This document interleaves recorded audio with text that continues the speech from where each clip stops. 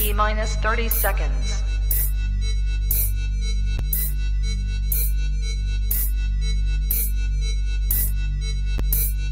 T-minus 20 seconds.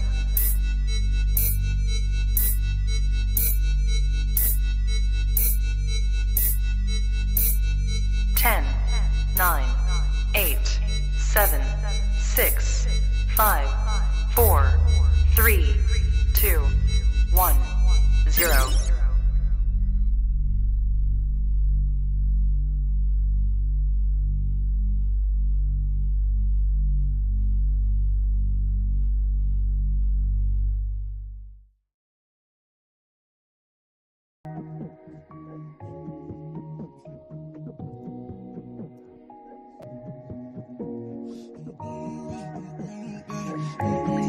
We ain't finished yet.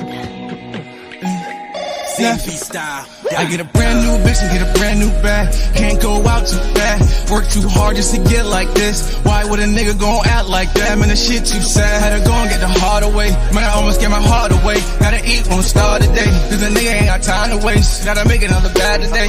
I could really let a tear fall. Still believing that my time is coming. On my knees and then I prayed for it. The sun gon' shine after the rainstorm. I've hidden all my pain and never showed as my trials and tribulations get recorded. When I've hidden all my pain up in these verses, I catch a vibe and turn into a poet. I've been traumatized from this paranoia. I got PTSD from this life I've been living. And I ain't crying by the hand life dealt me. I understood I can only play what I'm given. Cause I killed Tato by a headshot. Got nightmares of his blood on. Got a shower and gone, I saw my dog get dropped. Fuck I said to his mom's now. We was cooking dope, got a trap and serve. We was booming them bricks right up out of the kitchen. Was flipping birds and chopping heads off. Won't stop chasing, gotta feather this chicken. You sat us down and touched our heads off. We was hard-headed, no we didn't wanna listen. I didn't think it'd all go down bad. Last drop, gotta do one more mission. I couldn't imagine living like how I live. My apartment leased out and still paying rent. So I'm on a mission just to run up a check. Cause I'm having dreams of a white picket fence. I didn't buy a single thing that they sold me. They tried to sell it cause they knew I was broken. They're celebrating, popping bottles of Moe. And now my heart is drifting out to get a brand new bitch and get a brand new bag. I can't go out like that. I'm staying in my lane but I need to slow down cause life moving too fast. I hope I just don't crash. Don't crack cause it's on my ass. If I pop another Addy and I pull another fold, then a nigga might just not last.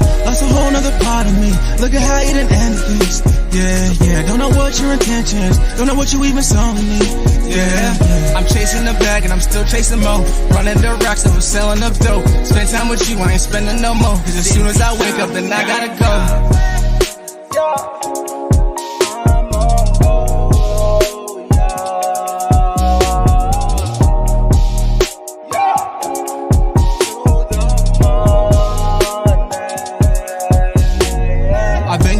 But I gotta go harder, do it for all the things that I never can have. Fuck the old bitch I was fucking who got in the way and almost made me fumble the bag. This new chick I got, she don't get in the way. Our connection like Wi-Fi with no strings attached. And I can't wait to get her home out of them clothes cause Lil' Shawty too fine to fuck. If you keep it 100, I got you baby. Is this gonna be forever or temporary? All this shit going on got you going crazy. Promise to be the rock of your foundation. But I need you right now and I can't wait. I just need me some hair, had a long day. But to me baby, that's just some foreplay. Cause right after you know that I'm going crazy. If you keep it 100, I got you, baby. Is this gonna be forever or temporary? All this shit going on got you going crazy. Promise to be the rock of your foundation. But I need you right now and I can't wait. I just need me some hair, had a long day. But to me, baby, that's just some foreplay. Cause right after you know that I'm going crazy.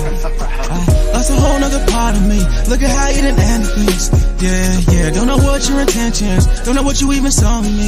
Yeah, I'm chasing the bag and I'm still chasing more. Running the racks, I'm selling up dope. Spend time with you, I ain't spending no more. Cause as soon as I wake up, then I gotta get a brand new bitch and get a brand new bag. Can't go out too fast. Work too hard just to get like this. Why would a nigga gon' act like that? Man, the shit too sad. Had to go and get the heart away. Man, I almost get my heart away. Gotta eat, won't start today.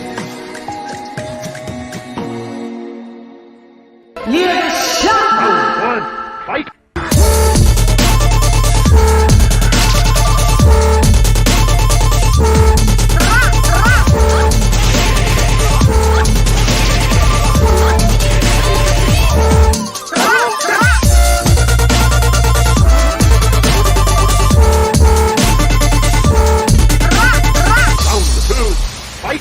Fight! Yo, how you girl? It's LadyChann, rep nonetheless, and welcome to the weekly wrap-up shiggity show in the booties.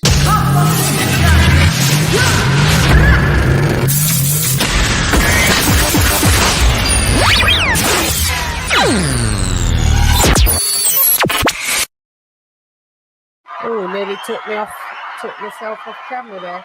Hold up. Let me get the hold up. Hey, from my people from the side, go up. I hope you guys have had a good day. Let me get the members only so I can do the roll call. You know, usualmente. That's what I usually do. So, hang on, I'm feeding back. Let me just get that. Hope you guys have had a good day. Yeah, we changed the scheduling today. You know, sometimes that happens. No Kenny Ken in the boot is in. No AJ in the boot is in. But we got there. I'm gassed and happy. This is my compadre that we gel like two gel, not water and oil because they don't go hand in hand. What's it? Chalk and cheese, batty and bench sometimes in the I'm the pupil, the student, and we'll go with I like to be taught, you know, in this wonderful sport. Bars. I'm getting good at this, isn't it? Used to be an MC sometimes, you know that. Okie dokes. So let's do the members only roll call. So we've got Golden BEK in the booty. Rome the DJ in the booty. Nesta Bedford from New York in the booty. Zara K, my sister, in the booty. Donald Banks, Big GB in the booty. GBG in the booty. Big Bad Bull, the mod father in the booty. James Rudd, my guy in the booty. Retro boxing and documentary. What up, blood? What up, gangster? In the booty. The Queen Karma Serene in the booty. Con Shaunery in the booty. My sister, the Queen Lisa Bales in the booty. Ricardo, mi hermano in the booty. Stephen T in the booty. Dub Right Side in the booty. My sister, R to the left in the booty. Harlem's finest. D-Star Boxing, mi hermano in the booty. Devil Beats in the booty. AJ All Day in the booty. Charlo in the booty. King TJ in the booty. Upload type El Primero, ya tú sabes, in the booty. And last but not least, Dr. P in the booty. That's right. Those are the members, you know. So let's get going. I'm introducing, introducing, introducing.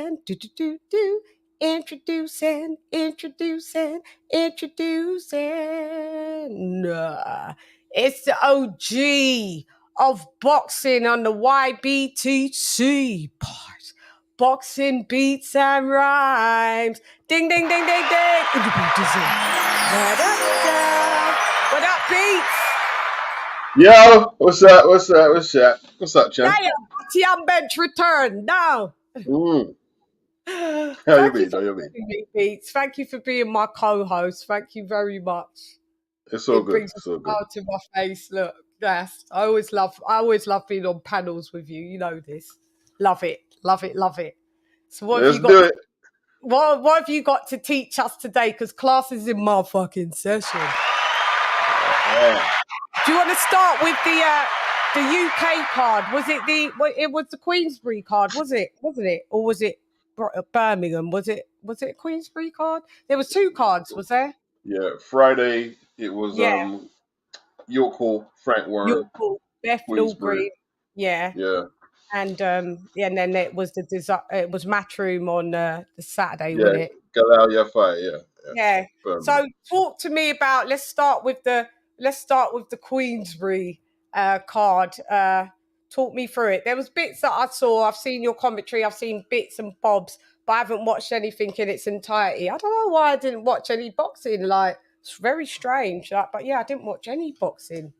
Really? Yeah, I only watched the main event from Friday, and who was the main event for Queensbury? Dennis McCann, super bantamweight. Did he get a majority draw? No, a technical draw. It was a technical draw. draw. Yeah. Majority draw. So So what happened? The other geezer got cut. Who was the other geezer? I am not Baluta. Oh yeah, And it was a scam, quite frankly. It was a scam. because I heard Baluta did well. You done more than well. He was busting What? the boy's ass, but they rubbed Baluta, blatant right. And I had somebody, you know what I mean, like in the comment section trying to tell me, you know what I mean, like it wasn't a stitch up, man. God, yeah, yeah. Matt from paranoia. From paranoia. The man's letting off combinations, punching up this boy in the third round, right? And the referee jumps in for no reason. And okay, if like he was trying to say, oh, you can't fight until I say you can fight. What did you stop it for in the first place? They wasn't tied up. My man was punching him up. They weren't in no clinch. That's why. Yeah. And then he admonishes the guy, puts him in the corner. The guy lost at least 15 seconds, and then the round ended. And listen, I don't know. Listen, he might have survived, but he was teeing off. Yeah. He hurt him with a left hook, and he was teeing off on him. Yeah. And then I just see the referee jump in. The referee jumped in and stopped him from punching up the guy. And in the last round, right? Yeah. The guy was cut on his forehead, a bad cut. The Dennis. And they stopped the fight. The round wasn't even completed. Yeah. The guy was punching him up. They scored the round 10-10.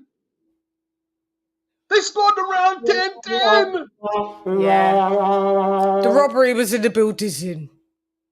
Robbery. Yeah. Because it's they were robbery. You know the Shutters tune. You know the Shutters tune. Is it John Wayne? It's a robbery. Call the police. It was one of them, Chan. It was one of them. That's the son of the police. Yeah, it was one of them. It was one of them. Because McCann is that prospect. He's the gypsy boy, isn't he? He's the gypsy boy. Yeah, he's gypsy. Dennis McCann. Yeah. He's only about 19 or 20 years old. Yeah, very Southpaw, isn't he? He's a Southpaw, isn't he? Yeah, he's a Southpaw. Yeah, he's a Southpaw. And Baluta, I don't really know much about him at all, but there was a geezer that he just lost to, and everybody thought McCann should have fought the winner of Baluta and the guy that he lost to. Liam Davis. Yeah, that's it. Yeah. I mean, you did say, I did catch your commentary. He's like, if you can't, he should run it back with Baluta, because if you can't beat Baluta, then fuck going to Liam Davis then, I guess. You know what I mean? Got to test yourself over here. Well, that fight's like, you know what I mean? That kind of fight kind of blew out the woodwork after what we saw there. Because, to me, he can't go forward until he runs it back. Run it back. Do you reckon they'll run it back? Did they say they'll rematch? Or did he mention? No, well, you know, Frank's gonna, you know what I mean, try and get a whole heap of spill. Well, you know, I'm sorry, like, they give it all this, you know what I mean, and try and get out. He's gonna try and get out of it. Yeah. Still, I saw Frank's bits of his excuses. Yeah, it was a tough one for him, but you know, I was just like, the robbery was, I guess, was in the building. You got to run it back, Frank. Otherwise, we ain't really going to be watching McCann like that. To be honest, sorry, we don't know how good he is. Wow. Yeah, it's strange that he's Southpaw though. I don't really see that many. I don't know. It's weird. I don't see that many prospect Southpaw UK too much. I don't really recall too many. Joe Calzaghe was Southpaw, isn't it? Yeah, but like coming through now. I'm talking about recent times, Yeah, not really. Not the British lads, not the new prospect. Yeah, that's very true, actually. Yeah, so he is a traveller. I do remember Dennis McCann. He is a traveller. He's from the travelling community. Yeah, hear how he talks. You can tell he's a handsome lad as well. Yeah, but he's not Irish. He comes from Hampshire. No, he's not Irish. But where I'm getting the Irish accent, like all right, where I get my Jamaican one, like just like he's proper Irish, bro. Yeah. Some of them are like that because some of their parents just sound like that. But even they're born and raised in Essex or Kent. But yeah, they've still got the accent. It's strange, isn't it? Yeah, it's very strange. But yeah, I thought he was a good fighter. He's tall and rangy. Hang on, what weight division is McCann? Super bantam. So 122. Yeah, 122. Yeah. Yeah, he's big. Wow, he's tall for. Yeah, he'd be moving up soon. He's massive. He's tall. He's a big lad. He's tall. He's about 5. He looks like he's about at least 5'9", 10. I'm not sure what height he is. Yeah, he's a tall. He's tall. Okay, so Okay. he's fine. Yeah, he's only about 19 or 20, so I guess he'll grow through the weights. We'll see him at featherweight, super feather quite soon, and all that. But you're going to have to prove yourself at where you are now. And if you can't beat a Baluta, how old's Baluta? Is he an older geezer? I Yeah, think Baluta's probably. I'm not I even think too sure. in his 30s though, isn't he? Yeah, I would have thought probably 30s. Probably 30s. Yeah. Okay. Wow. So we the robbery was in the building, and you know we don't try to use the term robbery loosely. Like, yeah. So if you're saying it's a robbery, it's a robbery. It's a robbery. Fucking hell. Shouts out to Frank and his small hall robberies. The robberies are at York Hall. Bloody hell. You're robbing people at York Hall. You're robbing people at York Hall, but you're quick to come out and record talking about Eddie Hearn and all. We're going to get onto that because Eddie Hearn's rebuttal was epic. He was like, these small hall promoters. Yeah. You know, these small hall promoters, they want to go global icons. And yeah. Well, I did say a few months back. I said it more than 4 or 5 occasions. I said it like UK boxing is going through a little bit of a recession. You know what I mean? Frank ended up in the York Hall, and he had cards on there the other week. The Boxer have got cards coming up. Caroline Dubois versus Rodriguez. Bitter O'Reilly on the undercut. York Hall. It's going York Hall. That's wild. Why York Hall for them? Well, because the boxers can't bring in no fans. That's why. But Caroline Dubois has been on big cards. Listen, when Eddie offered her, was it the Latin American, the girl he's got to fight? She was talking big. Oh, well, we can wait till it's on pay-per-view. Some madness. And I said, are you serious? Yeah, she's getting gassed. You're fighting on the York Hall. Yeah. What do you mean pay-per-view? Yeah. No, she didn't say pay. She said, we main event or on the big portion of the. She said we'll build it up. Yeah. She said he said Eddie shouldn't have put the girl on the YouTube prelim program. She should have been on the main proportion. Yeah, she's getting a bit gassed. You're getting gassed. Getting a bit ahead of yourself, girl. Yeah. Calm down. She said she wants Michaela Mayer. Michaela Mayer don't got to fight you. It's high risk, low reward for you. If you was Michaela Mayer, right, and she was a mandatory, you wouldn't even look at her, would you? No. For what? What money is she even going to bring in? And if I beat what? You want to bring her to the York Hall? Yeah, big Michaela Mayer. It's crazy. Big unified champ, ex-former champ. Yeah, no. Stop it, Caroline. You've got to just hold your horses there. You just come in. I'm sure you're about 7-0, 6-0, something like that. Yeah, she's only had 6-7 fights. Anyway, all right. And I like her as well. And I know that I think she's a good prospect as well. She's got power. She's big for the weight. She said she can go up to... Well, she said she can go up to 54. She can go up to 47. What does she fight at? 140? 135? What is she at? What? She's probably about 130, 135 if she wants Taylor and Mayer. I think she's about the 130, 135 mark. Yeah. Something like that. But she's big for the weight. She's big for the weight herself. So, yeah, she's a big girl as well. She's got power. She's a good boxer. But just calm and kibber your mouth. Yeah.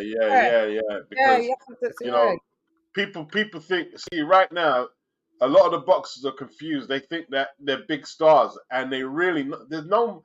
Look, it's like any other industry, right? There's no real money like sports. Most people ain't gonna make it in sports. You want to be a professional footballer or a big draw boxer, you know, or you Basket. want to be some big entertainer, singer and stuff. Yeah. There's no doing it, bro. Only a few people see any type of big money. 10% in the music industry make money. That's their full-time job. Only 10% of people. It's not a joke. You got to be elite out here. You know what I mean?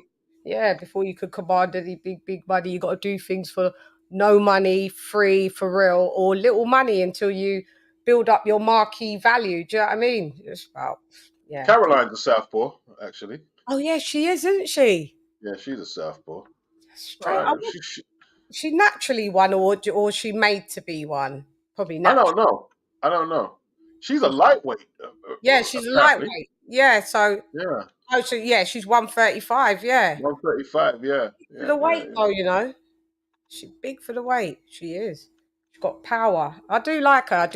But she needs to calm it down. So hopefully, it brings her back down to planet Earth when she realizes she's in Bethnal Green. So hey, listen, I like the York Hall. I like York Hall. Yeah.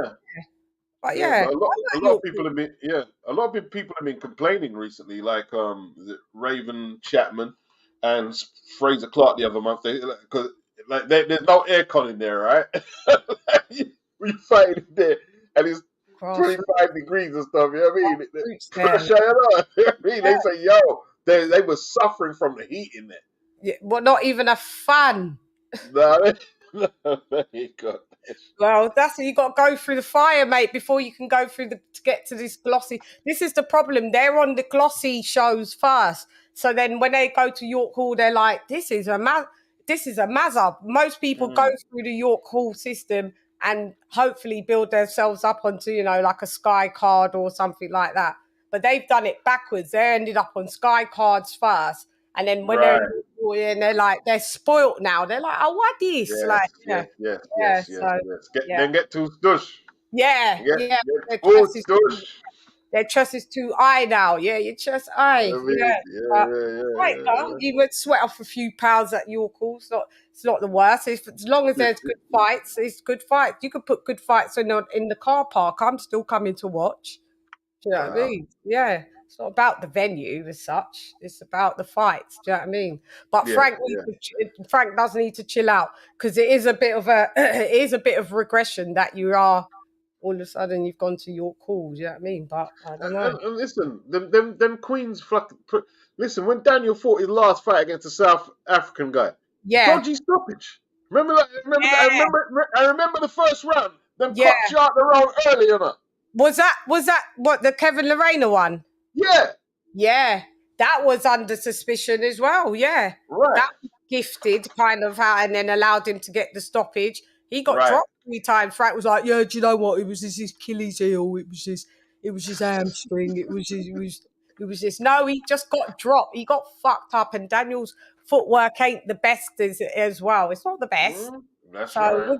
we'll speak about Mr. Dubois as well.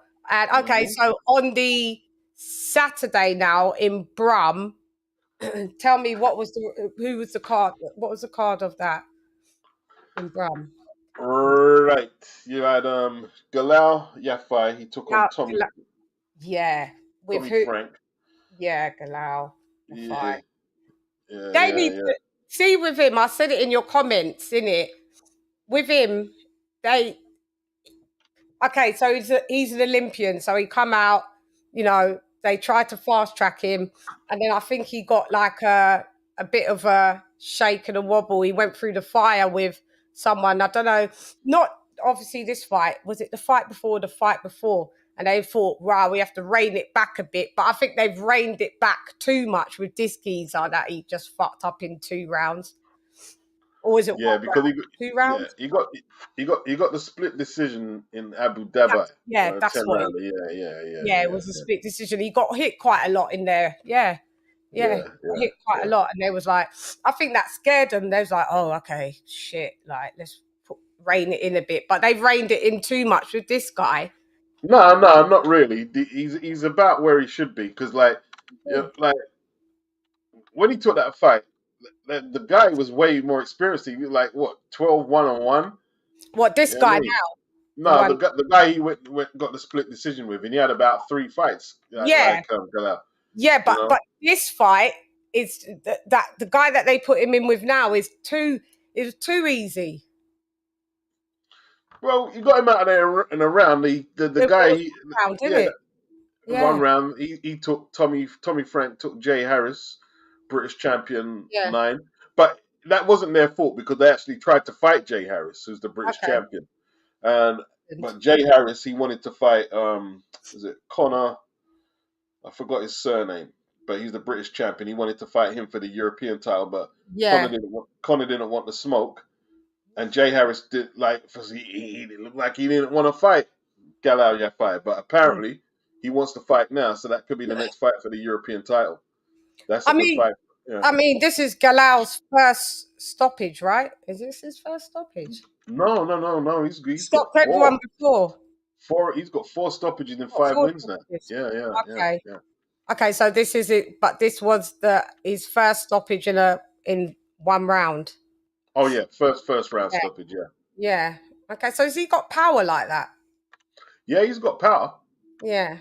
He's definitely got power. Yeah, I like him. Flyweight, he's definitely got power. Yeah. They got to put him through the ranks, so he has to go through. So what is he heading for? British title? European? World?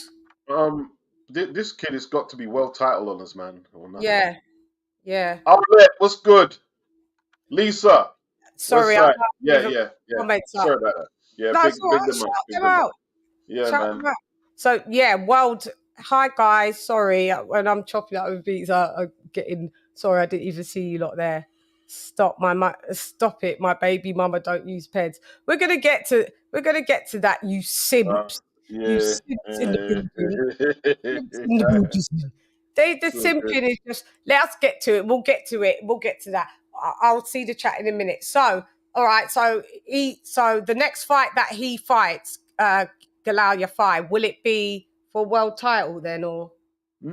Probably not. But I'm talking about like that's the goal. The goal is world title, but probably European English title next. Yeah, and then maybe 7 for 8 if he's progressing. 8, 9, 10 fights. It should be world titles. Yeah. Just step him up because he is a good boxer. Did he get gold in the Olympics? Yeah, he got a gold. Yeah, gold, man. Yeah, he's like a Lomachenko. Like there's straight away second fight. We're going to put you. It weren't a title. He has got a title though, hasn't he, Galal? A little title. Hasn't he got a little title? Trinket. Yeah. He's got a WBC international flyweight title. Yeah. See, so he's en route then. He's definitely en route. He won that on his first fight, actually. Yes. So kind of remind me of the Lomachenko route, what they, put you in straight away as a title fight. I think that was his second fight, Loma. Second and third fight, because he lost the second and then got a back-to-back title fight again. Talk about him as well. Like, it's getting on my nerves a bit. It's his fans that get on my nerves. Yeah. The homosexuals, they're fucking annoying. So was he the headline then? Yeah, he headlined, and who else was on that card? Who else was on that card? There was Jordan Flynn. He was 9-0. He could only draw with Kane Baker in the rematch. Solomon Dakers, the heavyweight. What weight is Solomon Dakers at? He's heavy, isn't he? Yeah, he's the heavyweight. Yeah. Was he cruiser before? No. He's always been heavyweight. Yeah. Okay. Yeah. Who was he fighting? He fought Chris Thompson, the South African. Basically, cruiserweight has moved up to heavy. Yeah, Chris was in good shape, but Solomon, he won a 10 rounder, but a lot of people ain't impressed. Like they're saying he's got 1 gear, but he did the best he could. So he's got to try and patch up his game and see if he can get domestic honors, and at least try and aim for a European title because he was a solid amateur. Yeah. So could he contend at any point with a Fabio Wardley, or is Fabio too far? I wouldn't perhaps put him. Perhaps it depends. It's hard to say because he's got that amateur background and he can box and he's got good size. Yeah, it's hard to say. But with Fabio, it's obvious to the eye. Fabio can punch. He can get rid of people. You know what I mean? Yeah. But probably a little behind the mark with Yeah. the likes of Fabio. Yeah, Wardley. Yeah. Yeah. And there was another scrap on the card which I Who? saw, which is Cyrus Pattinson and Connor Walker, and it was a 147 fight, and Cyrus was unbeaten, and Connor Walker, he was 11-2-1, and I think Pattinson was the favorite to win, but he took a beating in there, Chan. Took a beating. I heard about it. Yeah, he took a bit of a Did beating. he lose? Yeah. He got stopped. He got stopped in the 8th. Took a bit of a beating. Jeez.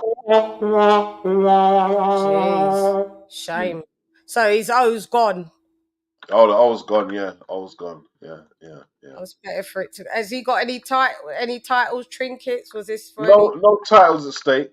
Yeah. No titles as far as I know. No titles. I always say it's not bad to lose when you're only new. Oh yeah. Well, kind of. The problem is with Cyrus is like he's taken a lot. He's in wars already. In his fight before that, he fought Chris Jenkins, former British champion. Yeah. And that they're just toe-to-toe slugfest, and he's only had 6-7 fights. You know what I'm saying? So by the time he's got 15 fights, it's like, damn, man, like his cornermen had to pull him out, just taking too much shots, too much. Was he the one that they were saying that he should have stayed in the amateurs a bit longer, or is it not him? I don't think it's him. There's someone that was going. He should have. I think could have been a heavyweight. They're saying no, he should have stayed in the amateurs. He's only 18. Is he a Brit? I think. You're thinking about Moses Etioma. Moses Etioma, yeah. Yeah. No, Moses ain't really taking no punishment like that. No, he ain't, is he? Yeah. So he's doing okay, Moses. Yeah. He's doing okay. Yeah. But let me just see if I can find the guy's name who was in the crowd. Is it Delicious? What happened? There's one boxer. He's gonna go for the next Olympics. His name is Delicious Ori. He was doing some of the punditry work on Saturday on the Sky card. Okay. And he's 26. He's 26 years of age, and he could have turned pro, but I think he's gonna go for for the Olympics. The Olympics, and then turn pro. What weight division is he? Oh, he's super heavyweight. He's a big lad. Yeah, big lad. What's his name again? His name is Delicious Ori. No, I don't know him. He's from Birmingham. Yeah, he's from Birmingham. Black boy. Yeah, he's black. He did he win the Commonwealth Games? I think he won the Commonwealth Games. I don't know his face. His name rings vague bells. Let me see if I can download a picture. I'll share it. Yeah, if you can grab that, I'll just see what the chat's saying. I'll let him. Got good potential, actually. He was inspired by Anthony Joshua. I think I heard his story. I've heard about him, but can't place the face though. Yeah. But it's good to see that at amateur level. Yeah, that we're producing the heavyweights. You know what I mean? So yeah. When this crop here slow down a little, then we expect him to come. See, this is what Daniel should have. He's how old is he? Daniel should be competing. Yeah. Daniel should have been in the last Olympics, not this one here. He should have been in the last one. He did go, but he didn't medal. Oh no, that was that was Caroline. That's 2018 or whatever. No, he should have been in the 2021. 2021. Yeah. He should have been in them ones there. Yeah. Why click the download, man? Bloody hell. That's up to you, Eric Gomes in the building. No, this is Shanny and Beats. No AJ and Kenny Ken. It's Shanny and Beats today. Yep. Yeah, it's us two. Beats. There you go. Beats. Much love, she said. Yeah, man. Big up, Alex, man. Big up. Yeah. Right. Let me see if I can find an image. Trying to dig out my eyes. What happened? Did I gouge? What did I do? Did I gouge at you? Right. An attractive mixed race girl popping dirty will be treated different. Then we're going to talk about it. Thunder Road here. Thunder Road is in the buildings. Oh, they're going in deep. they're going in deep on the politics there. Man. Yes, but you know, it's just these. There's points that I've started to see. I've started to see the energy's not the same. Like, see me, I kept the same energy of how I reported everyone popping dirty. I kept it how it was Conor Ben. Hey, You saw how I went on with Conor Ben. When Dillian White popped, I did the same thing. No, actually, it was Conor Ben. It was Conor Ben. Then it was Zylani Tete. I reported that as well. Then Dillian White, and then obviously ALYCIA BAUMGARDNER. People's like, she was on your show. Why don't you shut your mouth? Just because she was on my show, she popped out. I still have to report. I still have to report it. Just because she's not above reproach out here. Why didn't you lot tell me to shut my mouth when I was reporting on Conor Ben? And or Dillian.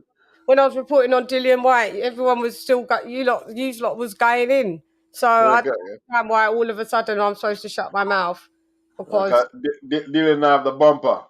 Yeah, that's why. Yeah, but at the end of the day, it's boxing is boxing. We're just watching it as it's a boxer that's popped dirty. It doesn't matter if it's a girl or a man. It don't really matter. Well, the first thing I said on the hangout is like, because I noticed there was a lot of dudes who were saying, you know what I mean, like, oh, well, you know, they were like pronouncing her innocent before they knew anything. And I'm like, nah, come on, man. That's a dangerous road to go down. And I didn't say she was guilty either. But I'm saying you can't just be giving her a pass because, she's attractive. She's an attractive woman. Yeah, that's crazy. Yeah. That's just crazy. Simping. Yeah, that's simping.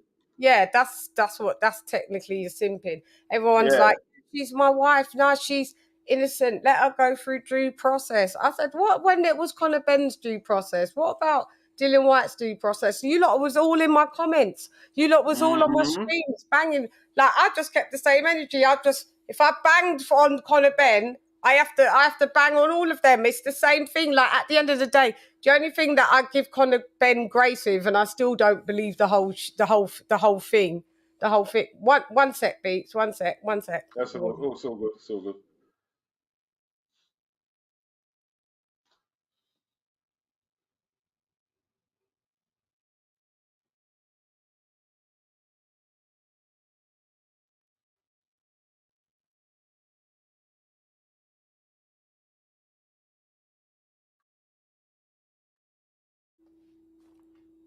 Yeah, sorry about that. So, what was I going to say?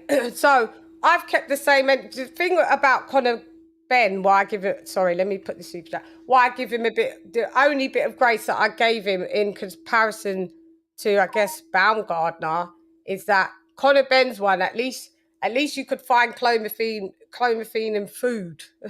There's an egg. So at least with anabolic steroids, they're anabolic. You can't find that in no food. Like I said, it's not in your bread, it's not in your milk, it's not in your cheese, it's not in your cereal. You've got to have ingested that orally with a pill, and it's two anabolics. And them anabolics, they listen. You see what it is?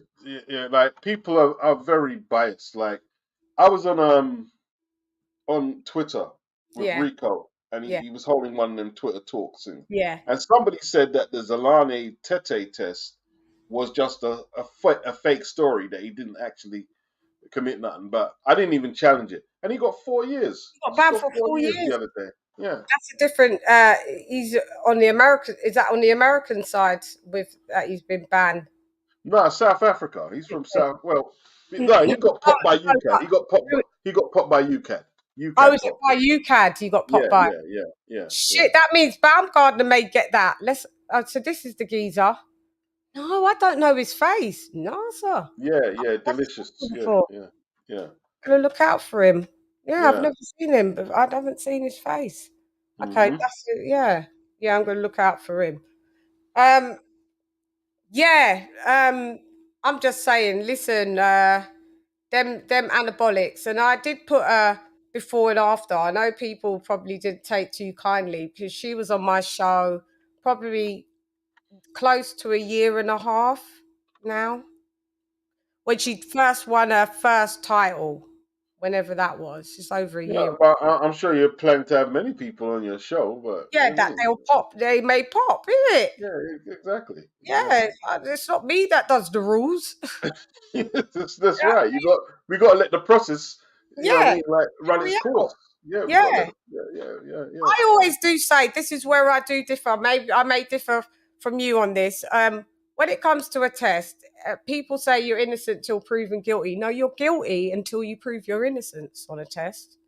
And even then, once you're popped, the mud always sticks. You never get away from it. It does. There's certain people who are never going to believe you, no Yeah. matter what proof you bring. Yeah. You know what I mean? Yeah.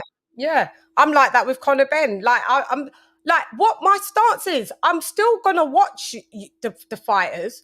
I'm still gonna watch them. I'm not boycotting them. I'm not one of them people. Oh, you popped, so I boycott. Some of my favorite fighters in the past have popped, and they're still great to me. Do you know what I mean? Still Yeah, gonna. that's it. That's right. That's You're right. going to watch them. Yeah, you may have your name may be a bit tainted, but you know, some people are going to say, "Oh, your whole legacy. When did you start taking these steroids? When you got the win? Was it with Harper? Because you starched your conditioning got a bit better after that because you was a bit of a gasser, ALYCIA BAUMGARDNER. Like, there's people's always going to be able to question it. Like, yeah. Unfortunately, and I don't really know how that she is going to prove her innocence. Like, everybody's coming out with this. Listen, Justin McCaskill, the lawsuit is in the building. I mean,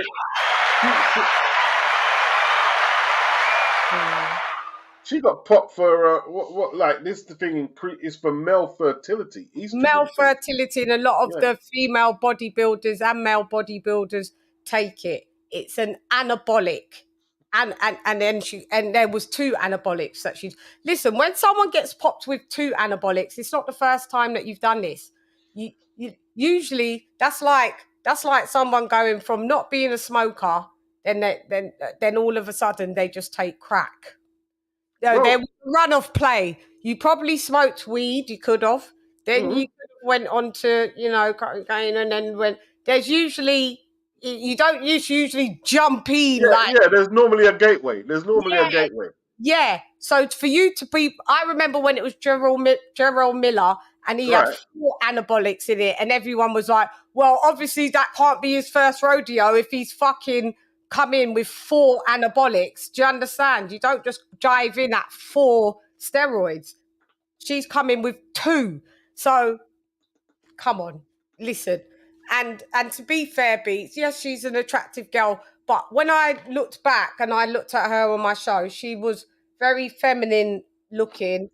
To when I saw the recent, news clip of her, I'm not surprised she looks a bit more angular. She looks more like when you watch female bodybuilders, how they tend to start looking a bit manly in the face.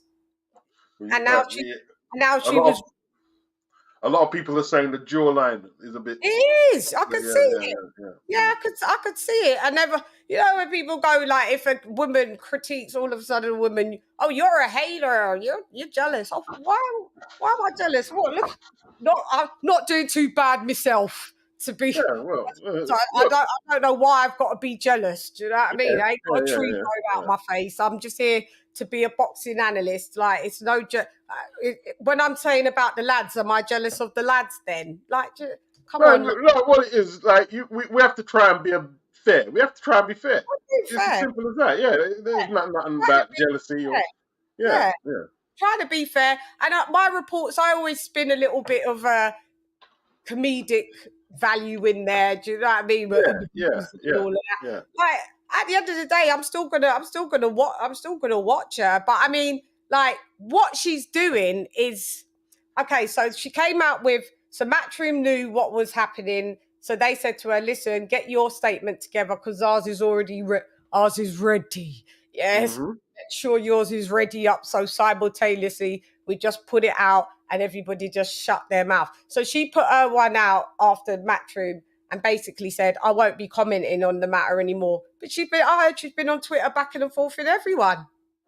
And that's something she should avoid. I know the temptation, because you want to get out there and sing your testimony and tell people, look, I'm innocent.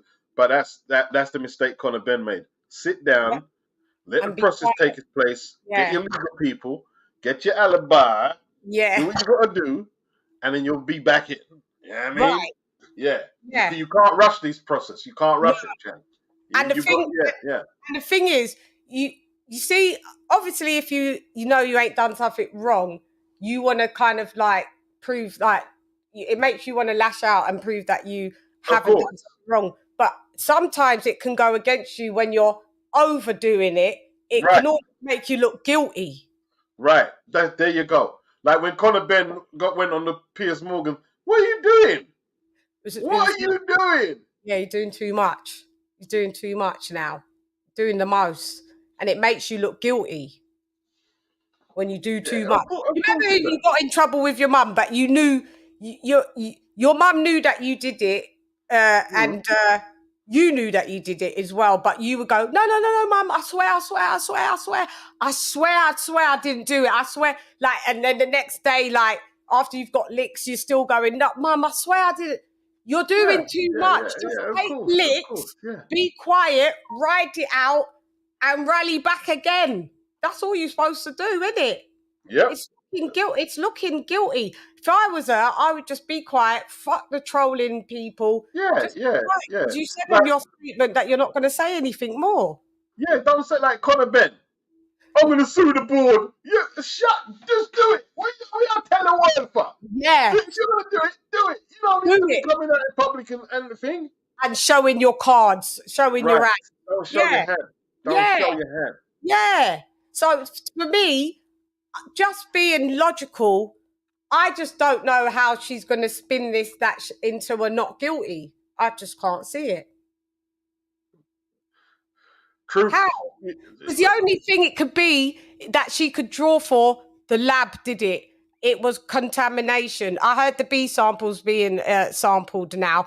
Eddie did it. She already come out and said, no, it was, I wasn't going to Jake Paul, so that's a lie. And yeah, that was a lie.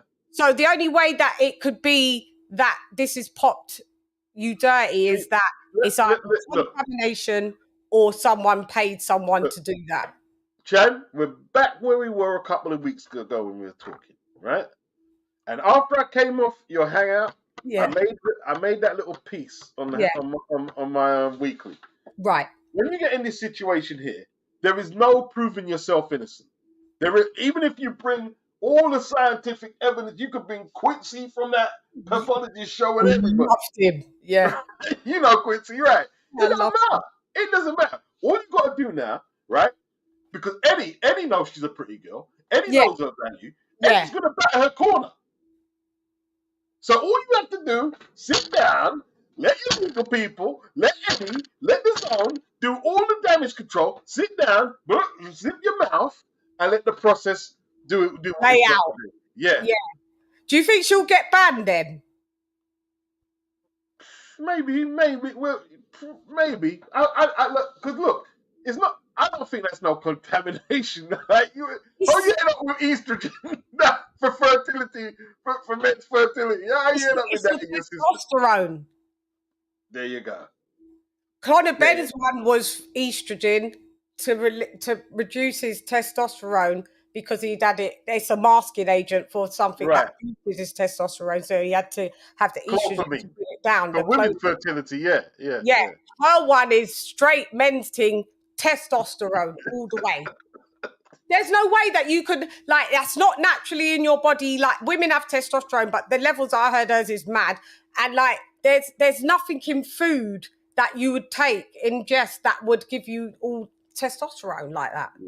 No eggs, no eggs. No eggs, no cheese, no bread, no milk, no nada, nothing, not a thing. So if I was her, I would just do what you said. But I think they're gonna. Is it fair for them to do what they're doing with Conor Ben? Because how they're really going in on him, like, oh, we're appealing this. I don't even report on the Conor Ben thing. I've done it. Look, he could have been off if he had gave that dossier in when the board asked and everything. Yes. But he didn't because he was angry. You know what I mean? So they've appealed it. But let's put it this way: after this appeal, I don't think there's much the British Boxing Board control can do to stop him from boxing in the country. Could they ban him? They can't, can they? Because he didn't. No, they can't, but because they're going to ban the appeal. But the National Anti-Doping Panel have already cleared him.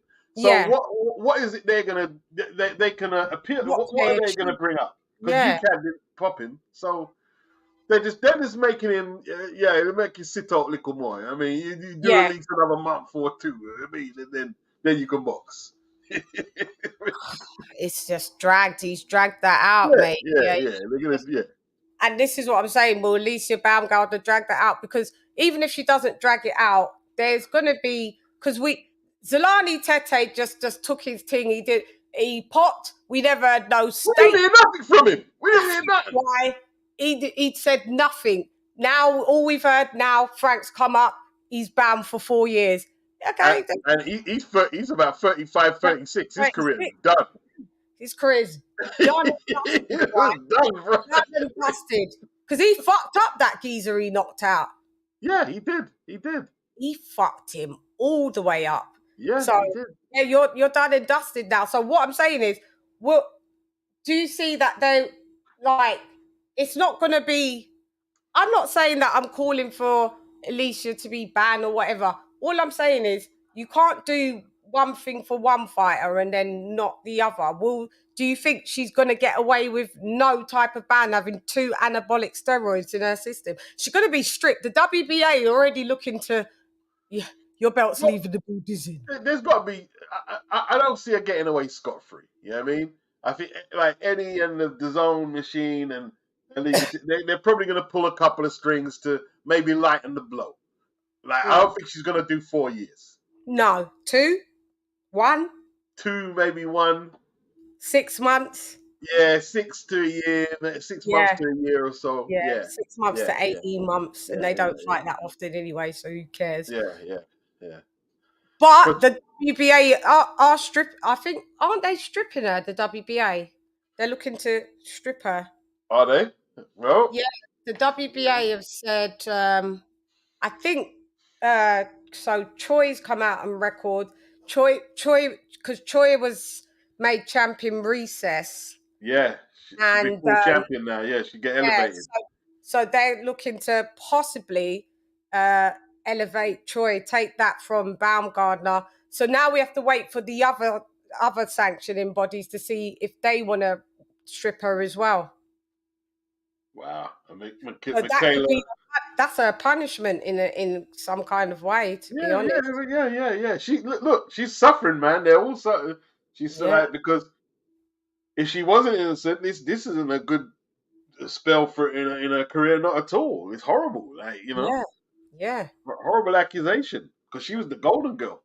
Yeah, she was the golden girl. She had all the she was a fashion icon. Yeah. Pretty undisputed. Yeah. It's fucked for her now. Yeah. Yeah. She had a good look or whatnot, fashion. Yeah. I mean, we can't simp for her though. We can't simp for her. Yeah, you can't simp. This is what I'm saying. It is what it is. And the woman that not Marshall, but Franchon Cruz fought someone before Marshall. I think at another division. She popped after the fight. They just realized they've given back the belt to Franchon Cruz. Who is that then? I forget. If you check her box rec, Franchon. They reversed the decision. Yeah. They no contested it and took because hang on. Not Savannah Marshall. Her last fight, she lost to Savannah Marshall. Undisputed. It was I think she was at another division, but no, Franchon's never. Why did the girl had to give back the girl had to give the belt back to Franchon. It must have been at another division that Franchon had the belt, and then probably then went up to then I don't know. Check it. I did see it on IQ, but it's a Spanish girl. Jimenez. A lot of drug stories. Her name Jimenez. The girl's Jimenez. That's her surname, Jimenez. They're to give it. A lot of drug stories to keep up with.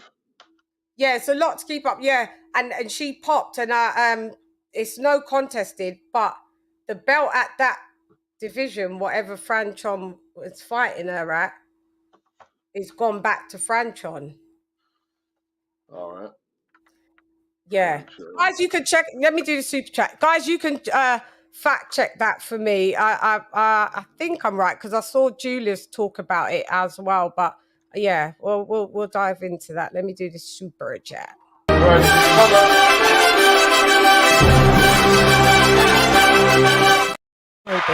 Dr. P, thank you for dropping that quarter of a dub on your girl. A little something for the LadyChann. That's fucking right.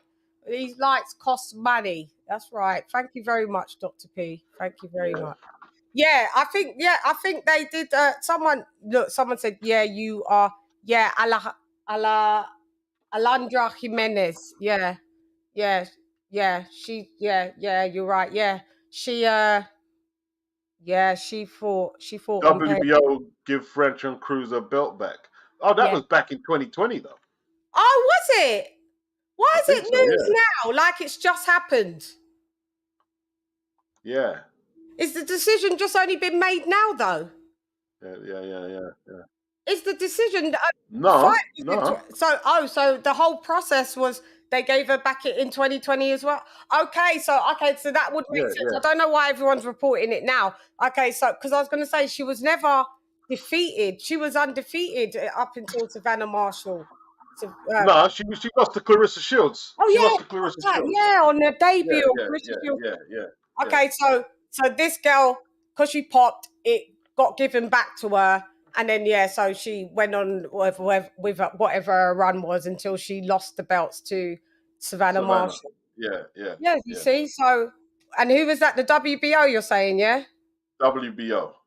Yeah, I think it's the WBA looking to elevate Troy. Then we got to wait for the see what the WBC says, the WBO and the IBF for Baumgardner to see what their decision is. They may strip or allow her to. But it looks like the WBA are looking to, because Troy's come out and kind of alluded to it. And is trying to really go in for the kill now on Baumgardner. That would make Baumgardner no longer undisputed. Yeah. Like someone in your side, he said after marrying Jones and Lance Armstrong, he doesn't bat for no one, or they don't bat for no one after they pop dirty. I sit back and let them figure it out. Bottom line is, none of us are in the gym with these people. That's truth. That's truth. It's just hard for me to. I've tried to think of it every which way possible. The only way that you didn't know you was ingesting that is your strength and conditioning coach. If you got personal chef, your nutritionist gave it you and you didn't know. But you're going to have to prove that. You're going to have to prove it. Big up Shondell Bailey. Big up. Yeah, you're going to have to prove it. If you can't prove it, I mean, what can I really say? And then we've got Jessica McCaskill. You're doing too much. Jessica, did you see what Jessica McCaskill? You did, right? You did the report. Yeah, I did. And I was bewildered by it all. You know what I mean? I was bewildered. It was almost like she was expecting to get caught, and she tried to spin her little alibi to say, "I told you to do this to me." You know what I mean? So she's still fighting Sandy Ryan. Yeah, because Frank Smith, when he was asked about it, and they said, "Oh, she's still going to be fighting Sandy Ryan." Frank Smith was like, "Oh yeah, she will be. Of course, she will be." But listen, that may be her last fight. Like, trust me, I feel. Oh, she's done. She's done after this. Done. You know what I think it is, Chan? They didn't want to mess up Sandy Ryan's fight, and they didn't want to mess up the card. Yeah. But after this, you know what I mean? They're going to bounce her out of there.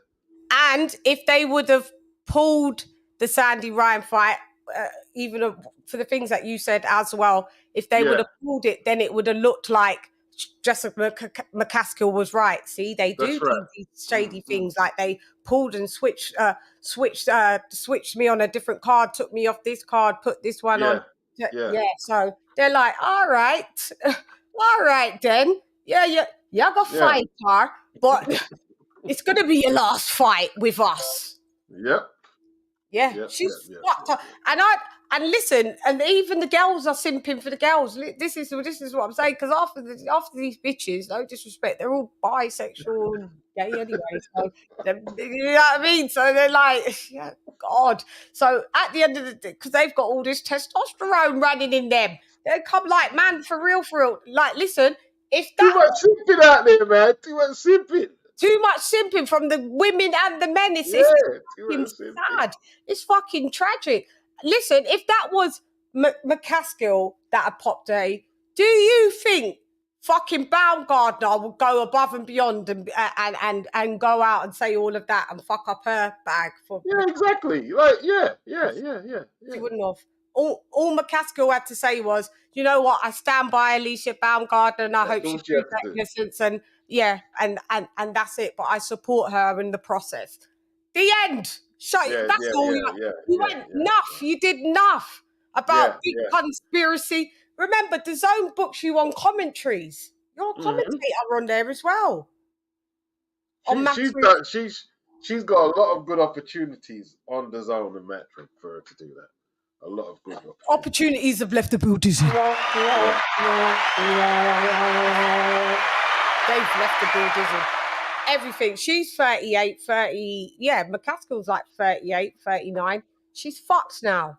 She's fucked. Yeah. Listen, this is for undisputed for her to defend her belts, right? Sandy Ryan is leaving with them belts. How much you want to bet? You wouldn't have shot me. You better not go the distance. Yeah, that's what I've been saying. I said, if that's the distance, it's all going. It's going to be Sandy Ryan winning on points if that goes the distance. It will. It will. They're not going to allow her to desecrate. Then she came out after the cease and desist landed with that half-hearted apology, like, still pick up the boxing voice. And listen. She doesn't learn. She don't learn. Yeah, she doubled down kind of. Listen, Ness is all right. He goes about his business and makes another podcast the next day. That's right. You're fucked. That's right. It's not going to impact on this. No. Yeah. He goes viral. Everyone's using his clips like, he loves all of that. And he goes about his day, gets paid out of that viral moment. You don't, McCaskill. It's true. What makes you say that out loud in public? And the cheat. This is how dumb she's like. I'm only going to say this once, so get. You don't. Whatever you say once on the internet is exactly. How many times do you need to say? Exactly. You're going to say this. We're going to see in the next 10, 20 years. It's going to be available for our kids to see. Stupid. It was weird. It was weird. It was a weird thing to come out. It weren't weird, Beats. It was dunce. It was stupid. Yeah, it was stupid. Yeah, you're doing too much. You're simping, like, and ALYCIA BAUMGARDNER, even though she's going publicly back and forth with everyone, do you think she even tweeted on Twitter like, "Thanks, McCaskill"? No, she wants to disassociate herself with that nutter. You know what I mean? 100%. Yeah, you did the most. You're being Ena. You're being Ena. Look what happened. Yeah. I just want to see after this Sandy Ryan thing. I don't really have nothing against Jessica McCaskill. She seems like a nice girl, but listen, her fight style is trash. I've always said it's rubbish. I call her Jessica McWindmill. Yeah. She's the old school type of women fighting, just windmilling, and there's no techers to it. There's no techers to. I'm not on it. I don't like that style of fighting on women where it just looks like you just come in to brawl because it's just a woman that. Yeah, she's a brawler. She's just a brawler. Yeah, she's a brawler. No, she ain't got no technique, man. So I mean, when she leaves, it's like, you gotta go in it. Just go. You're old now. Anyway, you're lucky you were still getting.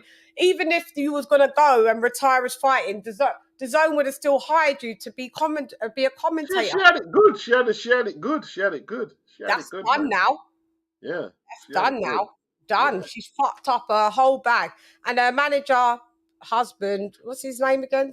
Ramos. Rick Ramos. He should have stopped her before she was going to say it. But I think she said, we're on a date and I've just left him at the bar. You did all of that. You was on a date with your husband and you ran to the voice. You simped that much that you said to your husband, wait a minute. Stop this Right. date. I've got to go on. I've got to go on the Boxing Voice and cape for ALYCIA BAUMGARDNER and mash up our mortgage future payments. I'm not in it. I'm just not in it. I don't get it. Yeah, I'm just not in it. I keep saying I don't care. If I had the opportunity to speak to her, meet her, I'd have to answer her like, this is Arlette, we're taking a call. I'd have to answer her like, what the fuck are you? What's up, Arlette? Arlette is in the booty. Arlette, you're echoing. Turn me down on the telly. What up, to the left? Hi, I just wanted to make a quick statement. It's all good. That's not Jessica McCaskill's husband. He's married to another one of his fighters. I forgot the young lady's name, but that's not Jessica McCaskill. That's her manager. He is married to another fighter. No, that's her husband. That's her boyfriend. No, because I saw that on the WhatsApp. Someone made a statement that that's her husband. No, that's not her husband. I'm going to pull up who his wife is. Sure? His wife is another fighter. I'm 100% sure. If I'm wrong, I will super chat you $10 right now. Yeah, so is she married to her coach? Is she married to her coach then? No, I don't. She's not married to Rick.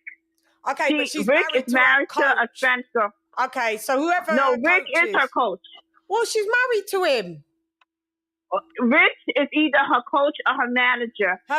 He's both. He's both. He's both. No, he's married. That fat, chunky Spanish guy is married to a chick named Carly.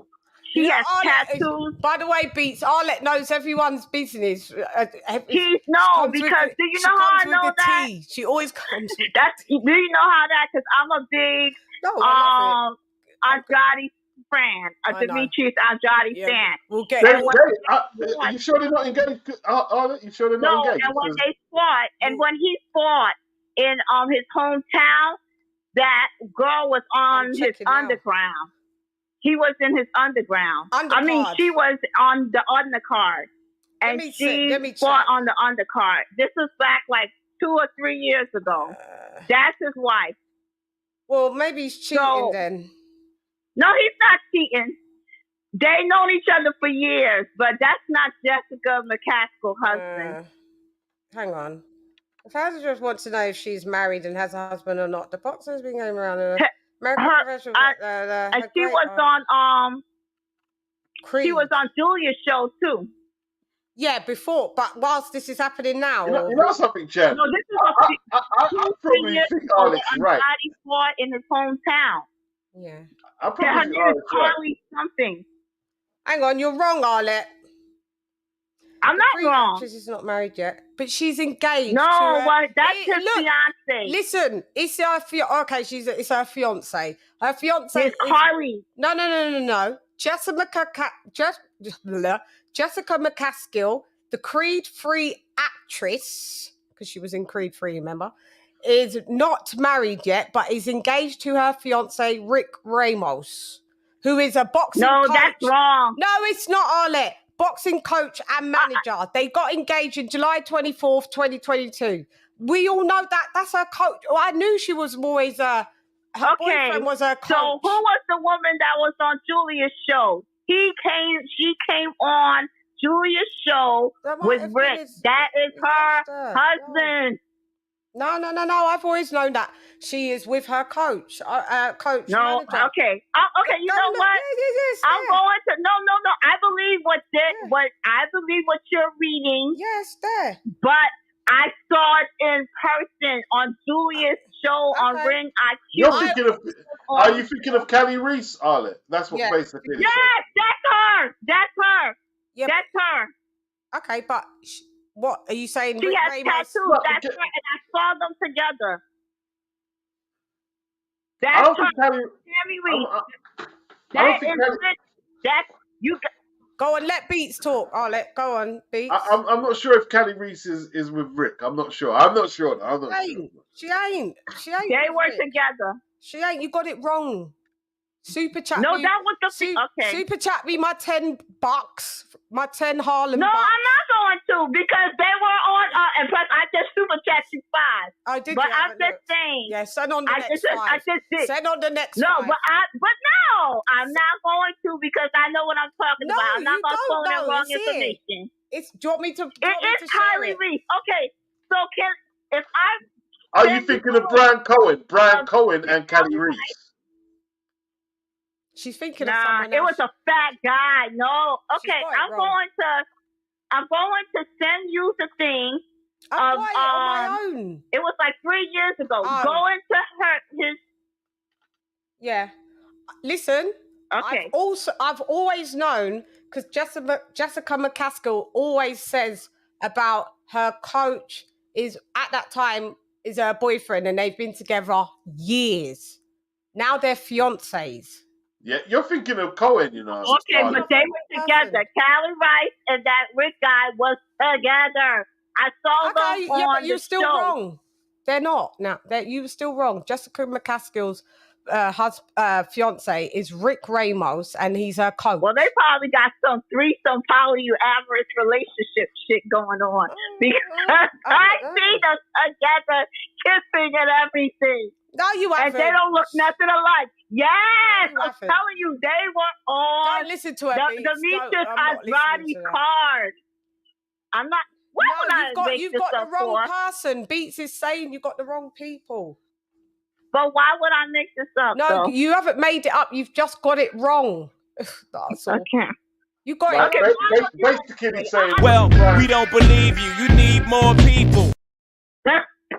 Okay, but I'm gonna pay you $5 yes, more. Please. It doesn't matter. Yeah, it doesn't matter. I love you though. I love you right back. I love when you come and bring the tea anyway. I do love when you come. Have you got any? But hang on, before you go, don't just try and go because I know you've got some opinions on the caping. Oh yes, I do. Yeah. Let's hear all it. I do.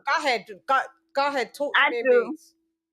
I mean, I'm gonna put you another $5, but I'm going to I'm going to tell you that whole thing with Baumgardner is so like foul.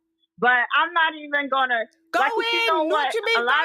No, excuse me. You can't phone in the show and say I'm not even. This is what the show's for. Your opinions. Okay, I'll be honest. Yes. A lot of these guys are simps, and they don't really get any real pussy in real life. I'm sorry, no real cat in real life. Demonetized. So this is what this is their fantasy.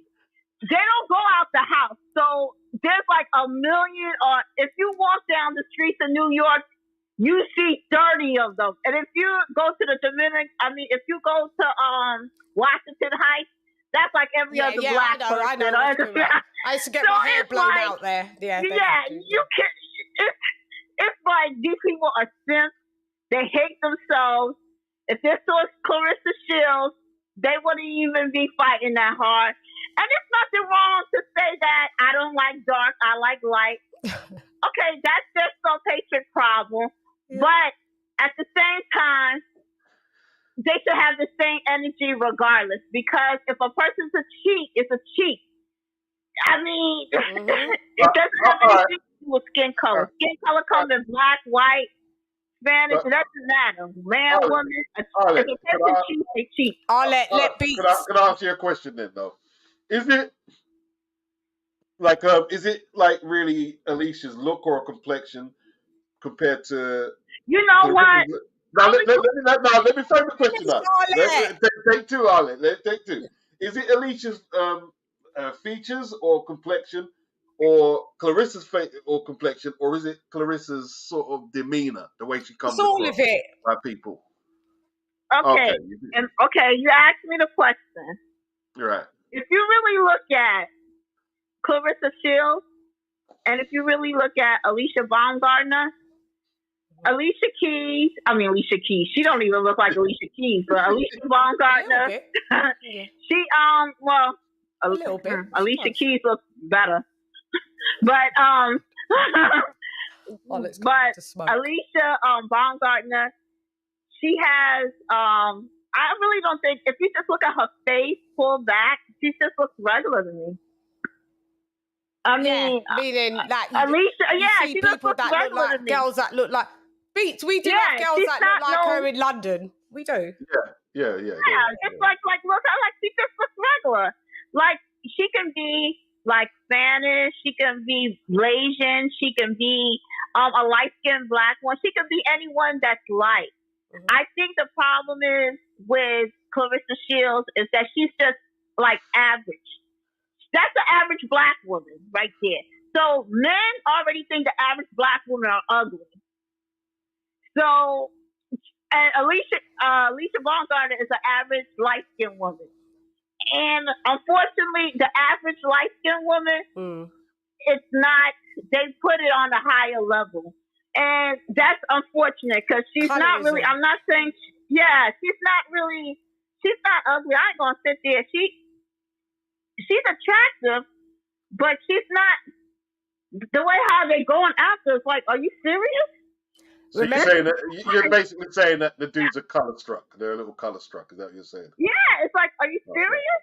This is like, this is not, because I don't think she's like, in my opinion, they're about the same. It's just one is dark and one is light. I mean, to me, I'm just saying to me. I mean, you want to, so what if Clarissa Shields wear weaves? Who cares? ALYCIA BAUMGARDNER wears that too. Yeah. I had a point that that I wanted to make with the Do you know they said Clarissa still looked like KSI? Someone said in the comments. Now how could they say that? Now she looks like a man, but then ALYCIA BAUMGARDNER walking around with a square jaw and no hips, and that looks feminine. Go on, Beats. You're the man. I ain't saying anything. This is my point. This is the point, actually. I want to make that. So then I must look like KSI too, and you do, and anyone that's dark is brown is KSI now. This is like KSI. That's hard. That's hard. What I was going to say is, let me say this point because I forgot it and it just come back. I think, and Beats, I want your opinion on this as well as obviously ALOT. I've made this point to like my friends and that. So you see female boxers back in the day, they weren't pretty. So like they all looked quite manly. You had Layla Ali that was stunning, a couple. But now I think we've got what's deemed as, if you saw the girls that you say that's pretty in boxing now on the street, they're like regular. You see them, you're like, yeah, attractive girls. But once they go that type of look goes into boxing, because they've been used to women looking like men, they're like, these new crop of female boxers are all so pretty. So I think it's been gassed up because they've been used to seeing female. Beats, you're a boxing historian, so how did female boxers look back in the day? Well, you had the coal miner's daughter from America. She was massive, Christy Martin. But she was a Mike Tyson undercard with Don King. She was huge. And then you got the pioneer from the UK. That'd be Jane Couch. And like, not being funny, like when she was doing YouTube videos, she used to get slated hard about her features. Yeah, she really did. But you can say Katie Taylor has got kind of an everyday girl that face. We see for Savannah Marshall too. Yes. Yeah. But they're very popular. So would you agree, Beats, that this new crop of female fighters are being gassed up because they look vastly better than the other female fighters of yesteryear? I don't know about vastly. They do look better. They do. You didn't have Baumgardners. You didn't have Baumgardners, Bridges, and them type of look. Like Floyd Mayweather Sr. used to call Ann Wolf Man Wolf. I remember that. See? But that's kind of like, but that's more of a punching power because she could hit really hard though, isn't it? So these female fighters now look better than the ones before. Okay, I wouldn't argue. I wouldn't argue against that. Yeah. Go ahead. Anthony Jones, I think. Hey, Anthony Jones. She said that that's all it takes is long curly hair and a nice body in the black community. Now, let me tell you, I have long hair. I have a curvy body. But you know what they say? They ask me whether I have a wig on or whatever. Yeah. They don't ever give any type of thing to a dark-skinned woman that have all those features, and I do have long, real hair and everything. They don't ever give those things. My hair is longer now than it is in that post that you're posting. It's longer now. But I'm just saying, they don't ever give any type of, and you see my daughter's hair. My daughter's hair is extremely long. We have to be mixed or something like that. But we're not. We're black. But I'm just saying that it's just black men and are just so dumb. They just, I can't even like, they're very ignorant. Speak your truth. They're very ignorant. If a black woman got long hair, it has to be, she got a weave or she's mixed with something. Extensions, it or can't be she got to be mixed with something. Get out of here. Well, we all know, like, you know, like amongst black people, we've got a lot of, you know, internal issues, man. We have a lot, to be honest. So do you think this plays a part into why ALYCIA Baumgardner's been given so much grace and with simping beats is what ALOT's basically saying? Oh yeah, 100%. Yeah, I saw it as soon as she got popped. Yeah, 100%. Yeah, because if this was Clarissa Shields, they would have rained on her. Yeah. And you know they got the same type of I would argue though, ALOT.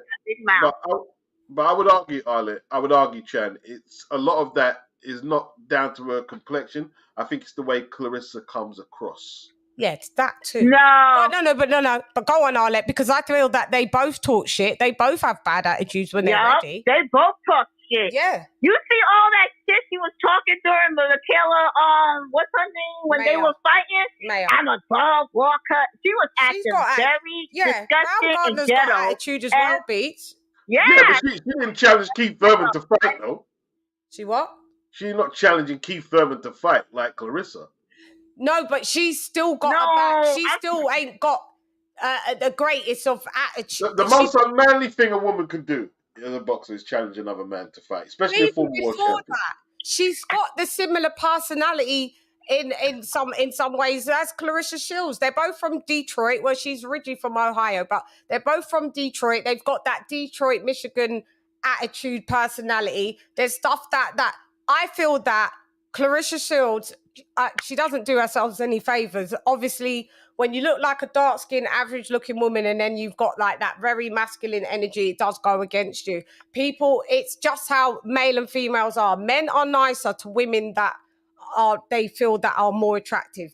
It's never going to change, and that's just how it is. But what I'm saying is... But the thing is about it is that she's not even feminine.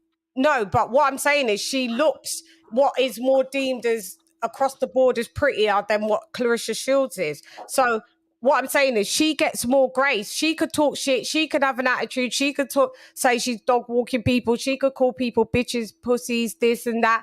And everybody's like, oh, but she's sexy. Clarissa Shields does it. Forget the Keith Thurman thing. And we're going back before that. And everyone's just like, oh, God, like they rein in on her. They do. It's not the same energy. It's not. Well, yeah. You have a point. You have a point. Yeah, and I mean, that just transcends boxing. Like I said, male and woman dynamic. Men, consciously or subconsciously, are always nicer to women that are deemed as more attractive. It's not going to change. Don't have a problem with it. You either fit in where you get in or you don't. It's whatever. I don't really care. I'm not. But the funny thing is that I'm just saying it does. We have I know. Well, every woman that's attractive and that certain features get pretty privileged or whatever because men want to sleep with those. Yeah. Right. We all get that. Can I make a quick rebuttal? Let me make a quick rebuttal. Go ahead. So Jada Pinkett Smith, I don't think a lot of dudes like her. To be honest, like the lady, and I think that's because like she came out talking about she was banging her son's friend and the way like she tries to humiliate Will, but the that very became successful over black the man. years. That became over the years when see when Jada Pinkett first came out, she still is stunning. She was stunning. She was one of very few. Now that there's a lot of stunning black women in entertainment, by the time people's had enough of your shit now. Your prettiness can't even save you again, because we've had it for 20 years and we've had the attitude and we've seen it, but we've blinded you for 20 years. But now there's another crop of prettier, younger bitches. We ain't got time for your shit now, Jada. But she's got a lot of grace. See, like someone said in the comment section, Kelly Rowland was always the baddest member of Destiny Child. Kelly Rowland is bad. Like always. But Beyonce's pretty. They're all attractive. But I'll be honest with you, man. Most of my brethrens, like Beyonce, we don't make a distinction between light-skinned girls and dark-skinned girls. You do. We don't. No, we don't. I'm talking about my circle. We don't. You do. If you're hot, you're hot. You're hot. If your attitude stinks, it stinks. We don't. Not my corner. Not my corner. I mean, there's preferences, and I'm never against people's preferences. If lads just like specific, because I've got preferences in what I like in men. I do tend to like tall men. So I mean, and then shorter men always give me a lot of hassle. Oh, why do you like that tall? So everyone's allowed to have preferences. There's lads that I know they say, oh, we like light skinned girls only. Okay, cool. I don't have a problem with that. There's lads that say they don't really like light-skinned girls and they like more darker-skinned girls only. I mean, preferences is preferences, but I mean, colorism is colorism. I'm not saying that you're crew and you do it. I mean, everyone's entitled to have their preference. But if you think everybody's pretty dark, light, medium, yeah, that's cool. That's you're not really a colorist like that. But there are lads that are like, oh, I only like light-skinned girls. Like I said, I don't really get offended of that. But they're put in the colorist bag for that. Would they be, Beats? Well, as you say, it's a choice. But yet, if they're kind of like, how can I say, if they just like light-skinned girls and they have an attitude, I guess, and try and make darker-skinned women feel a way about themselves, then that's the problem. That's kind of colorist. I guess that's the issue, really. Yeah, when you prefer something, but you can prefer something, but you don't have to desecrate the thing that you don't prefer. Yeah. If you prefer this, if you prefer chocolate, you don't have to desecrate caramel. You know what I mean? Just say that's what it's a shame we have them issues. Within our community. Yeah, it really is. It's here as well. Yeah, I don't know if it's as prevalent. It is here, Beats, in the UK, but I feel like it's gone a bit more underground. Whereas in America, the black men are it's surface. It's surface out there. You can see in the manosphere and the feminist discussion. It's surface. Yeah. But it is here though. But like you say, it's kind of like under. We don't. All right, let's not talk about it. Yeah, we don't talk about it too much. We don't talk about it. But the thing is that the reason why it's being very it's not really. It's being disgusted. It's disgusting here because even if you like light skins or whatever, let's just say that you are a self-hater. Let's say you are a colorist. That's the only woman that you think is feminine has to be liked. Everybody else looks like a man. Because you cannot tell me that woman it's not feminine. And Shan, you could go back from last year. I've been saying that chick masculine looking. This is even before this thing came out. I was like, this chick is very masculine. Yeah. I said, I don't know what. I said, I understand that she may have a certain features that men like as far as, but her whole demeanor, her chin, her face, I've seen how her she used to look okay with makeup, but even when she used to do the commentating on the thing, her face looked, I was like, oh my God, why does she look like that? I was like, it looks like she looks hard. Is that the steroids starting to change the face? So I'm like thinking, these men are obviously gay. Why? Oh, because they like the masculine feature. Yeah, these are the games. Because I swear, did you see how her eyebrows look? Everything. That's just her a makeup everything. fuckery. Her That's makeup. just a makeup fuck up. That's a I understand that. But Beats, out of 10, what would you give Baumgardner out of 10? What would you give her? 10. Yeah, there's no wrong or right answer, by the way. It's just, it's your opinion. Well, with me, she ain't got no breasts, so I have to knock off a couple of points right away. I said that. That's due to steroids and them training so hard. They train away the titties. But go ahead. 6, 7. Yeah, a lot of people land at about 6 that we've spoken to. Look, I bet you half the men in the chat 60, and that's how sorry you dudes are. Like, I mean, it's the guys that are on the chat right now that says that they're gorgeous. I know, but I'm just saying, they think that's a 10. They think that's a 10. It might be a 10 to them. There's no wrong or right answer. That goes to show you they don't go out. Because there's not a lot of 10s out there. Yeah, there's no. So if you want, I mean, come on. Yeah. See, when you're asking me that, right? Like I said, and I genuinely mean it. Like I will tell you this though. Most of my dates with black women have been with light-skinned women, but it's not because I've deliberately did it. A lot of the time, they've actually approached me. No, and it's just subconsciously that you. Yeah. But I don't actually have a preference though. I don't actually have a preference. Like my longest relationship is with a Jamaican woman, a dark-skinned woman. So. Yeah, I think sometimes you think that you're not falling into that. I only like light-skinned girls because subconsciously it's played out that that's what you continuously date. So subconsciously that's what you seem to like. Not a problem, by the way. Don't throw that psychology, Chan. But that's true. We do a lot of things subconsciously. We do a lot of things subconsciously who we're attracted to, and then you have to sit down and then you analyze it, and you're like, oh, all of them seem to be. One of them I dated, right? Yeah. I showed we was in doing the same course, right? Mm-hmm. And she found out the area I lived in, and she basically was walking around the hood until she found me. So what am I supposed to do about that? No, you chop it down. You chop her, right? Exactly. So it's not subconsciously I'm attracting her. It's not that at all. You know. You're attracted back to them though. If Clarissa Shields hunted you down, no, I wouldn't go on it because her personality. I wouldn't go anywhere near it. Yeah, but forget the personality because you didn't know the light-skinned girl's personality that was hunting you down too tough, did you? Or did you? Well. Say that again. Frame that again. The light-skinned girl that was hunting you down and found you. Right. Did you know her personality much? Not that much. Exactly. I'm there studying.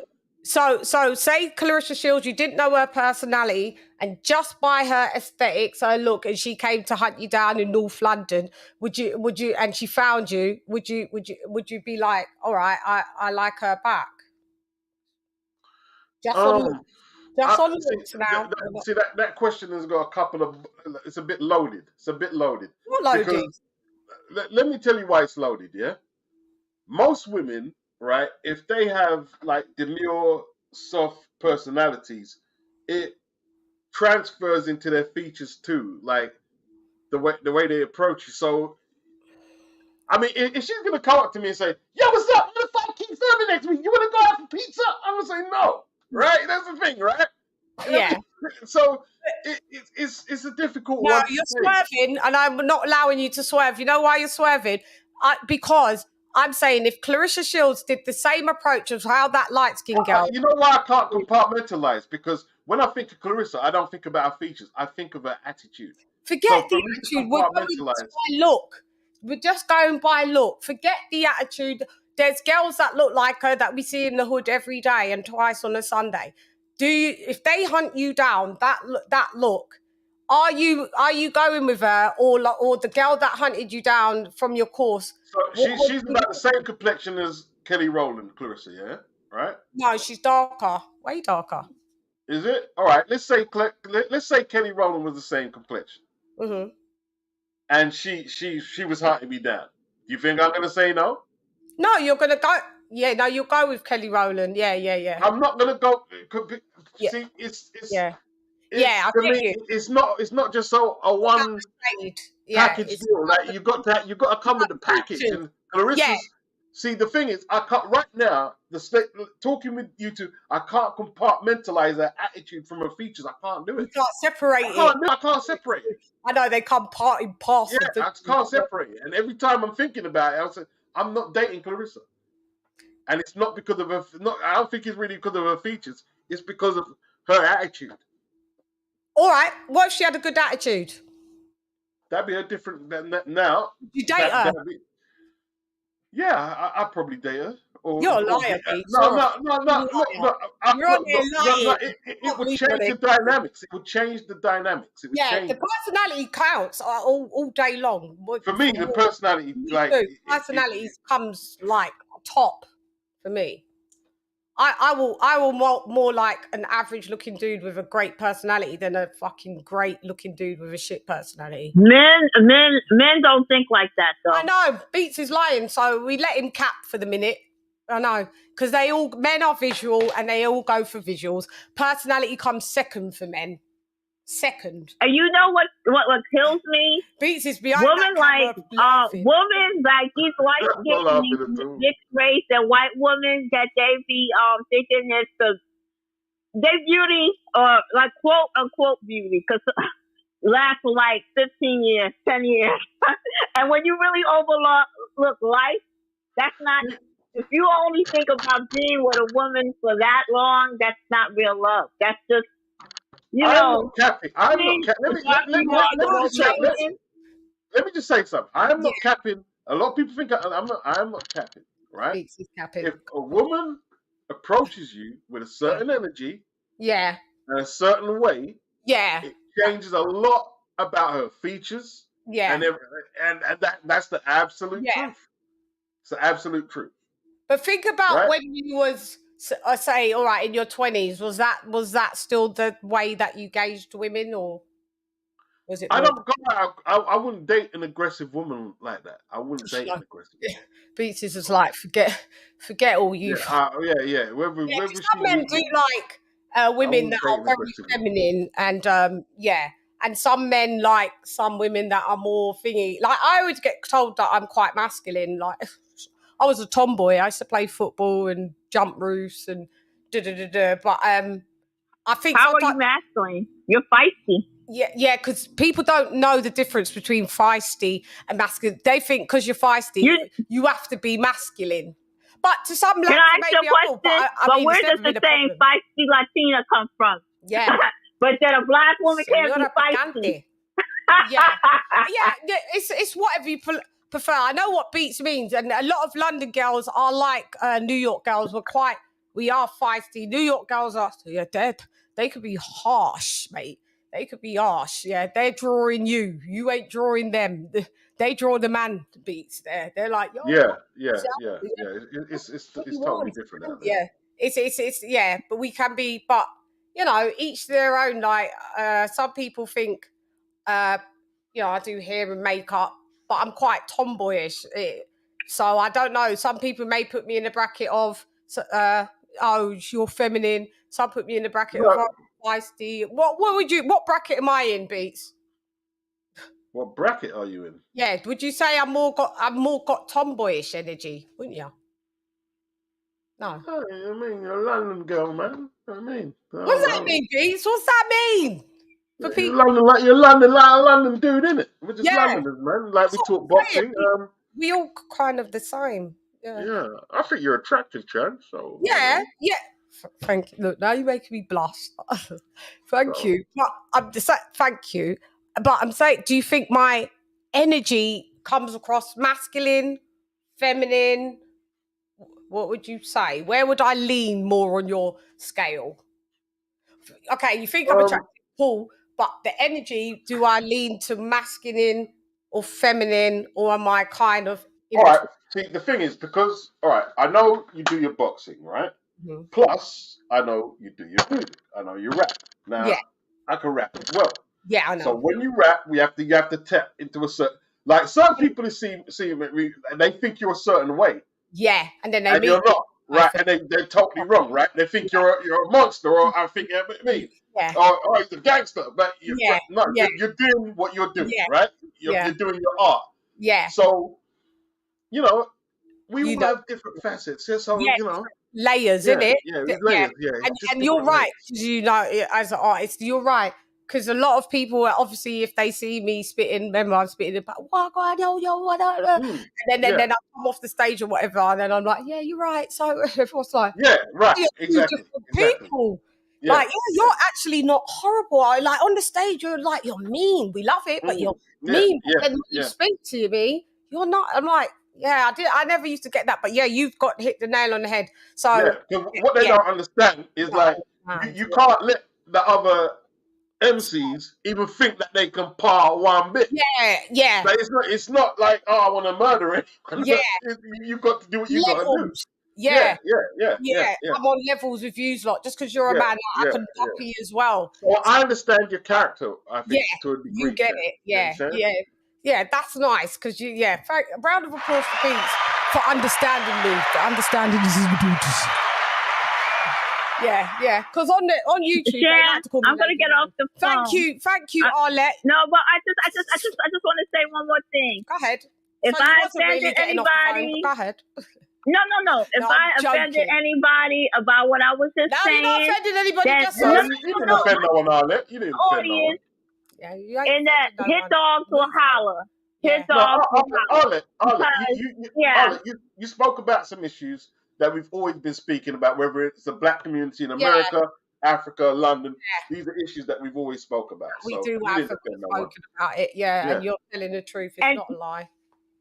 And do you know when you know a man is really color struck, a black man that are real color struck? Have you ever seen like a partner that everybody they date is white or light skinned, and that all the women are unattractive? That means they don't really care. They just want that. That's the most some men are like that. Yeah, important thing to them. I've seen some men with the most unattractive white woman and light skinned woman. I mean, and they're just like they don't really. But then if they see a brown woman that's stunning, it doesn't even turn their head. Might not be their type. So that just goes to show you. And there's a lot of men like that. Yeah. So that just goes to show you how deep that self-hatred is. But peace, love you, peace. Shan, you look gorgeous. Thank you. Talk to you later. I'm in the chat. Thank you very much, Arlette. Thank you. See you later, Arlette. Arlette has left the Brutus. I love Arlette's phone calls. Arlette comes in with it's Harlem.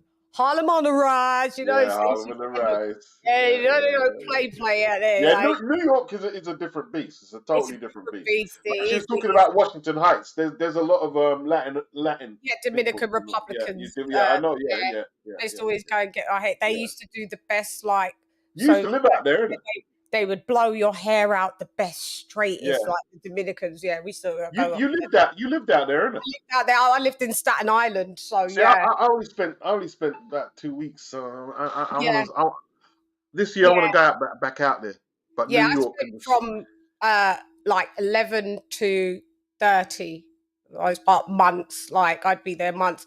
I'd have school. My mum would cut me out because in America, they finished their summer holidays in June and us at the ending of July. So I would cut in June. School used to hate it. And then my mum used to fly me, sometimes me and my brother, because my sister lives there, her sisters live there, and fly. And then we'd go from June to September and come back. Then we'd go maybe December, Christmas, and come back. So, for a lot of times, most of my childhood till the age of 30. Like I said, the last time I'd been is 2016, I think. Actually, 2016. Yeah, 2016. It was the last time I went in the States. So now you can figure out how old is a bitch. Yeah, 2016. Okay, so so everything Arlette said, that is the truth. Let's do this super chat. I love these chats and debates. We'll be back on boxing. We are going back to boxing. One sec. Let me do the super chat.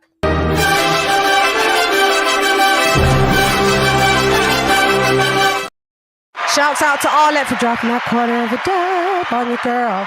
Light-skinned privilege / white women. The gag is these men don't get real cat. By the way, Layla Ali, light skin, I didn't find her attractive. Still. Oh, you thought she was a bit masculine-y?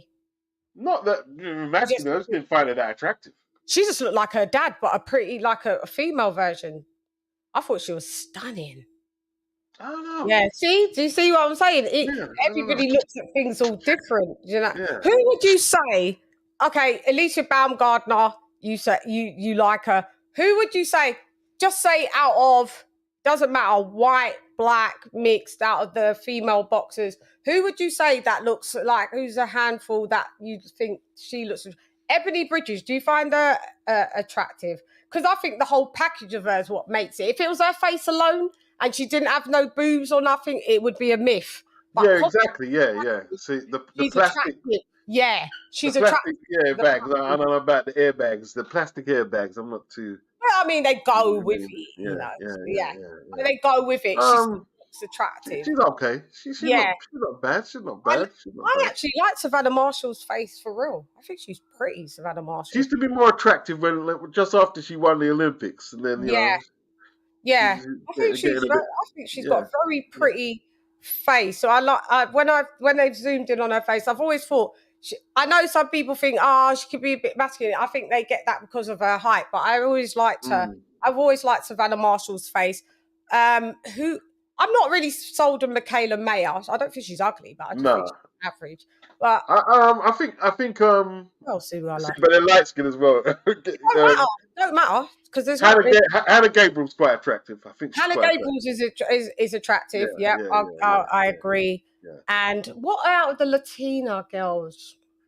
Estrada, she's quite attractive, but she ain't got much. She ain't got much. Yeah, she's just tiny. But she's attractive. I saw her on I think on someone's podcast the other day, and I really got to key in on her face, and I thought, she's pretty. I think she's pretty. Yeah.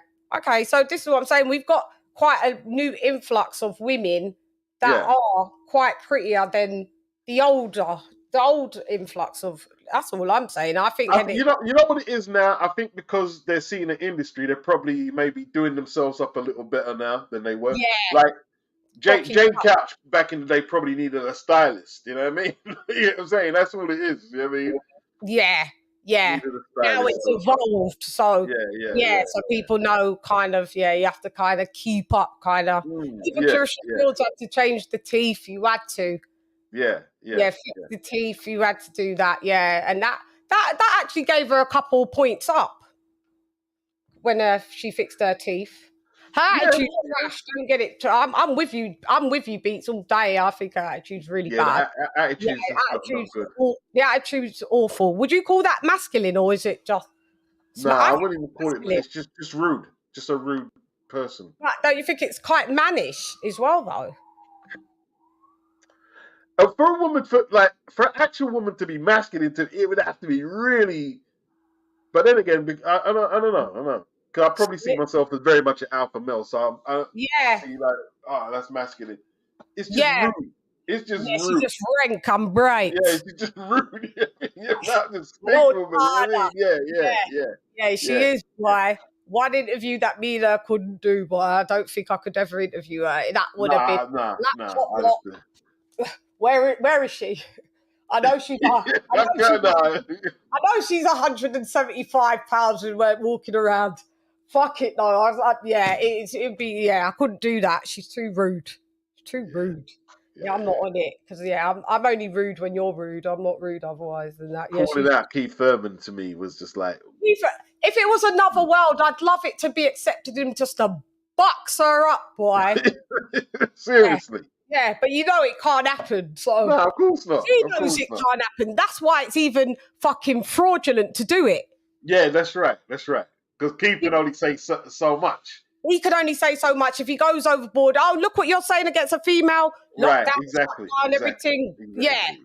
It's Me Too movement. You're not allowed to say nothing. So, yeah. She knows it. So that's, for me, just shut up. You're just looking clout. Yeah, just leave that alone now. You know what I mean? Like, go fight Shadesha Green. Go fight Shadesha Green. I beg you do. Yeah. Beg. Because everybody wants to see that fight. Oi, that Shadesha Green will give her the business. Shadesha, she's good because she's got the offense and she's got the patience as well to set up like when she's gonna take and you the out. Power. Yeah, she's got the power. And the don't care attitude. She's no business. You're not business at all. Yeah. She was supposed to be on my show and we got it wrong. I went live, but she didn't. Nessa was supposed to bring her over, but she hit me up and she said, I will come on your show. Sorry about that because it was all mixed up. But we'll get Shadesha. But what's up with Savannah and Clarissa? They're all signing up to MMA apparently. So I know Amanda Serrano signed up. Right, and her.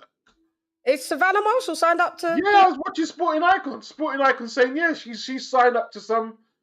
That's not MMA thing. No, she can't. See her. She's a boxer. She can't grapple. Stop it. That's what. No, I don't want to see Savannah Marshall in the octagon. How come the dudes ain't doing that? How come the women are like, oh, okay, I want to do MMA as well as boxing, but most of the dudes just stick to boxing. But what money's in MMA?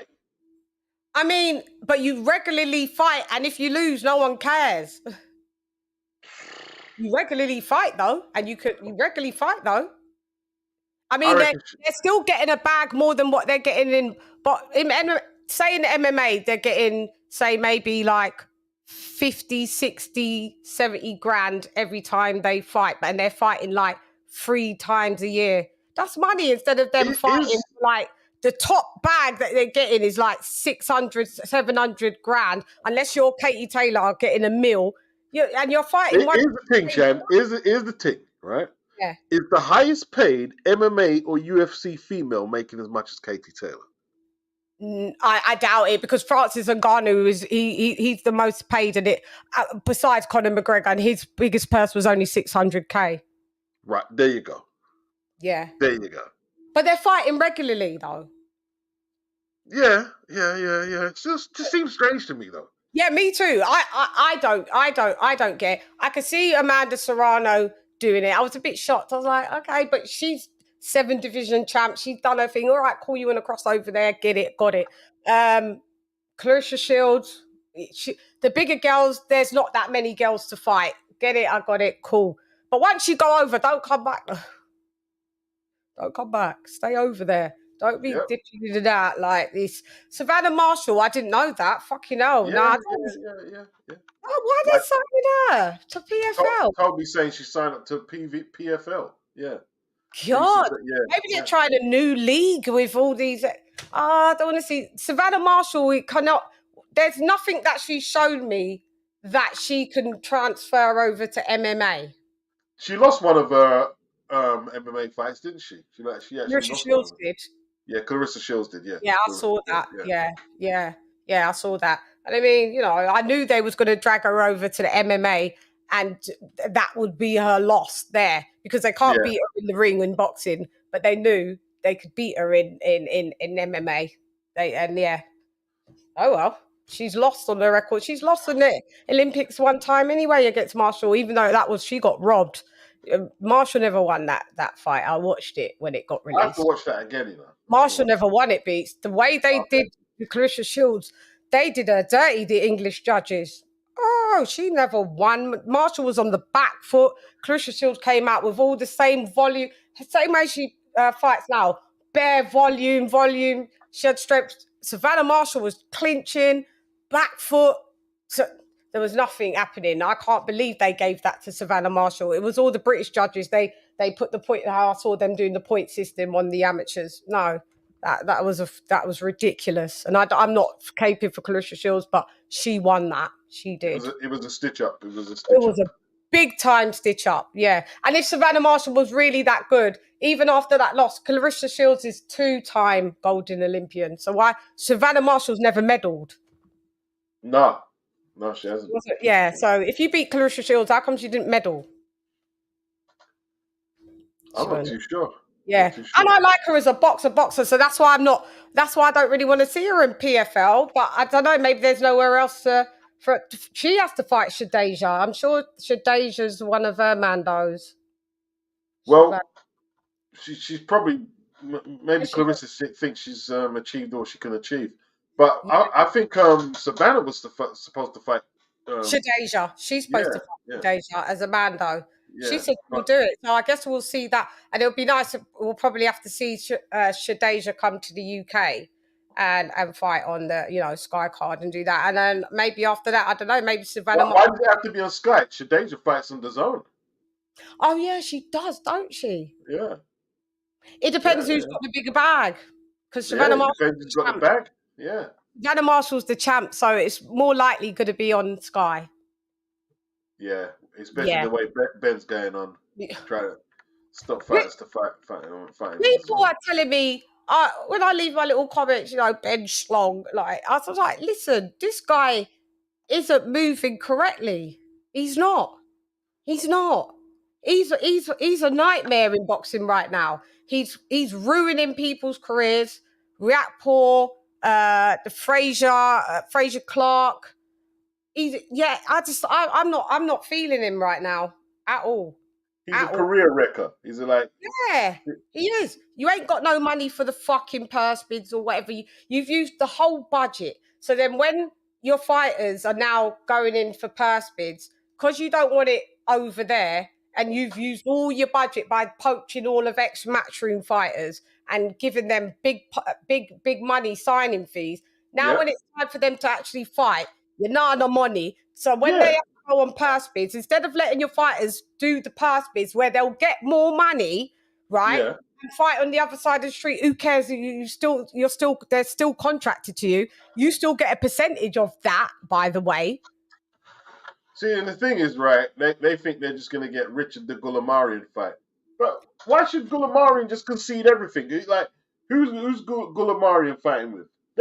His company might want to keep the fight in his part of the world or in his network. Is he? You know what I mean? Richard's not the champion. He's a challenger. He's a challenger. Goulamari, is he Australian? No, I think he fights in Germany. I don't know where. Let me find out, actually. Yeah, does he? Listen, they said the reason why they pulled out of the who was Riakporhe going to fight in the purse bid? Jai. The reason why that doesn't matter because we got a bigger fight coming. So this is the Guatemala. How do you pronounce his name? Guatemala. And it's no way a bigger fight. I mean, like Jai beat Bradis to win it. Though. No one knows who Goulamarian for. Talking absolute nonsense about that's a bigger fight. Absolute. He's Armenian. Riakporhe's a fool. He should have said, "Nah, I'm in it. I want to fight. I'll stay here." He's Armenian. He fights in front. He's a French Armenian. He fights in front. It's like, man, nobody knows about his fights. We don't know you. Yeah. So so you fucked that up. You fucked up Fraser Clark. And he ain't got time on his side as well. Look who Fraser's fighting now. Fraser's fighting Dave Allen. When I heard that, that's just such a liberty. That's a fucking liberty. Yeah. And like, depending who's promoting Goulamarian, he's the champion. Like, so it's got to be on a German promotional or whatever. Could be Wasserman. French. You see, he's based French. in France, French Armenian. Yeah, you're right. Well, then, we don't know what on. Yeah. But there's no reason why they might say to themselves, well, why do we have to go over to you? You come over here and fight. You want to fight for the title, yeah. Right. Because he's had his last, all of his fights have been in France. He fought, what country is that? Does he come here? Belgium, probably only French-speaking countries. Yeah, he's fought in Belgium a couple of times, and Canada. But he fights in France, so they might not want to concede home territory because they know what Ben's coming for. They're coming to try and keep the belt. Yeah. Fucked him up. Yeah, you fucked him up. You fucked up Riakporhe. You've set him backwards. Of course. And you set Fraser Clark, who ain't got time inside. He was challenging for the British title, and now you got him fighting Dave Allen. Dave Allen, you know. Fuck. Dave Allen. What, Who son? the board wouldn't even approve Dave Allen to fight Fabio Wardley. For nothing. Yeah. 1 minute he's got, I've got dizzy spells from sparring. I'm retired. I'm back in. I'm retired. I'm a manager. I'm retired. I'm done with him. As soon as I see his interviews that come up, I just click right through. Just he's not French, you know. He's Armenian. He's Armenian. Armenian, yeah. But he's based in France. Yeah. Dave Allen, that is a fucking. So after Dave Allen, after Fraser Clark knocks out Dave Allen, right. Where's Fraser's next fight? Well, he can't fight for the British title until next year because they pulled out of the purse bid, and they take you out for a year. You can't go back in the process for a year. So we'll have to see. You know? Put him with Nathan Gorman. Nathan Gorman? Man, Fabio Wardley he hasn't fought since Fabio Wardley broke him up. No. Well, that would be a common opponent. Man, See if you starch him as well, like Fabio Wardley did. Gonna have to keep him busy somehow, and a bit of a challenge. They have to get a bit of fighting in it, man. I don't know. I can't help them. That's their business, man. He just fucked them right over. I want to know who's next. Yeah. I think I'll tell you who's next that will be getting fucked over, and he has been on the slide. I've noticed it, and I've been saying it. Ben Whittaker. Yeah, that's another one who's got to watch their back with Ben Shalom. Yeah, they've all got to be in with cans. Yeah, of course, because like they're trying to protect the investments. They have to pay a whole load of money to get him out of the Olympics. Whole load of money. Yeah, and Fraser Clark. That's why they're afraid to take chances with them because they overspent in purchasing. Yeah, they did because Ben Whittaker was going to sign to Eddie. And Ben said, listen, these lot are offering me that. So Eddie said, go on with it. Yeah, I can't tell you not to take the bigger money. But they overpaid Ben Whittaker. But at least if he would have went to Eddie, he would have been active. He did have an injury, but whatever. Here's the thing, like when he turned pro, they said he's going to win the British title in about 8 fights. 8 fights. He's about, how many fights in is he? About 7 now? 8? I don't even think 7. He's probably had about 4 fights. 5 or, He's, yeah. You know? So, all cans they put him in with. All cans. Yeah, he's had 4 fights. Like, and the last guy took him the distance, Yeah, the last one he went the distance, Get out your contract. Just fight. Give me 3 more cans. I'm going to Eddie. Fuck it. You just have to just ride out the contract. Because to me, you know, like he hasn't done anything. Like he hasn't. Nothing. Like they signed Vida O'Reilly when Vida O'Reilly was training KSI. Everyone knew about him, and now they got him fighting in New York Court. Oh, Vidal in New York. I see him commentate. Did he just have a fight not too long? Yeah, he's with Sky, isn't it? He's with Sky. Yeah. So what now? Now he's he's fighting in York Hall. Yeah, he's on the York Hall next. Yeah, he's on the York Hall. Sky, see how we grew up, and we, Sky was the tick. It's almost like making Sky just look whack. Well, since Eddie's left, it's just like Matchroom left. Boxers made Sky look whack. And Adam Smith. Since Adam Smith and Eddie left, it's just like... all now he went in a puff of smoke. Nobody's uttered a word. There's something weird about that. Because he left... You know when he left? He left when AJ didn't sign. Yeah, when he didn't re-sign and he went to design. Yeah, right. That's when it was over. And I reckon it could be connected. I'm not saying it is, but it could be connected. So why didn't he go to... Yeah, but after AJ, Adam Smith was like, shouts out to AJ, but here at Sky, we're building a great stable. Eddie left us with no one. I thought he was, dedicated to Sky.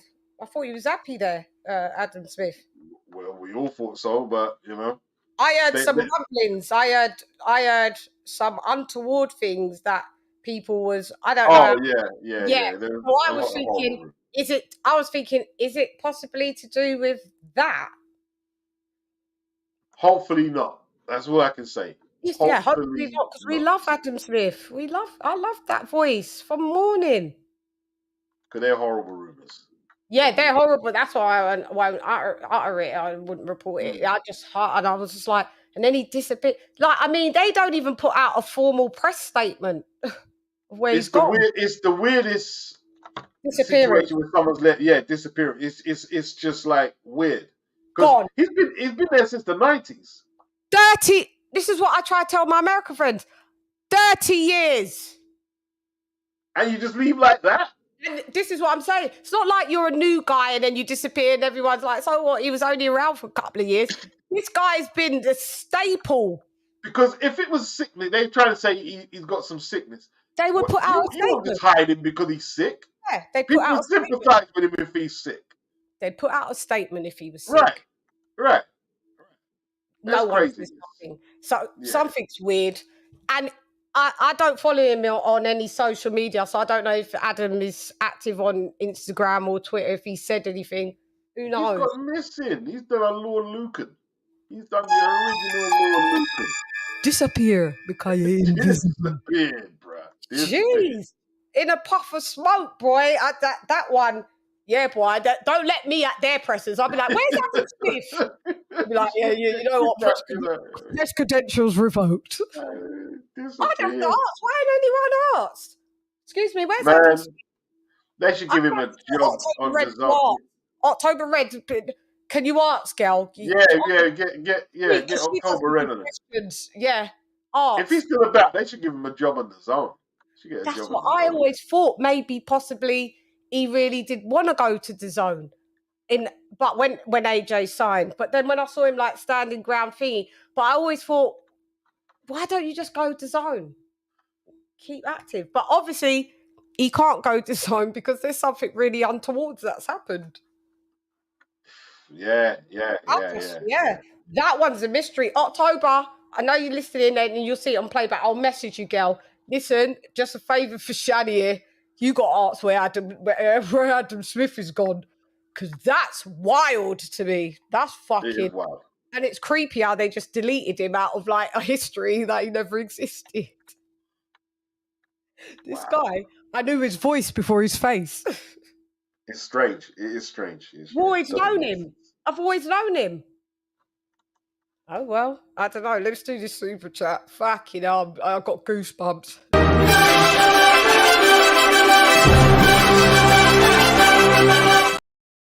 Dennis Boston, thank you for dropping that $2 on your girl. CHANN and Beats in one show. Best Great British AB 6 months. What does that mean? The AB 6 months. Tell me that. But thank you for the big ups from me and Beats. Dennis is a good.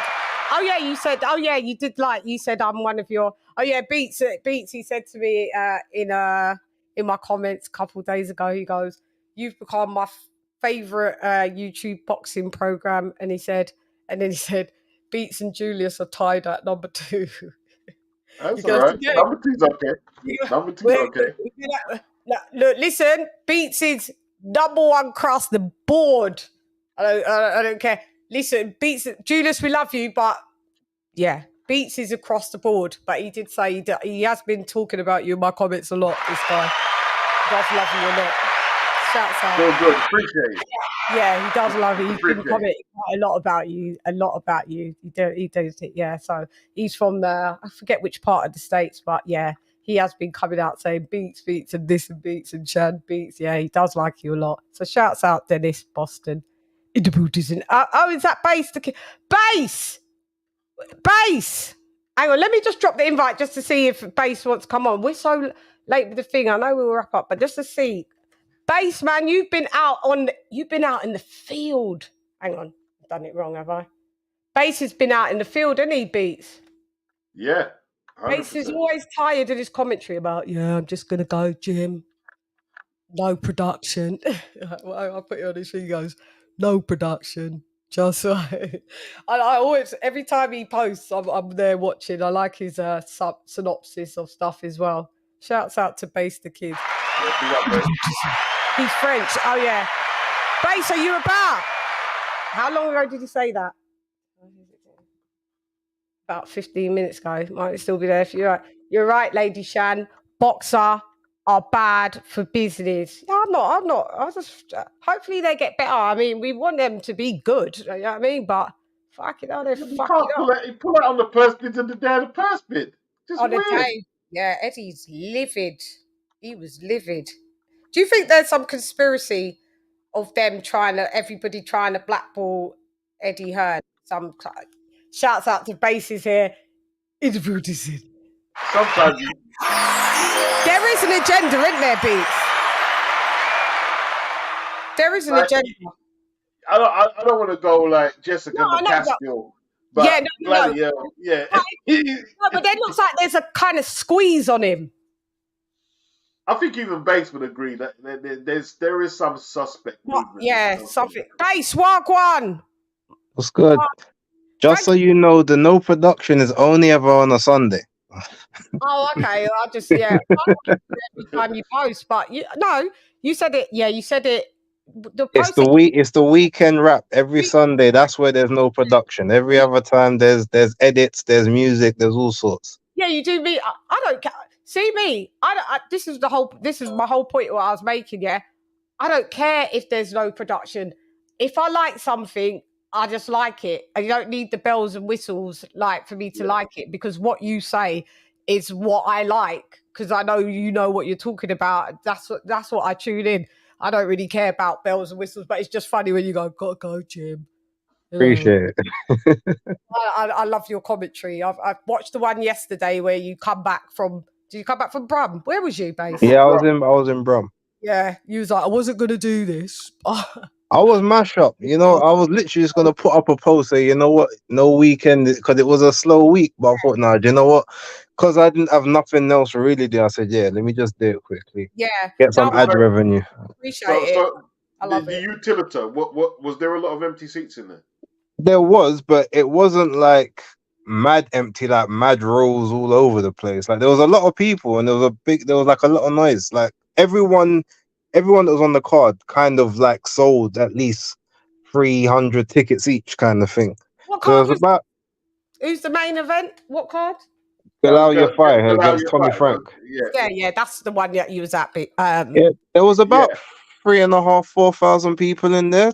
That's not too bad. It wasn't like I said, it wasn't full, but it wasn't empty or anything. Like there was a good amount of people for the kind of show it was, with no like headline stars or anything.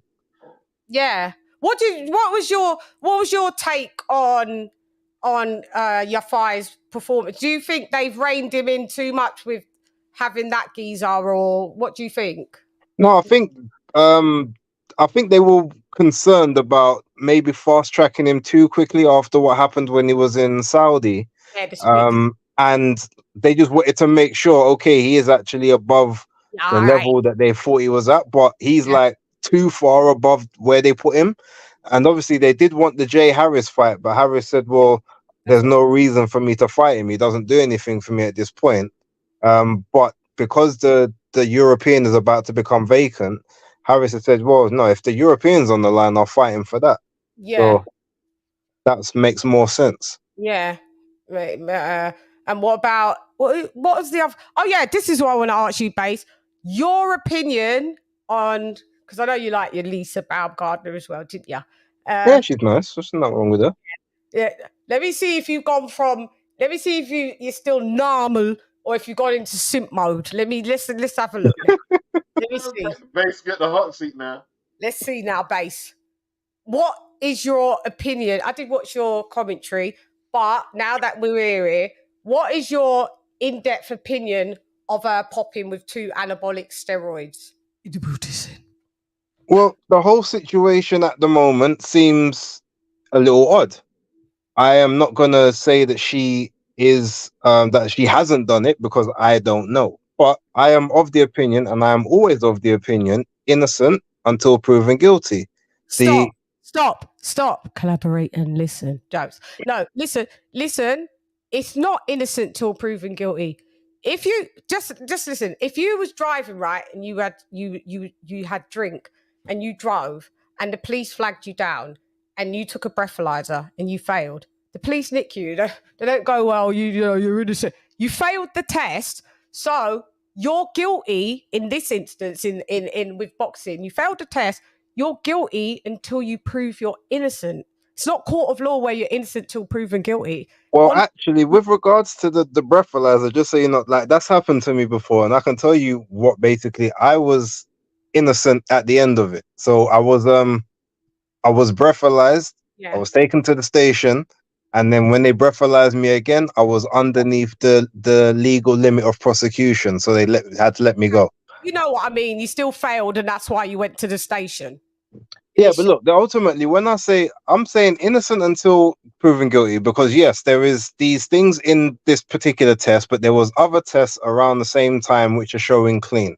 So if there is a viable, if there's an explanation that she can have for how these are either in her system or in her sample, because remember, we can't rule out potential contamination in some of maybe the handling of the tests or anything like that.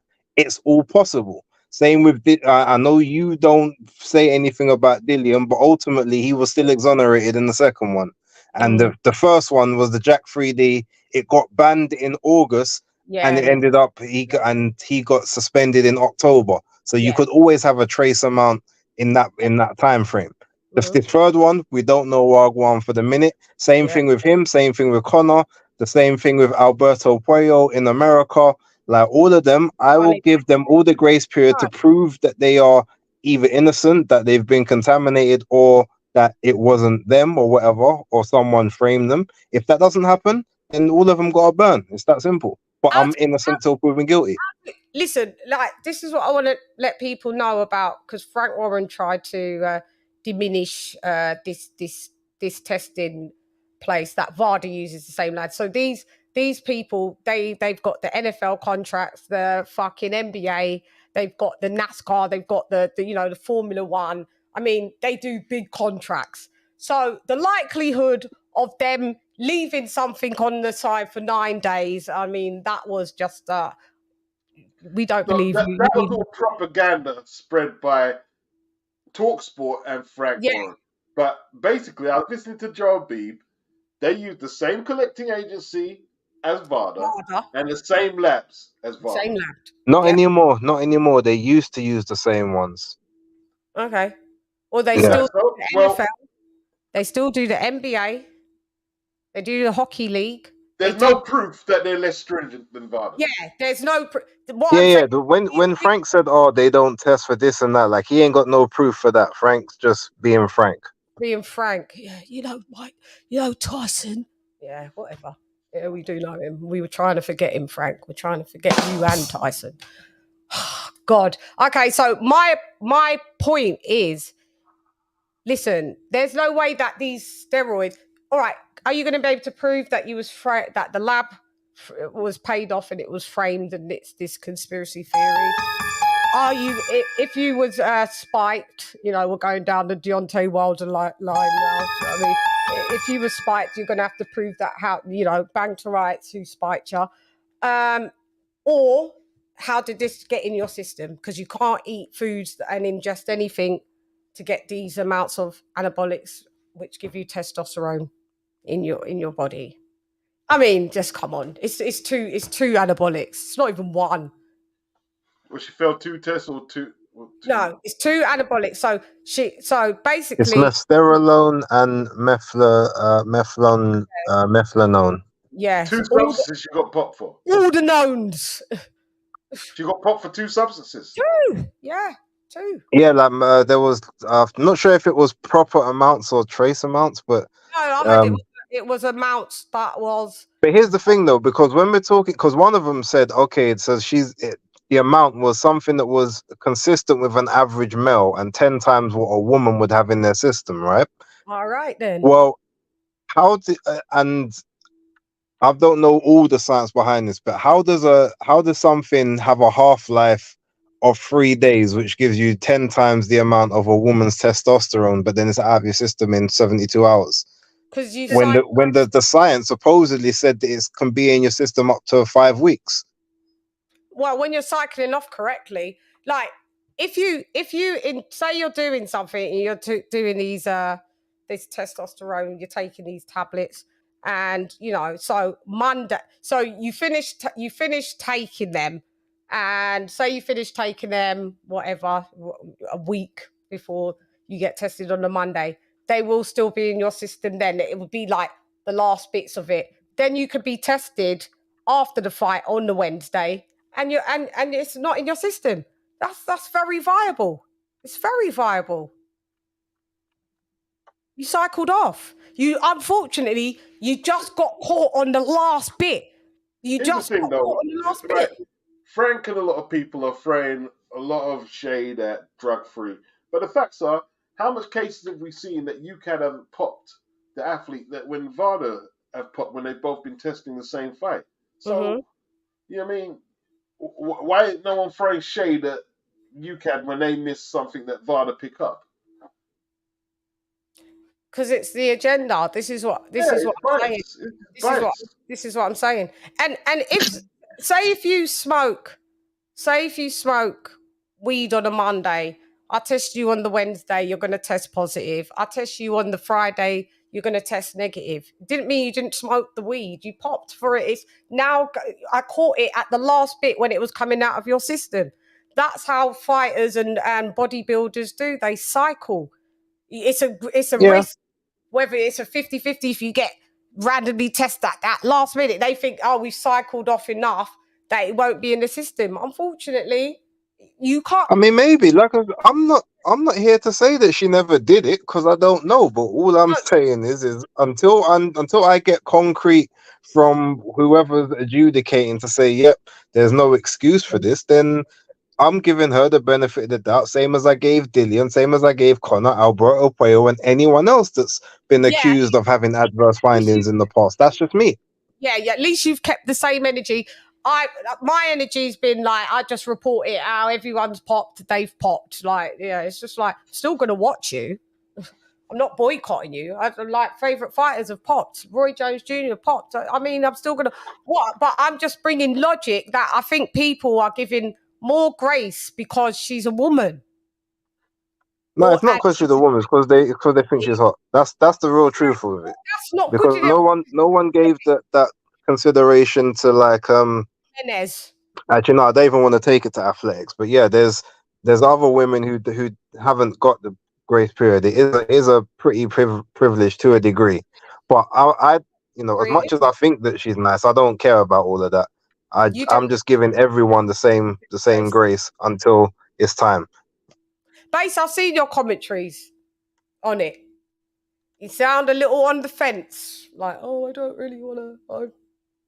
Well, no, I mean, I'm on the fence to a degree. I mean, I hope that she can explain it because I like to think that she's a clean athlete. I speak to some of her family, so for me to, I don't necessarily want to believe it, but I'm not saying that she ain't. I just hope she can, and if she can't, then boy, she's got to pay the penalty like everyone else. And I ain't gonna be holding back when I give my opinion. She needs to keep her head down. Don't say anything. Don't say anything. Don't go on social media. Yeah, she needs to stop doing that. Talking. Just let it play out. Do your due process like that, and let it play out. I know she's having the B sample tested, right? B sample is. Well, apparently she's saying at the moment she hasn't decided that. They've said that's happening, but she said no. We're looking into the situation further, and then we'll decide what we're going to do afterwards. That's what she put out on Twitter. See, to me, listen, if you ain't done it, rally up, send on the B sample, send on. What do you mean? Well, we're not going to test that one because you don't want to test the B sample because you know that's going to say what the A sample says. Well, that's the likely outcome. How much times did the B sample come back different from the A? I can't. Very rare. Yeah, very rarely. It has. Obviously, it's happened, but not that often. It's not in masses. I can't quote a case though. I think Dillian's B sample was. What's his name? Wasn't it? No, they didn't. They didn't test Dillian's B sample because they established that the A sample was contaminated. Yeah. But no, Mahmoud Shah, he had a B sample test that came back different to the A sample, and they ended up clearing him. Athletics, it happens. an athlete. Very rare. I'm not sure about athletics. Athletics, his one is B sample cake, but and they realised it was contamination. But that's the only time I know. I don't know it in boxing. Like Mahmoud Shah in boxing. It happened with Mahmoud Shah. Okay. Take him along. His B sample, there was issues with when they opened the B sample and he got cleared because the B sample is different to the A sample. And you still don't fight a lick of nobody anyway, so you guys will just fucking hell. Yeah, but I'm just giving you the one that I know in boxing that was fresh from about 4 years ago. Yeah, he got cleared and then didn't fight for 4 years. His belt's gone anyway. I think Daniel Dubois got that belt that he had anyway, innit? Got taken. Yeah. Trevor Bryant got it and Daniel Dubois got it. Now, all I'm saying, logistically, I just can't see how the two anabolics got in your system. That's all. I'm just being logical. I just don't know how they got there. Yeah, I mean, I don't disagree with you. It doesn't look good at all, but you know, it is what it is. Like, I'm letting it play out. Obviously, it's happened. It's not like I'm saying, "Oh, no, she never popped." Like, you know, I'm chatting shit. I'm like, "Yo, there was adverse findings." I'm just giving her a grace period to be able to prove that whatever she said is the truth. And if you can't, then boy, it is what it is. How long do we wait? Go ahead, Beaks. Now, Dennis said synthetic drug, not male testosterone. It was made in a lab, pal. And this synthetic drug is not legally prescribed in the USA. Yeah, I did look that. It's not anymore. I'm telling you what, if that's true, then it's case closed. It's really case closed if that's true. He's telling the truth. I did look it up. Yeah. You got it's not a lot of countries don't even bother to prescribe it because of also the misuse. That one, so she can't claim that she took. It's not the mesterolone; it's the other one. That's the one that's supposedly the big issue, like the methylene. I think they call it Primoban or Primalan. I think that's the one that's the problem. The other one they say you can explain it. That one they say you can't. So no, the other one you can't explain it neither. No, you can't. You can't. There's one that you can. There's one they said. I've read it. I read up it. It says there's a possibility you can explain that one being in there could be contamination because of its half-life and because of the amount of time that it would be in your system from one day to the other. Whereas the other one, there's no way that you can explain it outside of you've taken it or it's been put into something. So. Hang on. That's I read up on that because I was interested in it. Yeah, I do like to have a look. Go ahead, Beats, while I just have a look at this. I was looking at like Dillian's alleged substance came up. It hasn't been confirmed. What was it again? I don't know. What did he get popped for this time? Wasn't it something like Mestostelat or something like that? Yeah. Same thing as this derivative of this then of the mesterolone. No, it's supposedly an EPO. Oh, okay. So the difference of the EPO is it's not an anabolic, but what is its use for then? What does it enhance? I'm trying to find what the substance was called. Mesterolone, sold under the brand name Provision among it, is an androgen and anabolic steroid medication which is used for mainly in the treatment of low testosterone levels. It also is used to treat male fertility. Also, this use is controversial. It is taken by mouth. It has limited liver damage than some of the other testosterones that you take. So the fighters like to take this one and the bodybuilders because it doesn't play havoc as much on the liver. It's athletes use the mesterolone formula so they can fight against excessive cortisol levels. This will allow them to minimize the catabolism, which leads to intense workout performance. Proviron has a low risk of liver, that's the brand name, liver toxicity, which is unlike testosterone, which affects liver functions greatly. Does mesterolone build muscle? It's similar to Masteron and Masteron, and also Anavar and Winstrol. These are also the products that help people build muscle, but they are not very strong. But this does not mean they are safe to use. all these products can cause problems for your health.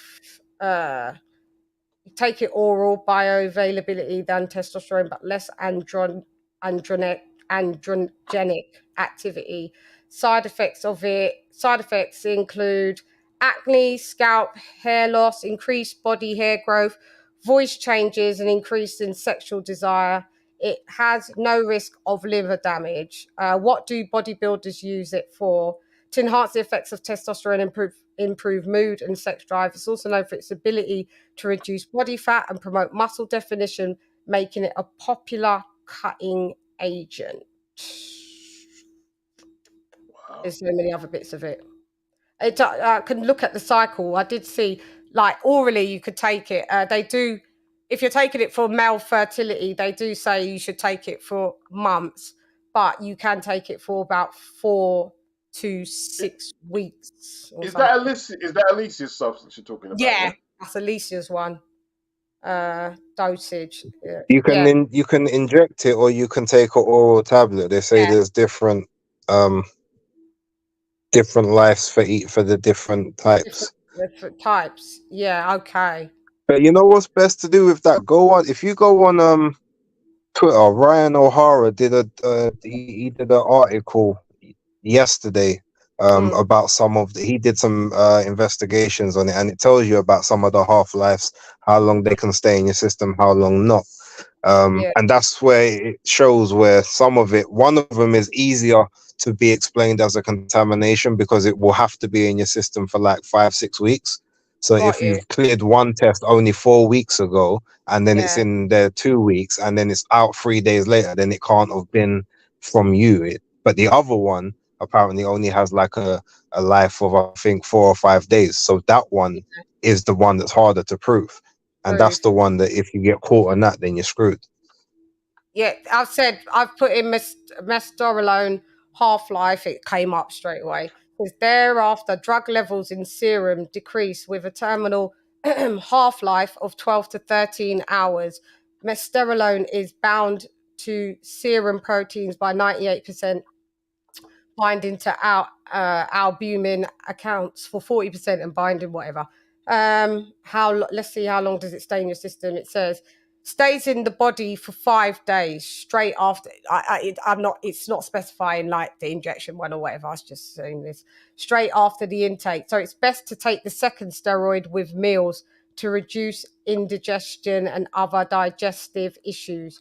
Proviron tablets are easy to take. Swallowing them with only water is recommended every day. The one where I looked, so it stays in the body for 5 days, depending, I don't know what the dosage is. Where I looked as well, when I done my report, is that they do recommend, if you're doing it for fertility reasons, to do it for a few months, but people can get benefits out of it, I think, between 4 and 6 weeks, but they do recommend that you take it ongoing for a few months.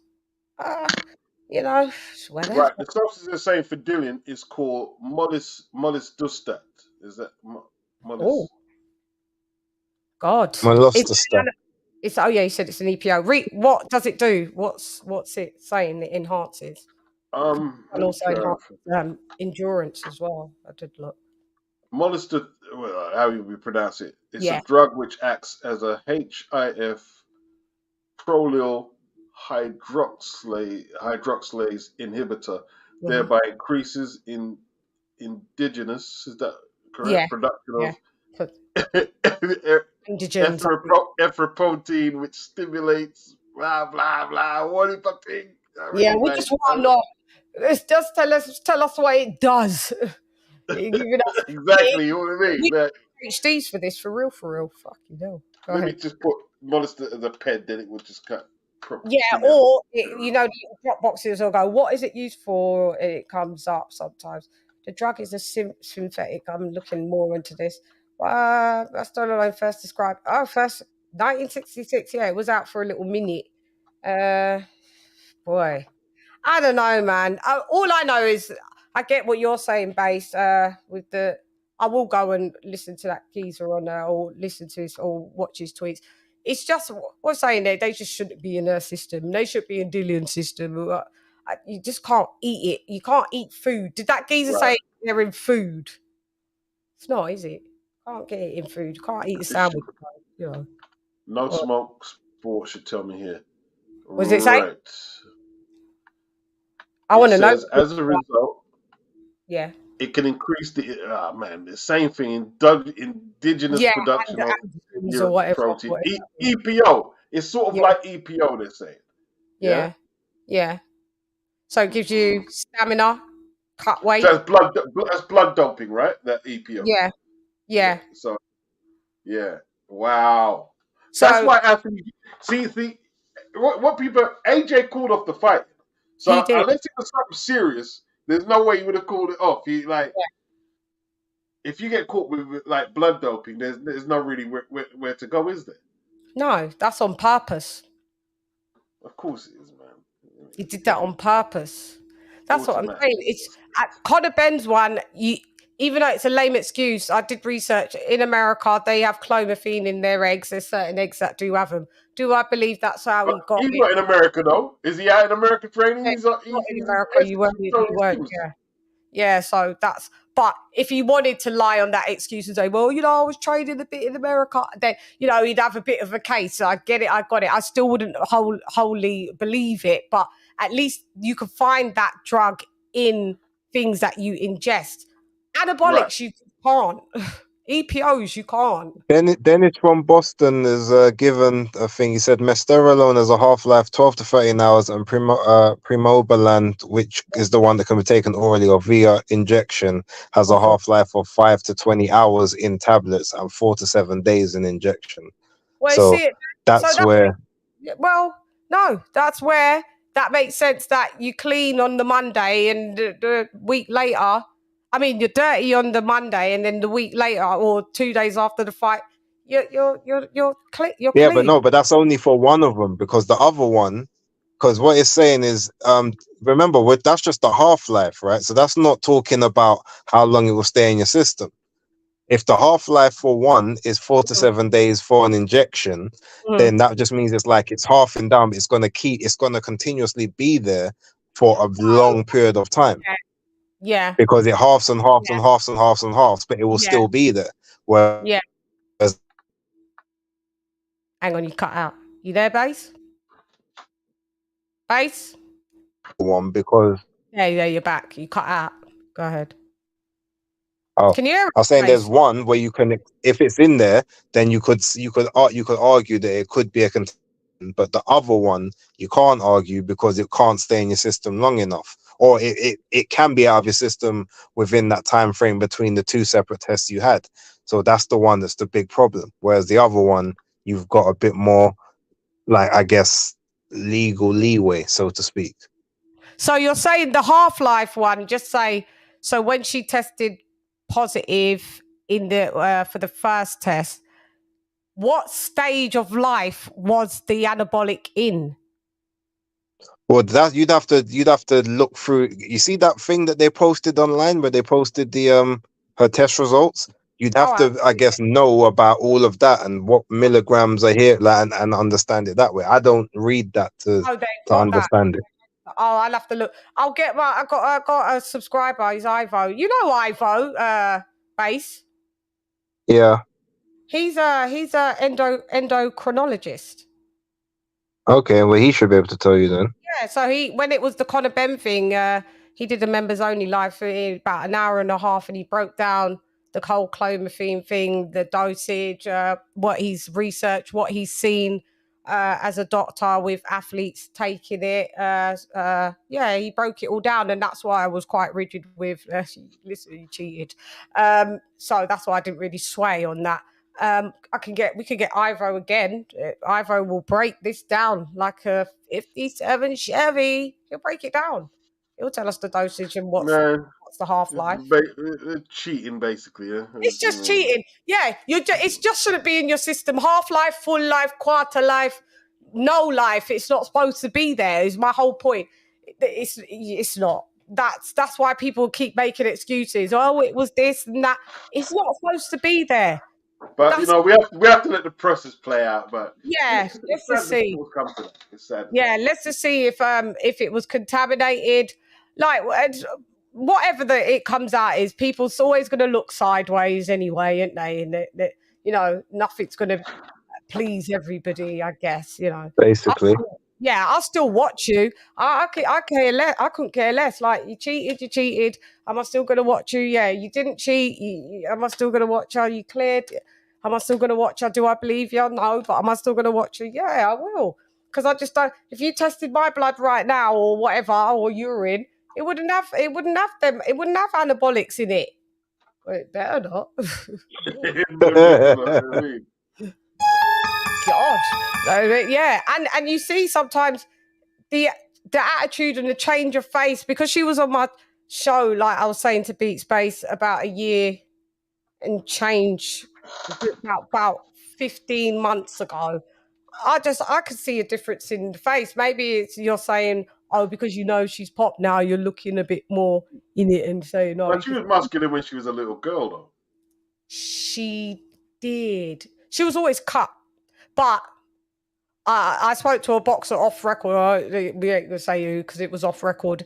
And they said they've known her for a while and followed her bits and pieces of bits of her come up and bits of her amateur.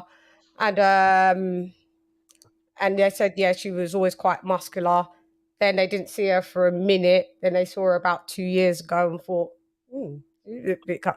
And then they saw her recently at an event, and when they saw how she looked, the first thing they discussed, they was like, this is before this all come up, there was like, steroids. That's what they said. Fair enough. Boxer. Well, I know that there was obviously the period when she wasn't around is when she had a knee injury. So there's steroids.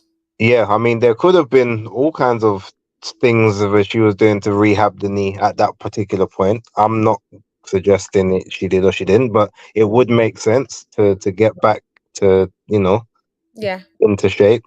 And then also, I guess we have to then also take into account, and this is not any type of defense to her, but the quality of living from 2019 until now would have been very different, because she's making money from the modeling and everything else. So maybe just being able to eat better, train better, buy better supplements, maybe buy other things that there's more access than she had before.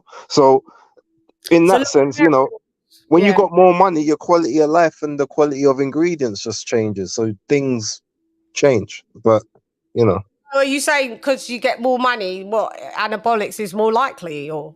No, what I'm saying is your chance, your ability to eat or to have better quality substances of whatever they may be, whether it's drugs, whether it's food, whether it's drink, like you can buy fresher, you can eat cleaner, you can eat more of better stuff. So therefore your body can change because you've got more access or more money to buy the better quality stuff that's not, teeming with this, that, and that the government put in. Go more masculine then? Huh? What would be the reason that your face naturally goes more masculine then? Don't know. Like I said, maybe it's just because you're eating things with less fat and less bad hormones in them. Stop. No, I'm saying that's generally a thing that you can have. Like when you have money, you eat food that is better with less crap in it. Women start to look masculine then? What? I don't think she looks masculine, so I can't really comment on that. All right, go and watch when you get off here, if you've got any time to yourself, go and watch when she was on this show or any other person's show a year and change ago. So roughly what time? What time? She was on Julius's as well, weren't she? Yeah, I've seen that one. Okay, but refresh, because when I refreshed and looked, and then I saw recently I saw a facial change. I have. Okay. I have. But I'm also asking, is that not? I'm not saying this is the case, but is that not also just less fat, or are you saying no? Her face is actually restructured. Just like the jawline is a bit different. Like when you watch the female bodybuilders back in the day, and you see them compete, and you saw what their face started to look like. That. Obviously, they're doing it to levels that it's just wild out here. You can't even tell some of them female bodybuilders got man face, bro. Yeah, because they're on that. They're juicing up to the gills. I'm not saying that she is. It's more of a subtle thing that I can now see.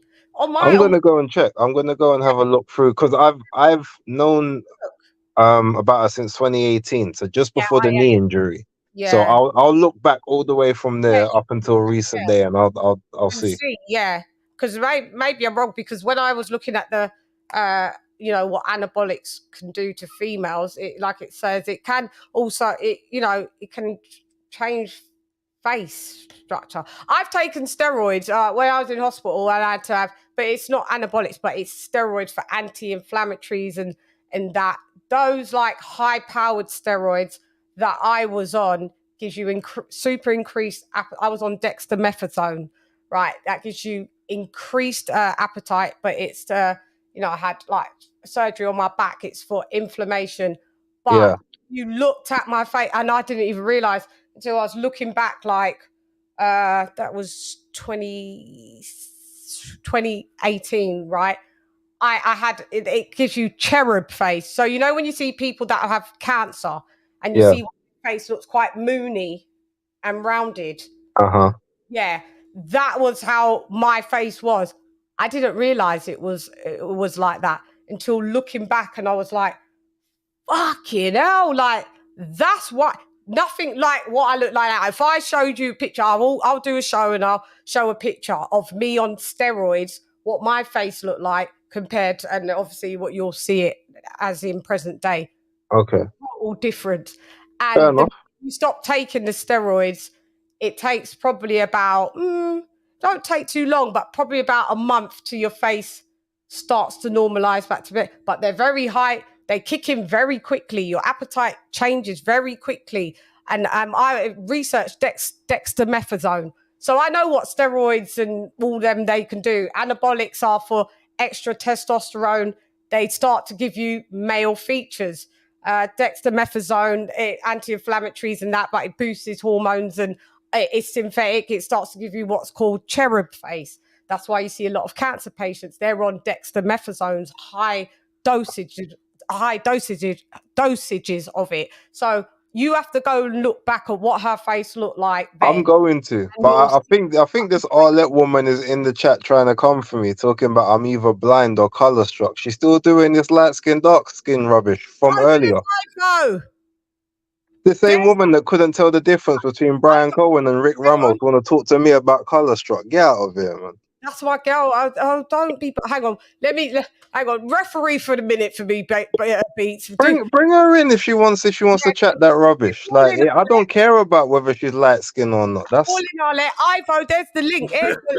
Here's Ivo. Here's Ivo. Beats, you're supposed to be refereeing, and you. I didn't see. Help me out, co-host. Can we just all get along? Can we just all get along? I know, Beats. Look how me and Beats, we was in unity. Yeah, man, it's a pure unity, man. All it comes to ruffle feathers in the booty. Arlette, ring in. Just ring me, girl. Ring me. Base. She's my sister. Go easy on her. She's from Ireland. I ain't saying nothing to her, but can't come with them kind of comments. And I know. Come on, Arlette. Come through. Guys, I didn't know there were so many people in the chat. Zones in the chat. Lord God, everybody's here, aren't they? Zone, walk on, zone in the booties. Come in, Arlette, ring up. Ivo's in the chat, who I was just talking about. Don't know if he's still here. Moon Pie Shan. No, not Moon Pie. Cherub Face. I'm phoning Arlette. Fuck it. This is what happens. Unity, man. Unity in the community. What you say, Beats? Unity. Yeah, I know. UNITY. Yeah. UNITY, that's a unity. You love that. You remember that song, innit, Beats? Hello. Yeah, come on, you're online now. We had to call you because you're taking too long. Arlette's in the booties. Arlette, all right. Oh, she's mute. Okay, Arlette. So, Base the Kid, Michael Padre, what was you saying in the chat? Because he said that you was coming for him. So now, yeah. First of all, he is reading that chat so much. He's on my ass. If that's not what he is, why is he responding? I don't even know who this guy is. He's a content creator. I wasn't even on the chat for a while. I just said what comment. I was reading the whole thing, and then all of a sudden he's coming at me. I don't even know who this guy is. It's called Basic. I'm not coming at you. I'm responding to what you said regarding me. Why would I not look at the chat if I'm on the show? I'm interacting. You can't go quiet now. We can't put the crickets. No, I ain't going quiet. I'm trying to find what you said. I'm just dumbfounded. That's it. I'm just dumbfounded at this whole conversation. Because if he doesn't think, if he's not none of those things, then why is he responding? Just ignored it. Because you're putting it out there about me. Why would I not respond? Why? What? So I should drop? You care about what anybody's opinion is in this. If you feel that's not you, then that's not you. Because I'm addressing it. It's that simple. You sound very sensitive. I'm not very sensitive. I'm addressing your comment. Whatever. I'm making you accountable. You can't just be writing things and think, oh, it's cool. If it doesn't mean anything, then he's not going to respond. No, I'm addressing you because you're addressing me. It's that simple. No, wait a minute. I can say whatever I want to say. Exactly, and I've got the right to respond, which I did. So what's the problem? Respond to you, then why are you responding? Do you not have powers of comprehension? Is that what we're doing now? If you write about me, I've got the right to respond, whether it's true or not. Your name out there? I don't even know who you are. And? You don't know who I am, but you're writing a comment about me. Like, make it make sense. Okay, Chan, can you go up the do you have power to go up and down the chat? I'm trying to find it. And how many times have I responded in the last 45 minutes since I called? What does that have to do? This guy is Chan, does that make any sense? Trying to get attention. Yeah, and uses me. Don't clout chase. He's saying it doesn't matter if it's 45 minutes ago because you addressed him. He's replying. Yo, I'm not even looking at the thing. Okay, I'm not even looking. I have the value. I'm not even looking at the chat. I don't know who's talking. I just saw something and I responded. So this it wasn't a pun at him. Yeah, I wrote that, but it wasn't a pun at him.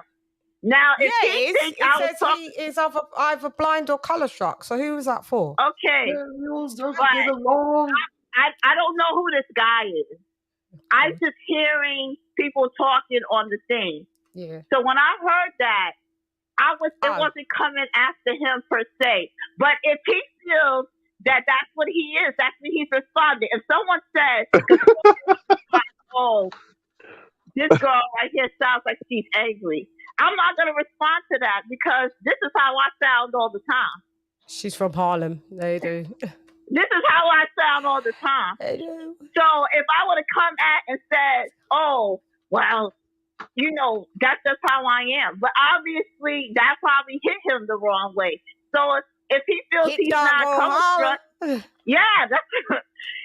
if he feels that doesn't, you know, that's not him, he shouldn't even have to respond. It was one. I was thinking, was it a stream of them? Yeah, just don't worry about it. Basically, you've rebutted. It doesn't matter. Who cares? Yeah, basic. Anyway, he's not basically. No, he sounds very. I don't really like feminine men like that. He's just too sensitive. And yeah. No. I'll talk to you later. You don't want me to respond to that one? It's like cool. Yeah, you can come off the phone. Nice, cool. Oh God, I'll let Because if I really want to start talk, but I don't disrespect women like that, so let me just keep quiet. Okay, so that comment was for you there. So I thought there was a slew of comments, but yes, obviously that was directed to you, and you are in your right to, you know, address it for real. You can address it. I'm not saying that's what I think it's because you're color struck or color. I'm more going with it's a pretty privilege that I think men are going with first and foremost. Maybe the colorism bit comes after, but first and foremost, do you think everybody would have kept the same energy if it was Clarissa Shields? Not everyone, no. I would have, but I can definitely think not a lot of other people would. But again, I don't even think that's to do with pretty privilege as such. I think that's just about character. Because I was putting in the chat that Clarissa is just not a nice person inherently. At least ALYCIA has a aura about her that makes you think that she's like friendly and approachable and nice. Even when she's doing a shit talking, it still feels a bit, it's less like aggressive like that. Whereas Clarissa just comes across as like very arrogant and nasty as a person. And she might not be that way, but that's how she comes across. People don't like her for that reason, so they might not give her the same grace. See, I get that, and Beat said that earlier on the show, and I get that, but I still have to say, listen, pretty privilege is in the building. Everyone's going lighter on Baumgardner because she's pretty. But we've got to distinct. Is it pretty privilege we're talking about, or you and Arlette, or light skin privilege? Because they don't necessarily. Not necessarily. I think there's two. For me, there's two. Maybe I get what Arlette's saying. I'm not solely putting it on because you don't have to like a specific color to find a girl attractive. So some men maybe just being attracted to her because of her shade. I'm not saying that. I've always brought up the point about women, the new crop of females in boxing months ago about pretty privilege. I've always said it, and I feel that there's pretty privilege happening at the minute. Let me be honest, yeah. I'm talking among black people. You see all that stuff there? I think it's more an issue between women. The black. I don't care. Yeah, That's what I believe. I think it's more because listen, I remember in the hood, right? Certain dark skinned girls beating up on the light skin chicks. The lighter ones. But we never beat up our light skin brethren. Yeah, I know. And I'm dark. I'm heavily melanin. Yeah. Right? We didn't do that. Yeah. So sometimes, I mean, I'm not trying to bring the girl thing. Yeah, that's true. That is women can be very spiteful with that, and with looks and thing. And you see, because beauty and let's say like hair, beauty, that is a woman thing predominantly. Let's be truthful on that, yeah. Mm-hmm. There's an industry out there pertaining to women's hair and beauty, especially black women in hair and beauty. And I have seen that be more of an issue with women more than men. So I'm not sure. I could be wrong. I don't think it's that much of an issue whether you're a dark-skinned pretty woman or a light-skinned pretty woman with men. I don't think it is. I don't know. On that scale, I know there's colorism just amongst us anyway. But what I'm saying is, I do believe that there's pretty privilege. There's pretty privilege everywhere you go. It's not just in boxing. It's if you look more attractive, more people will help you out. More people will open doors. Like literally, more doors will open for you if you look more aesthetically pleasing. We know this. This is what this acceptance is key. I'm just saying, me looking at it as a woman and in the sport of boxing, I don't care if you're ugly or if you're pretty, if you're stunning, if you're beautiful. If that geezer in the men's side, if he's stunning, if he's pretty, if he's average, I'm keeping the same energy is what I'm saying. Like, I think that when another woman critiques another woman, automatically you're deemed as, oh, you're being a hater. I already said it to you, Beats. Like, I'm like, sorry, I don't have to hate on ALYCIA BAUMGARDNER. I don't have a tree growing out of my face. I'm not arrogant, but, I'm all right. I do all right out here.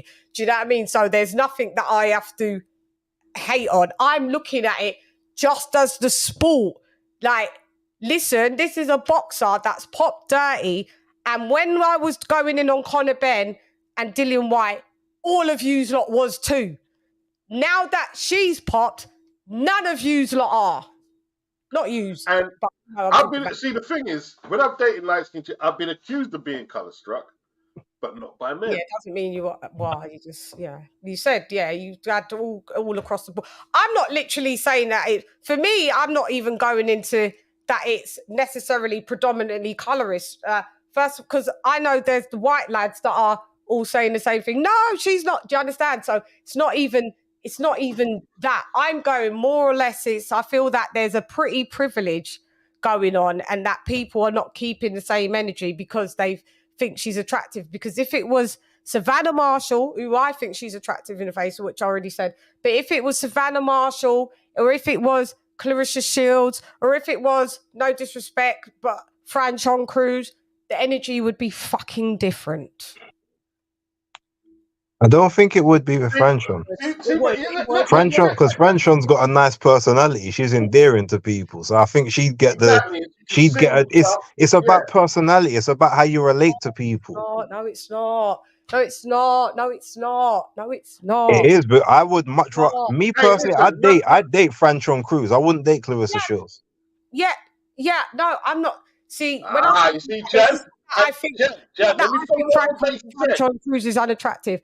I'm just saying, I know, like, if you have to be PG across the board, who's more deemed as attractive to more people, more men, would be the ALYCIA BAUMGARDNER. Not saying that people don't find...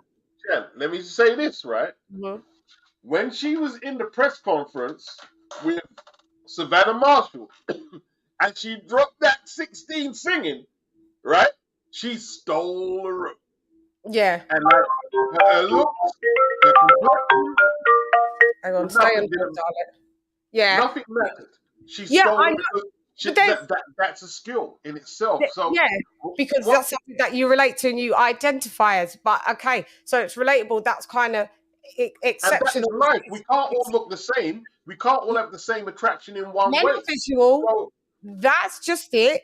You lot can twang it as much as you want to twang it because you're talking to a woman here. It's not going to work. You lot do more things. You're watching too much of that manosphere shit. That's what you're doing. You're watching enough of that manosphere shit. It's true.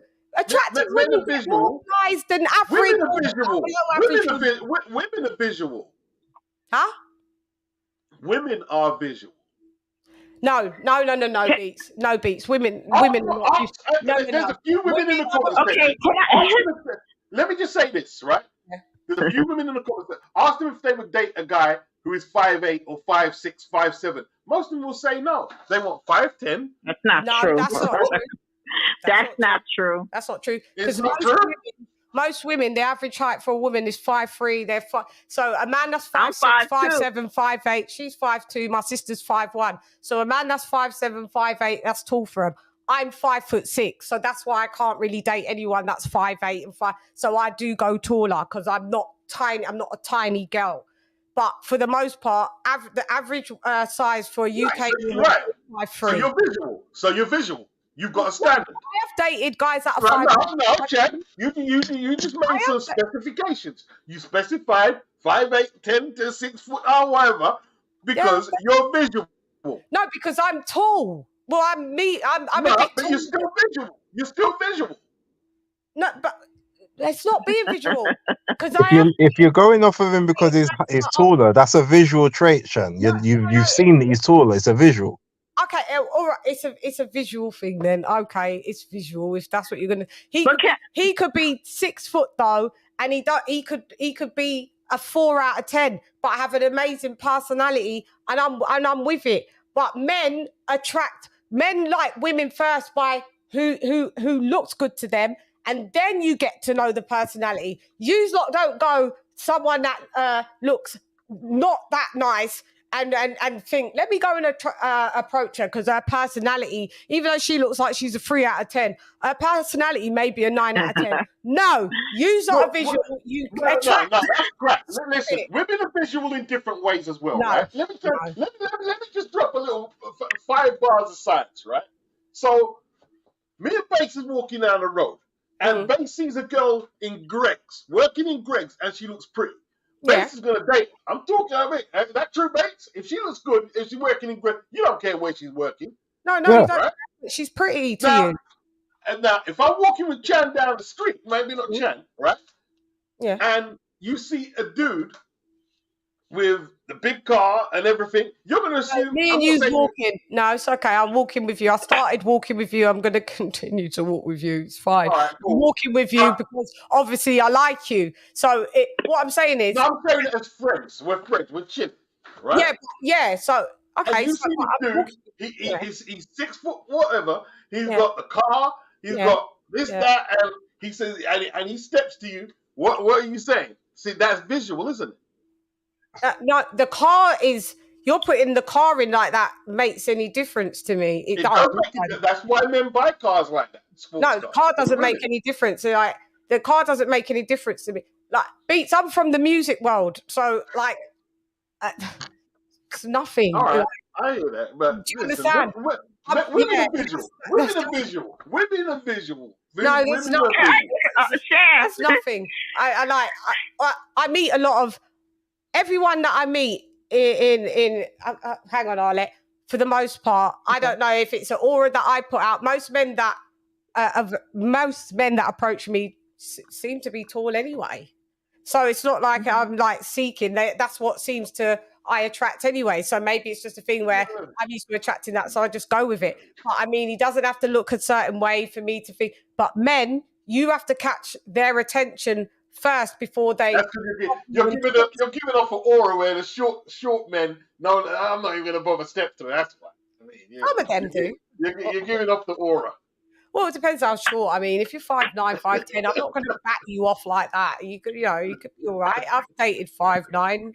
Yeah, it's not a problem. That's the average height. 5'10", 5'9" is the men's average height. I mean, I don't know. I just attract what I attract. But what I'm saying is, I'm not a visual person where I can like a guy walking down the street. He may be tall. I could be in Greg's. He's come up to me. I've talked to him. He's cool. I like his vibe.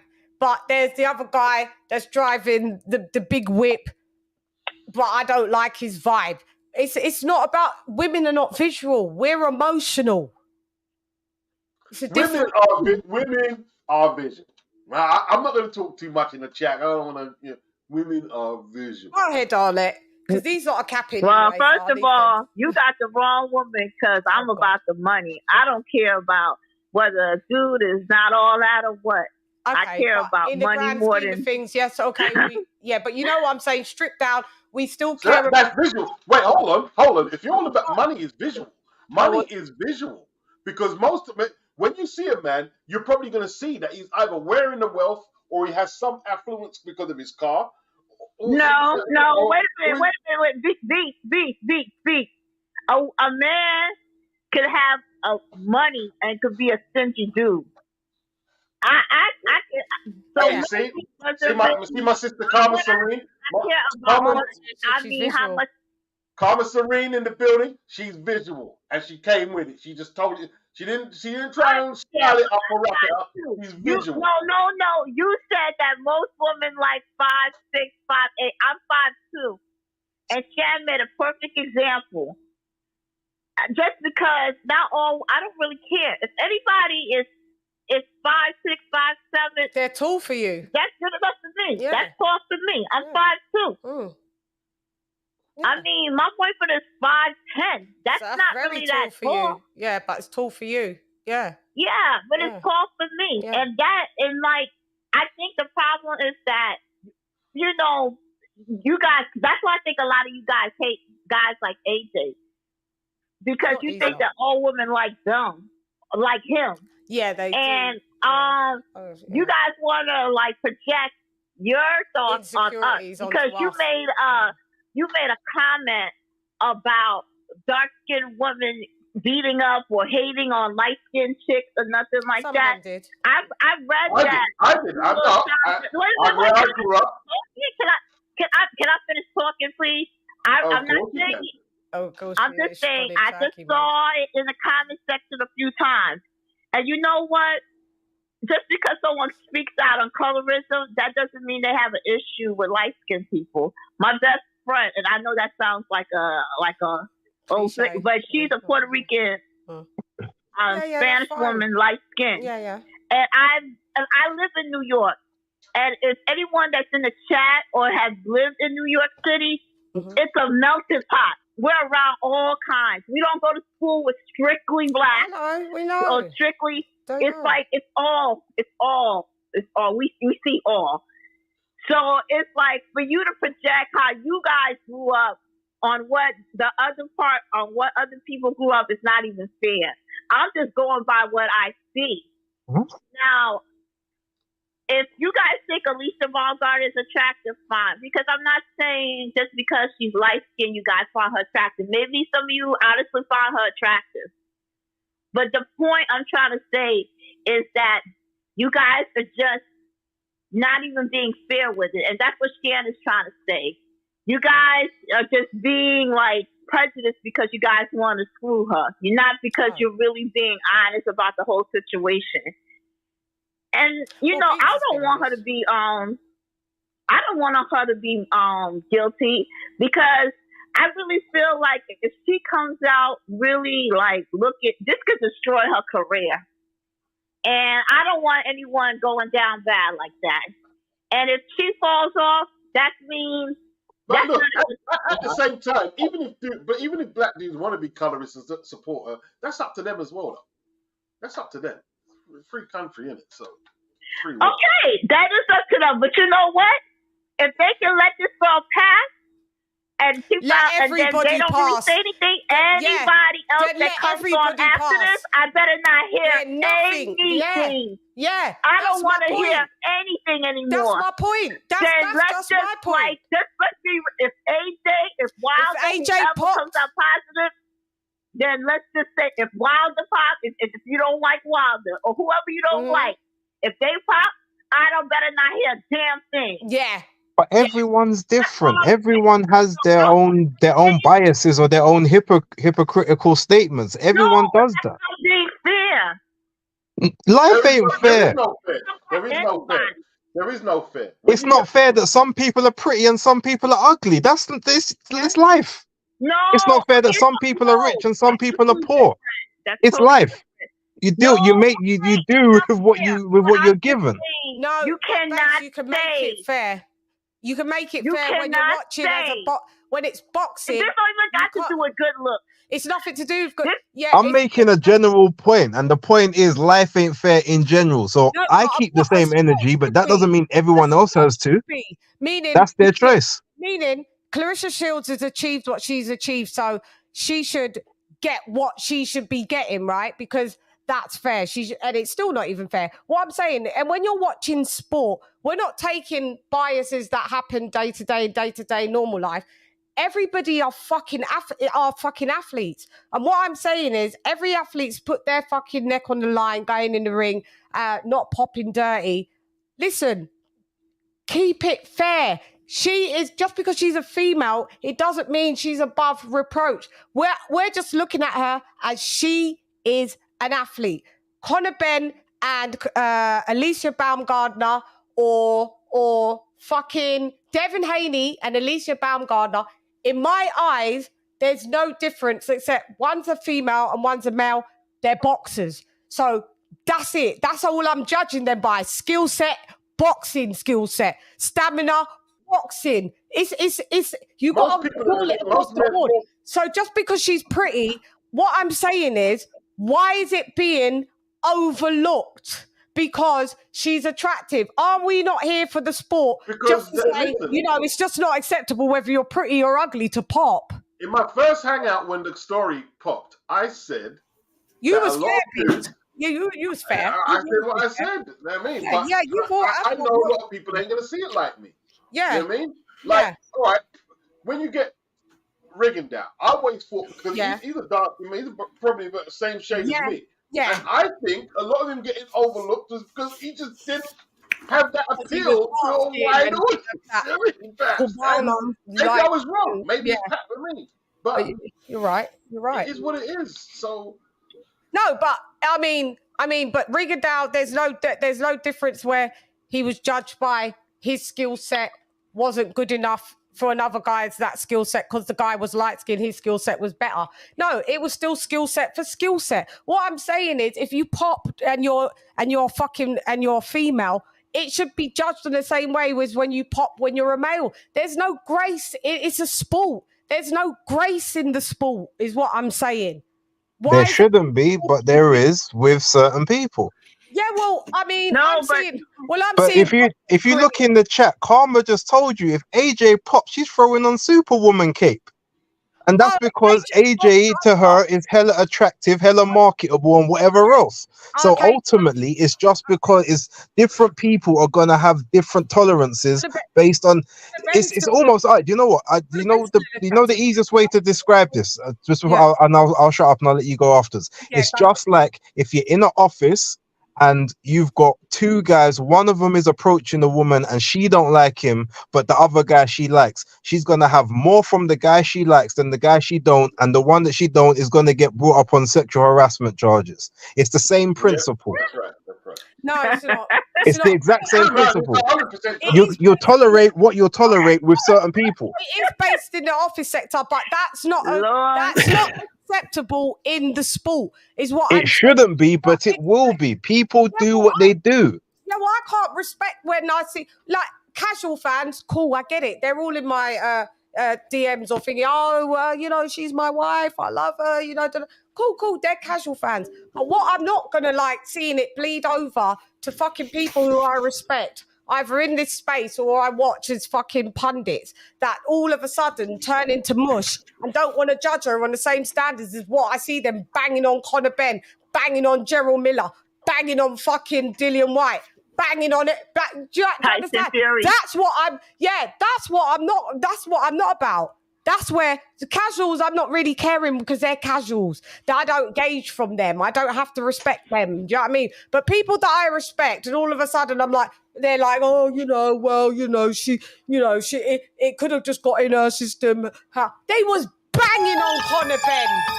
They was banging on Conor Ben.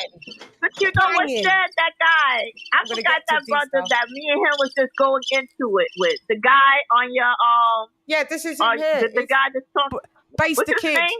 Base. Okay, Base the kid. Yeah, Base. Okay, he's saying something that life ain't fair and all of this stuff. Look, if they choose to support this sister afterwards, I have no problem. Yeah, the only thing I say, anyone that comes after this, those same people, don't say nothing. They better not have a damn thing to say about anybody else that pops up. I don't want to hear talks. That's butterscotch. Don't think like that. Then that's different. Those same people that's giving her a pass and don't care, fine. I don't care.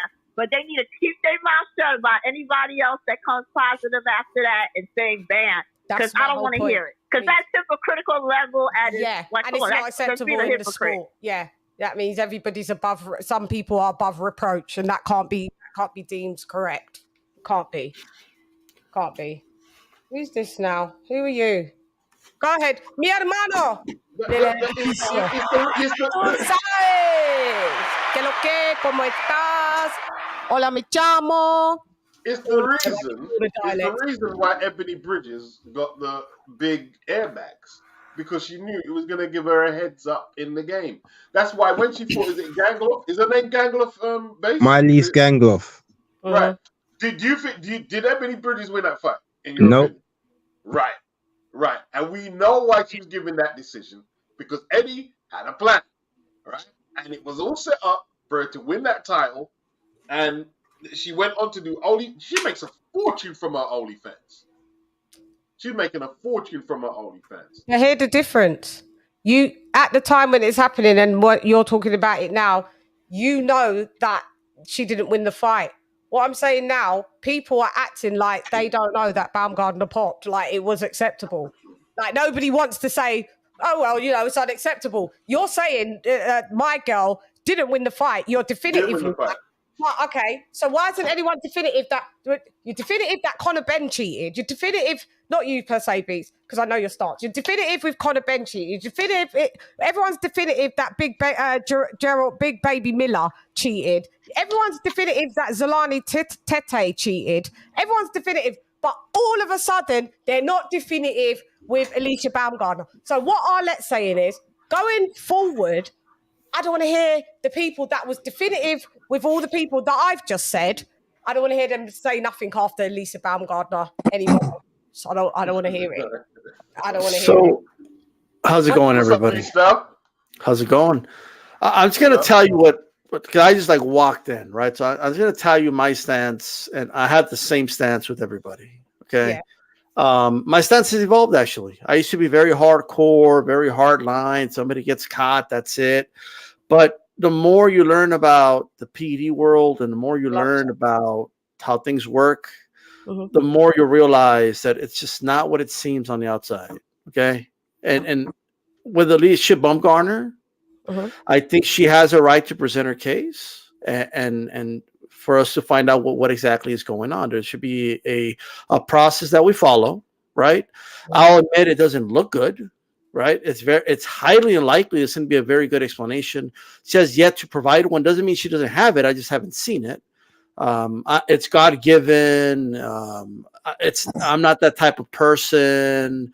I worked for everything I have. All that doesn't matter to me. But I think there's two, any side saying she's innocent, right? It's full of shit. By the way, they're full of shit because you don't know. But anyone saying she's guilty is also, in my opinion, in our system. So it's there. I just think at the moment everybody should be. They're not going to be, but everybody should be neutral. Just wait for the information to come out. That's just as simple as it gets to me, anyway. Right? Because there's people out there. They're saying, "Oh well, look, she has muscles. Look at the muscles and this and that." And that is such a crock of shit. I never believed in this side-by-side comparison stuff. Oh, well, you need to see it. Some of it is different in the facial shape. I get that, but that's ultimately not proof that she it's did just anything. A side effect. That could mean that she's made more money, so now she could afford better nutritionists, better training. It could mean that as well, right? So you all should look like men. I should look like a man. I've made lots of money. No, because not everyone's body is the same, and not everyone's optimum look is the same. Everyone's different. You start looking even better. I guess what I'm saying is your makeup gets better. Well, that's all I'm saying. Better. Your clothes get better. Your skin gets better because you go to a dermatologist and you get peels. Listen, nobody could tell me about what happens once you start making more money. That's a myth if you think where women start making more money. All I'm saying is, in general, she's a muscular girl in general is what I'm saying. I'm talking about her face. The face is become masculine. People are okay, but let me ask you this, LadyChann. Were you saying that? Did you have suspicions before the positive? Because you have more money. Are you not? Were you on record before this positive test that something's up with her face and that she's on something? No, I was on record. I was on record in the before and after when she popped. What I'm saying is, if here's my criticism. All right, with anyone who uses pictures. Yeah. Because it's always after they pop. It's never before they pop. She was on my show. She was moving, so I could see a difference. I just think no one pointed that out on the lead up to her fight. Nobody said, if there's a look that someone has, right? If there's a look that you have, and it's an obvious thing, I think people would have pointed it out before the positive test. She's going to pop dirty because look, that's the type of that's how you look. Because you could point it out, but she could say, "Oh, I bet you she popped." She may never ever pop. Doesn't mean that she never ever took the steroids. She just probably No, that's not what I'm saying though. Listen to what I'm saying. We saw the difference with Conor Ben. People noticed it after he popped, and everyone went, "Oh yeah," because when they saw him standing up with Felix Cash, I just don't buy the picture thing. Joe, everyone was like, "Yeah, that makes sense." That looks like the same with ALYCIA Baumgardner. Was Conor Ben always cut? Yes, he was. But when we saw him in the lead up to do the Eubank fight, that was a different level of cut. Has ALYCIA Baumgardner always been cut? Yes, she has. Okay, what is it about the face that you're convinced? Okay, D-Styles.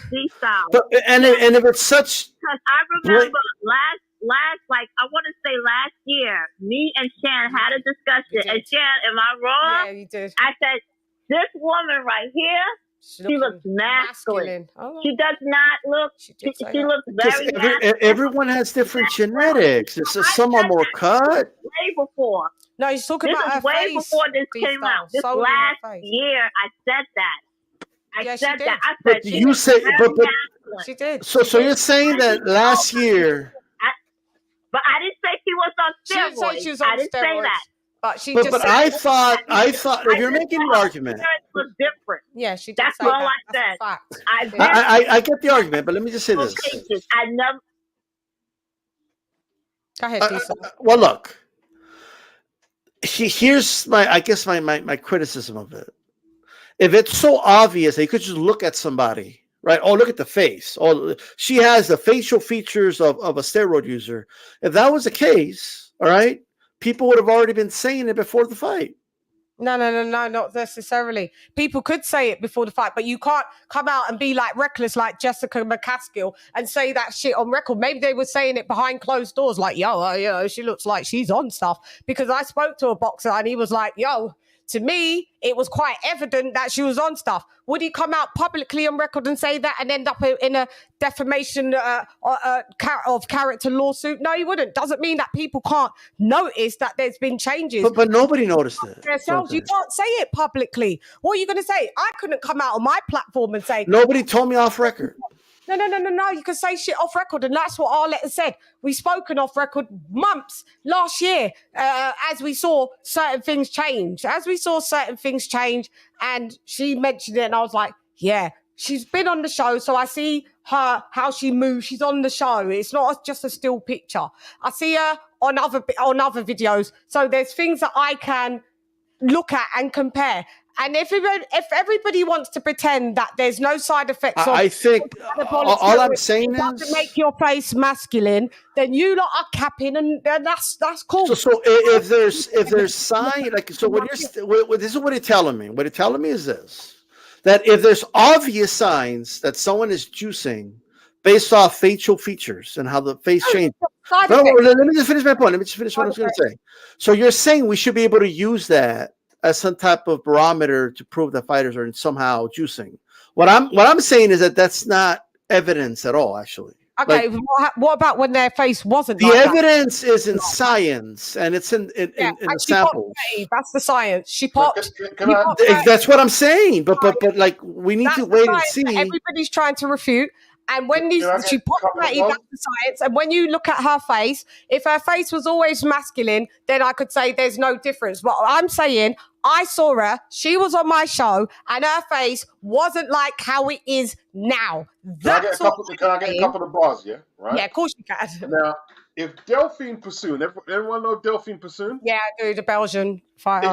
If she was to pop, right, all of a sudden everybody would say, I knew it because she's very aggressive. She even hits women after the bell and stuff, which isn't like the normal characterization of what you would attribute to a woman.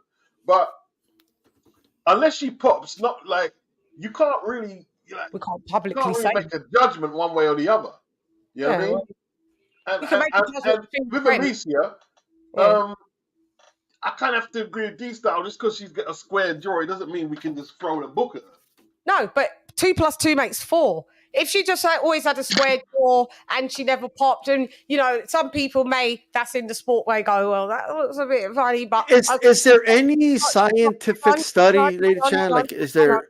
Hang on, and we've got no proof of it. Cool, but sometimes if you need to get to the number 4 and you need the equation solved, her face didn't look like that before. She's popped. People acting like we've just made up like she hasn't popped. For one, she's popped for 2 different steroids, so she's popped. So then I can now refer and compare to my notes, like when you go to uni or college, you've got your notes that you can brush up on. My notes are visual. She was on my show. So I can look at what the drug does, and it says changes in facial features, muscle tone, hair, acne, etc., etc. Yeah, and I can compare my notes, and I can see the difference. That's all I'm saying. So everybody wants to now say, oh, it's not a thing because her face has got more masculine. Doesn't mean she's popped. Doesn't mean she's on steroids. Unfortunately, it leads more that it is because she has popped, and those are the side effects. I told you the side effects when I was on steroids. Yeah, you did. What are the side effects? At the same time, Chan, right? Boxing training is very intensive. Like, it's not like regular training. Like, when Curtis Woodhouse was a professional footballer, he said he weighed around 13 or 12 stone. And, like, he's playing high level, you know, first division and whatnot. He said when he boxed, and to get to the optimum weight where he should be fighting, the amount of cardio he had to do, 9 stone, 10 stone. You know what I mean? Like, the training is intensive, and your muscles are going to come out more defined, more shredded. You know? Of course. Of course. And so this is what I'm saying. You don't think it's possibly just confirmation bias, LadyChann? No, not really. I did the same thing with Conor Ben. Is that confirmation bias, or did he pop? It could be. Or did he pop? Or is there any peer-reviewed scientific studies that prove that the face changes, and that's proof that you're on steroids? Did you ever grow up watching like bodybuilder tournaments? No. Oh, okay. I'm not a big fan of that, no. Oh, okay. I grew up watching that. My aunt was a bodybuilder. She's from Canada. Shouts out to my aunt. So I grew up in the fitness world as well. So when you watch the women bodybuilders, when you was watching it back in the day, they all, obviously, when you train a lot, your boobs can go smaller because you're building up the pectoral muscles. Cool. Any woman athlete, usually they have shrinkage in the thingy. Some disappear. When you look at the female bodybuilders, back in the day, you didn't know about steroids as a kid. So you're looking at these women and thinking, fuck, you know, they look like men. The only reason you knew they was a woman because they wore the fucking bikini with the little triangle that was just covering their nips because everything was cut to the shred to the gods. When you used to watch the wrestlers in WWF, it only comes out later that most of them, even Arnold Schwarzenegger, come out on record, they was injecting in their behind, and the fucking side effects is why they looked like men. Even their voice deepened. The women's. Go and research what women. You're talking about the East Germans in the 70s. I mean, that's a special case, man. Like, no. It's not. Well, Alicia's voice never changed. I didn't say just because you don't have one thing doesn't mean you don't have to have all of the side effects for it to be deemed viable. Right, so you can have one side of the argument then, yeah. What I'm saying is that there's a difference from when anabolic steroids. Like I spoke to someone yesterday, and they was like, in those days, 70s, 80s, and 90s, anabolic steroids were like they were rough. Like there was not too much of how to avoid how the side effects, like it says, liver damage. You know, the excess side effects that it would give you. Now, in this age, you can buy. This is what your money can buy, D-Style. You can buy a much better anabolic, and you can have better dosages that will make, like women do nip and tucks, they do subtle plastic surgery, so you don't notice that there's been a big difference. It's subtle. The dosages is subtle. We're in 2023, so you don't have to be put in 100 milligrams. Let's just see if this one works. Like, it's all done now. All right. So you're qualifying it, right? By the jaw. Yeah. All right, but you're making your statements based on how she looks. So my statement's based on that she popped first and foremost. That's fair enough.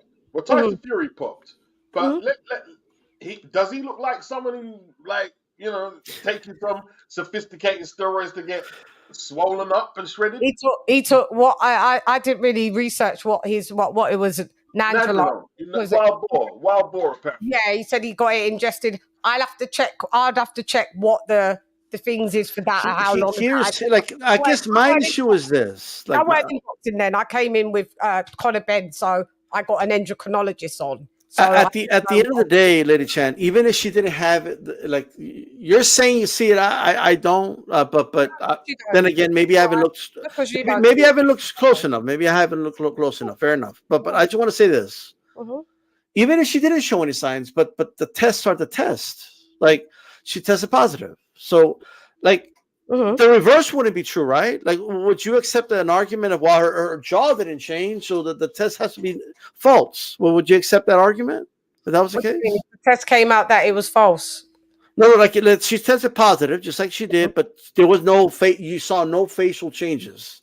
Yeah, you would accept it. Okay, fine. So at the end of the day, we're going to go by the science. Popped, but I would still say she's popped. But just because I've researched the drug that she's popped for and the side effects that it shows, and she exemplifies a couple of those side effects, that's the reason why it just solidifies.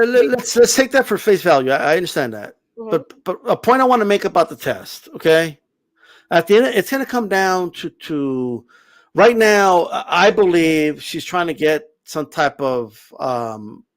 She's trying to find a loophole. She's trying to find something. Like they're already starting rumors about that there was an issue with the collection. Victor Conte is out here insinuating that Matchroom has a hold of the sample, which is impossible, right? Like that's not going to happen. Okay. We have people calling drug-free sport a Ricky Dink, a reporter said it was a Ricky Dink, testing agency. Yet they do testing for the NFL, the MLB, NBA, the PGA Tour, NBA, MLB at all levels. I mean, it doesn't sound Ricky Dink to me. Plus, they caught an athlete with something Nevada hasn't caught someone with for a while, something anabolic or EPO or HGH. Nevada never catches. If you do, they never catch people with those things. The things that really, like the reason we wanted Olympic style testing to begin with, they never catch anybody with those things, right? So look, at the very beginning, I said it doesn't look good for her. It just doesn't. I'm just gonna stay a little, I'm going to stay reserved before I hit it with the hammer. Before you say your opinion on it, you want to... Because what if it comes out that it was a false positive or something? Okay. And then you're talking about a jaw. Okay, well... But you know what, Conor Ben came out with a 270-page dossier. No, it's not a good point. Conor Ben came out of a 270-page dossier, and he hired scientists. They came on the other day to talk sport and gave their little analysis. Listen, I don't care. You could have had a 4,000-page dossier. I don't believe you. You need more people. It was in your system, and that's it. That's it. It was in your system. Unless you got a test that says the test was wrong and these are actually the bloods and the urine, my bad. There's actually nothing in your blood and urine. Okay, I will get it. But Chan, you haven't quite listened to D-Style's point. Yeah, he says if it comes back, he said if it's come back as a false positive, but you've said because her jaw's changed, that's indication that she's on something. But if it comes back that actually it was a false one, well then you've just spoken about her jaw. That's what he's asking you. Okay. Oh, if it comes back that the urine was cleared. Then if it was a false positive, but you've used her jaw as a way to incriminate her. That's what he said. No, because this is what you lot can't do. You can't twang me because No, but that's what he just said. No. Listen, what I said was, and you just made me my point just left the building. No, okay. My point was this: you lot keep running to. There's an alphabet. It goes to A to Z. You lot have gone to Z and trying to not act like I haven't said B, C, D, and E, F, G. She popped, first and foremost. Okay, you're saying we don't know if it's positive or negative, whatever. Okay, she popped. So I'm going from there. I've never come out on record before her popping, even though my friend has had this conversation with me that her face looks a little bit that it's changed. I wouldn't be that irresponsible to come out on record and say, this girl ain't pop, but guess what? Her face is masculine, so it looks like she takes steroids. I can watch in the cut, and if she pops, then 2 + 2 makes 4. I don't care what none of yous lot say. I agree that it's unlikely. Yeah. To me, I don't understand why this is a massive debate when it wasn't a fucking massive debate with Conor Ben. You lot banged on him. When it was Dillian White, you lot banged on him. And now everybody, we need to... Shouts out to you guys, because I know I'm not wrong. I know this ain't clearing. I know there's no way logistically that to explain why you've got 2 anabolics in your system. Because if we're going to give her grace, I'm going to go and bang and be Big Gerald Miller's fucking best friend. You lot better be his best friend as well. No, that's a bit of an extreme case. How much 2 anabolics below him? He's injecting shit in why his is arm, the energy the same? Gerald Miller is an extreme case. No, it's not. And how much substance did he got for it's not an extreme case. It's a case. It's a case. I guess what I'm trying to say, Lady Chann.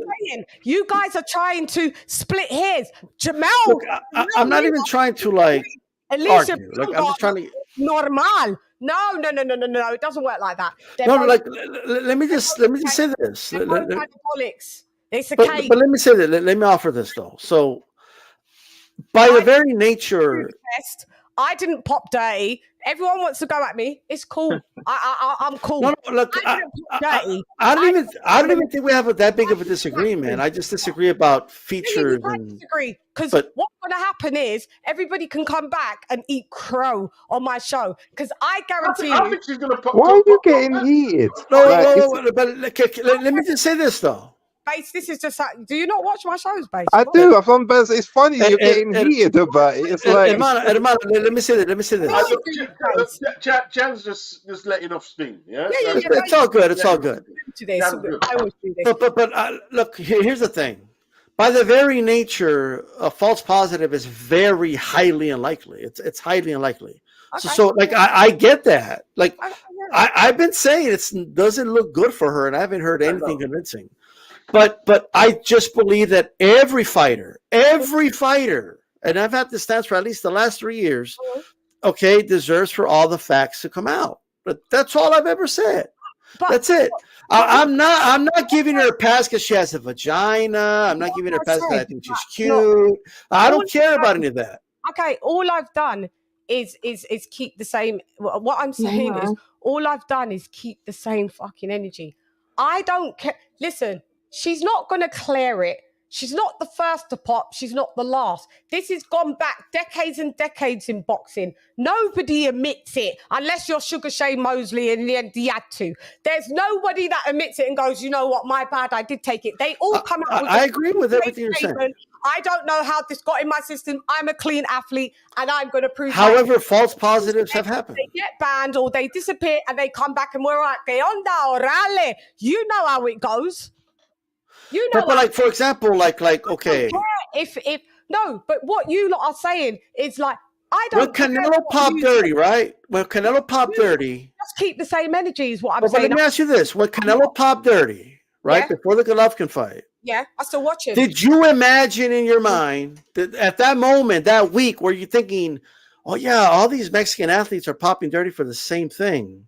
No. And there was some contaminated meat in Mexico. Yeah, and he ate he ate some food in Mexico, and that's the argument anyway, right? And he provided the receipts to the restaurant he ate at. Did you imagine all that, like when that came out? What do you mean? No, because I'm not Mexican and I'm not in Mexico, so I didn't know that. No, okay. What I'm saying is, I didn't imagine it either, and I'm Mexican. Well, what I'm saying is let's wait and see what the explanation is. You wait and see what the explanation is. I'm waiting to see what you're acting like. I'm just keeping the same. And Canelo popped. He had a plausible case, whether I believe it or not. This is what I said to Beats. At least you could say you ingested it. There's a plausible reason why that was in your body. Because can I say this? That plausible reason came out weeks later. It wasn't the week of. Yeah, but what I said... Strict liability, though, Chan. Strict liability. Strict liability. And what I'm saying is, it's strict liability across the board. Whether he ate the fucking meat or not, he had enough money to fucking... Listen, I think Alicia's going to be... I think her B sample's going to come back positive. I do too. Canelo popped. It's the same energy. I'm not... You're acting like I'm saying if a fighter pops, I need them to be banned and out the sport. That's not my stance. You're creating a stance for me. I get strict liability, but intention matters, right? No, my stance is, and what this show is called, Are we keeping the motherfucking same energy? I didn't come up. I am. No reason. I've been on panels. I've seen other content creators shit. I've seen when they've come on my panels. I've seen when they've been in my chat. One second. Keeping the same energy. 1 second. Explain this. All right. What the difference between intention and strict liability then, D-Star? Because there's a lot of gray area there. Well, look, we all understand that every athlete, okay, especially, look, every athlete is responsible for what they put in their body, okay? Yes. Like, I'm not debating that, right? Especially when you're talking about supplements, right? So well, I went to GNC and I took whatever. I didn't know that was on the ban list. Well, they give you a list for it. Right? What's the problem with what I'm saying? Tell me so I can clarify. No. I want to answer the question first. Mm-hmm. So what I'm saying when it comes to intention is the following, right? Did the fighter or athlete, whatever, do it on purpose, or was it a mistake? No one's saying that they shouldn't be punished anyway if it was a mistake as well, right? But it should matter. Just like manslaughter and murder are two different things. They're both bad, right? But there's levels to it, right? So if you, in the case of Canelo, if you believe the story, right? It's up to anybody to believe. He was at a restaurant and he ordered a steak and he ate it. What is he supposed to do? You get the steak tested or something? Is he supposed to get a scientist there to cut it up and take it to a lab? Bring it back? Okay, the steak is good, champ. Okay, so what I'm saying is, although he's still responsible for putting it in his body regardless, right? Regardless of that, okay? And they did trace back to that restaurant. They traced that they did have that drug on it. But what I'm saying is that is different, right? Mm-hmm. If you believe that, isn't it different to he took some legitimate shit. He bought it from somebody, okay, from a chemist or something, and took the stuff intentionally. Isn't there two different levels? One's nefarious, the other one's accidental. Yeah, but you guys are just assuming that that's the part that I know. I'm just dealing with the facts. I don't know if she took it on purpose or if it was spiked her. That's fair. Put it. All I know is it was in Conor Benn's system. That's where I'm going. The bit before that, I don't know if you took it on purpose or I don't know if it was on accident. All I'm dealing with, we're going here, she's popped, and that's where we're moving. We're going here, Canelo, you popped, you ate the meat, cool. Some people are going to believe it, some people ain't. At least you could get back to the rest of the area, though. We're tracing anabolic steroids. That's where we're tracing back to, then. With the Canelo case, right? Yeah. You had the guy who fought Salido, who came up with the meat thing. Yeah. What's his name again? Who? The guy who fought Pacquiao 3 times. Manuel Marquez. No. Other guy. Tim Bradley? No, Mexican. You're talking about Morales. Morales, yeah. Okay, yeah. Well, he had a diuretic, yeah. Oh, he had a diuretic. Okay, but there was a few. I actually broke that story, but yeah. Who basically had the same diagnosis as Canelo. It was Nandrolone. There was a few. Or at least Clenbuterol. They said contaminated. Clenbuterol is what I don't remember what Morales had, to be honest with you. Yeah, Clenbuterol was. But there was a few boxers who used the contaminated. Who said contaminated meat? Yeah, Martinez. You have Martinez, the 115 pounder. But like, I guess and I think I believe Neri. I'm not sure. I don't remember if Neri had a diuretic or that, but I believe Neri as well. But also the Mexican soccer team. There was players on there that got caught with that, right? So it either means one or two things. Either it was a drug of choice over in Mexico, right, or there was a contamination, right? Yeah, I get it. Right. They did whatever people. I'm not here to debate people because at the end of the day, none of us really know, right? So at the end of the day, Canelo missed out on the fight, and he had to wait a couple of months to fight Golovkin again. Like, it is what it is. What I'm saying is this: I agree with you that she's gonna pop, like the B samples. It's the same sample, and I'm still gonna watch her even when it comes back. But if for whatever reason an explanation comes out, right? Better than, this is God-given or just a flat denial. But if an explanation comes out and, you know what, this is what happened. I'll report it. That's what I'll do. Right, and if you believe it and it's proven to not be nefarious, do you not agree that the punishment should not be as harsh? Well, boy, Tete got 4 years, so she probably won't get. If they deem it to be not intentional, like you're saying, she won't get 4 years. But not my job. See, if you go to Russia when Meldonium was legal, then like Rosada or whatever, they all have plausible explanations for why their boxers have certain dosages. And them from the Olympics, though. It's a difficult one, man. It's a difficult one because like Huey Fury and Tyson will swear blind they didn't cheat. You know what I mean? Yeah. Frank Warren tell you they didn't cheat. They didn't digest the thing. Yeah. Wild ball. Yeah. Yeah. Go ahead. Sorry, you're breaking up, Beats. If it's strict liability versus intention, it's a difficult one. Two different things. Difficult one. But this is the point that I'm trying to make, and I was trying to make to base. I'm not here to try and see if you did it on purpose or if it was an accident. I'm just dealing with you popped, and this is what I'm talking about. I think I know what's going to happen. Yeah, but it can't work like just blanket. Let me just say why quickly, right? Because I haven't read the Zylani Tete. I'm going to look it up. But I'm going to see, if we're talking about strict liability intention, it's an important discussion because the only reason he could have got 4 years is if they thought you intentionally. Yeah, they can. Your body through what you took to win that fight. You didn't care what happened to Jason Cunningham, and that's the only reason he would have got 4 years. Mm-hmm. I think what she could do, I don't know how much this would help her or not, but if she knows she was not really taking this, or if she knows she only cycled through it, it could be either or. She could offer a hair follicle test, right? That goes quite a few. Yeah, that goes more far back than blood or urine. Yeah, they're not admissible though through the commissions though. She'll have to pay for it herself. Yeah, but it's not admissible through the commissions though, is it? No, it's not. But it could help her PR wise. Yeah, you know what I mean. Yeah, and it could help her through like a sanctioning body like that. It kind of worked for Canelo, to be honest. And it kind of worked for Conor Ben. He come up with his dossier, got his own scientists. But this is the way I see it. Like this is the way I see it. So it's kind of like, I don't know how they do it in the UK, but here in the stateside we have jury duty, right? Mm-hmm. And they send it through the mail, or they used to. I think they still do, but I get it through like my electronically now. Yeah, it's the same. I did it. I knew about it. I received it in the mail, and I didn't go.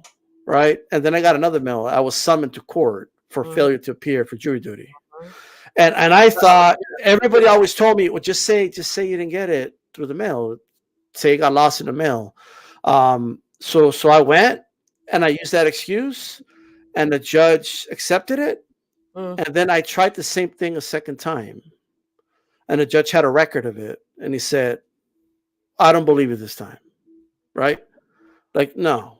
Yeah. So it's the same thing with this. Like there has to be, if they could provide a plausible explanation, right? Even if you don't know it's true or not, if it's plausible, then the first time around, you give them a little more of a pass than you would the second time around. That's why I think like the Baby Miller is kind of out there because he's been popped a lot of times. No, he's been popped. I agree. It's an extreme case. Twice, right? How many times has he been popped? Yeah, but he had a pharmacy both times. I think it was more than 4 times. Once in kickboxing. Then there was 4 substances in the AJ thing. Then there was 3 substances when he came back with Top Rank before he had his comeback fight. Substances in ALYCIA BAUMGARDNER. Go ahead, continue. He's still failing tests for all the stuff he ingested in 2019. There's 2 substances. Like in a woman to have 2 anabolic steroids, it's mad. So if everybody wants to kind of normalize it, so stop saying with Mela it was Dubois. And look, I have a very controversial take. It's the same thing. I don't care if it's 4, 1, 8, 9. It's 2 substances. Look, I know Shane Mosley's names that are not supposed to be there, right? That's why we're talking about this. I actually have a very controversial take. I know I'm in the minority in this, but like, because I'm seeing Shane Mosley's Well, look, Shane Mosley's name keeps popping up, and it's true. He came up in the whole Balco. He never got popped. Okay, he got discovered. I guess he got popped through paperwork of Balco. That's how he got caught. But look, I'm not naive. I know that there's PED use in boxing and all sports. I know that. However, when people say things like all boxers are on it, they're all on it, I just don't think that's true. I used to believe that, but I don't believe that anymore. Okay. I don't. If that was true, there would be more than just Shane Mosley, okay, in the Balco case. There would have been more than just Shane Mosley in the boxing world, right? And when USADA was doing testing, Hauser put out a story. They're not catching enough fighters, so they're obviously doing the testing wrong, right? And that's how the rise of USADA started. And USADA's not catching anybody with EPO or HGH. They're not. And the reality is that they're catching more people, but they're just changing the protocol. That's all they're doing, right? Valdez was caught for something that quite like a stimulant that and out of competition, that if it was done by WADA doesn't even care if you take that out of competition. Like, I do if it's an anabolic. Yeah, but this was an anabolic, right? But they use it to say, see, we catch more people, right? It's like this obsession with we need to catch everybody to prove that everyone's on it. Take it, I don't care. I'm here to report it, and that's it. I report it. I just think I'm still going to watch you. I'm still going to support you. Yeah. All I want to say is this. Take it. Last week, just last week.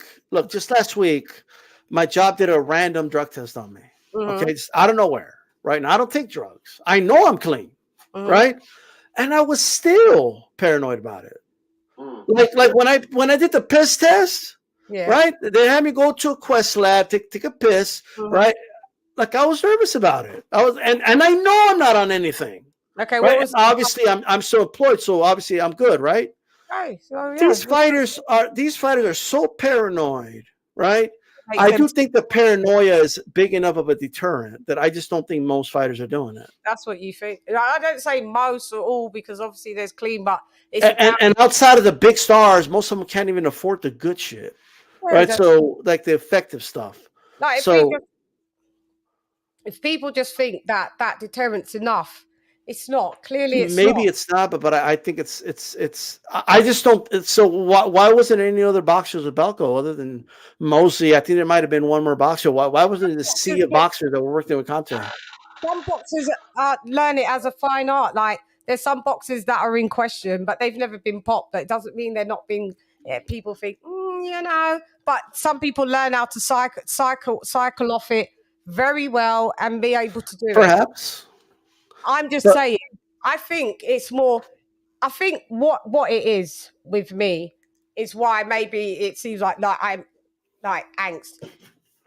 There's different levels of cheating. You cheat, or you pop. For instance, Billy Joe Saunders popped for a nasal spray. You weren't supposed to be on that. You popped nonetheless. So the repercussions happened. I'm not here. I'm not the judge, the jury, or the executioner. You popped. But do I look at that different from someone that's got anabolic steroids in them? Yeah, I do. Yeah, I do. It's a different level. It's like Oscar Valdez, he popped. He still was allowed to fight XYZ. His one was a cutting agent, more diuretic, a tea. You can see it's ingested by that way. There's a difference between something that just makes you shit because it speeds up your whole system than something that's an anabolic steroid. That's why is it different? See, now you're creating your own standards. Because no, because anabolics are deemed as one of the most kind of the filthiest ways of kind of cheating. It's it can give you roid rage, which you can't control. That can hit you at any time, any place, anywhere. You can, it gives you that retard strength. Already in boxing, you don't really need people punching holes through people. And if you take diuretics, and I'm not, and you cut the weight a lot easier, and I come in the ring all haggard, and you're fresh and strong because you're using diuretics, you still got the same strength advantage or fitness or endurance advantage. No, yeah, it's not really gonna enhance your performance, but across the board, it's still bad. Of course, it's gonna. Wait. If you can make the weight limit, if you can make the weight without depleting, right, your reserves, while I'm depleting mine, it's not going to make a difference to your performance. Yeah. Depleted, but it doesn't. It's not going to give you anabolics. It gives you raw strength. It gives you fucking incredible Hulk strength. It gives you that, and not depleting. I guess like you raw strength as well compared to what I like. There's PEDs. Steroids to drinking a tea that makes you shit, and that you'll come in and strip the weight. Okay, it's looked at so different in the world of fitness and sports. I guess it could depend. Like, it's cheating to get a result. Yeah, and anabolics. Okay, so why didn't she just drink a tea then? No, I guess like it depends though. Let me just say what this. You're saying now, what you're saying, you'd have more respect for her if she took a tea and started like just shitting. You can't decide the stat. It's cheating, Chad. Okay, yeah, okay. So here's I have a little bit of a nuanced take on that. So it can work both ways, right? Because if you become like a stimulant, if you become dependent on the stimulant to give you energy to burn the fat or whatever, right? But like that's why water doesn't care if you take it off, like stimulants, not diuretics, but stimulants, right? Yeah. Not all of them, but most of them. Yeah. The reason they don't care if you take it out of competition is because they provide no benefit, or they believe it provides no benefit in the actual fight itself or in the competition. It doesn't really. Yeah. And the reason they're saying that because you become dependent on that, right? So if you're dependent on that to give you energy to burn, right, whatever, to give you enough energy to burn the fat or the weight, then you're going to be dependent on it. And if you can't use it on fight night, you can actually be lethargic. You could actually be flat. You could feel flat. I think that's why Valdez had a horrible performance against Contamination. Yeah. Like, he looked horrible in that fight. Yeah. In my opinion. And the difference between amphetamine. But here's the but. Like, anabolic stacks. I firmly believe I was there for Andy Lee. I was like third row Andy Lee versus here in El Paso against Chavez Jr. I was there. Chavez Jr. looked like a tank. He looked so much bigger than little Andy Lee. Andy Lee looked like a twig next to Chavez Jr. And he was lighting him up. And I know the size difference was the reason he couldn't move him, right? Because I could hear those shots Andy Lee was landing on him. And then when he finally landed clean on Andy Lee, like that punch was so heavy, it took him out. What did he pop for? He didn't pop for anything. But the fight was in Texas and he took off. He took off like Manny Stewart was furious. Yeah, he just took off. Like he left. Yeah. Like, you know, like Alves left the building, like Chavez Jr. had left the building. You know, he was gone. Right? Yeah. And like there's no doubt in my mind that motherfucker was on diuretics and he ballooned into I don't know how much, but he was huge for that fight. So he rehydrated the thingy thing. Okay, well, diuretics. He was probably 200 pounds, to be honest. Okay, because so if you get to the scale and you're not depleted, your rehydration is increased. You can increase your rehydration tenfold because you don't have to replace so much nutrients. You've got like trying to distinguish that steroids and that's wrong right there. Because it's all science. It's all science. If you don't have to take the diuretics, it's just as dangerous as taking anabolics. What I'm saying is, let me just make this clear. Whatever's on the banned list, you shouldn't be taken. Let's make that clear. But what I'm saying, when your fighter is popped, what they're popped with then is what they are going to be punished with. The punishment is going to be very much different from if you pop with a diuretic, than if you pop with an anabolic. So can I offer this though? Can I offer this? So what about the guys that don't even bother making a weight? Like when Shakur didn't even bother, like he didn't, he missed weight, right? I think that's just as bad as taking a diuretic, because the purpose of taking a diuretic is to cut the weight, right? So that way you can make the weight and you can balloon back up. But if you don't make the weight, right? And then you fight anyway. That's just as bad, in my opinion. Okay, but you still tested negative, so you know. No, I'm just saying, like you're seeking an advantage. Yeah, I know, but what I'm saying is the rules are the rules. Whatever's on the banned list, you don't take, is what I'm saying. And there is different punishments for different types of drugs. But let's look at it though. Let's look at it. Anabolics is looked at, it is deemed as the worst that you can take, and amphetamines or things that will make you shit is still banned, but your punishment will be usually, not always, usually lesser than an anabolic steroid, especially 2. Well, I still think, this is my personal opinion, I think EPO is probably the most lethal of all, and it's the most advanced, in my opinion. Yeah. The same with ACH. That's why Joshua cancelled the Dillian White fight straight away. Yeah, because of that. Because apparently that, I think, the stuff what Dillian took is close to what EPO, blood dose. Yeah. Man. And so you should. But people need to do in-depth research. And like a dude on EPO will not get tired in the fight. Yeah. But people on bases with the producers. People on anabolics. Oh, sorry, you did chat. People on anabolics. There was a problem. Thanks, Base.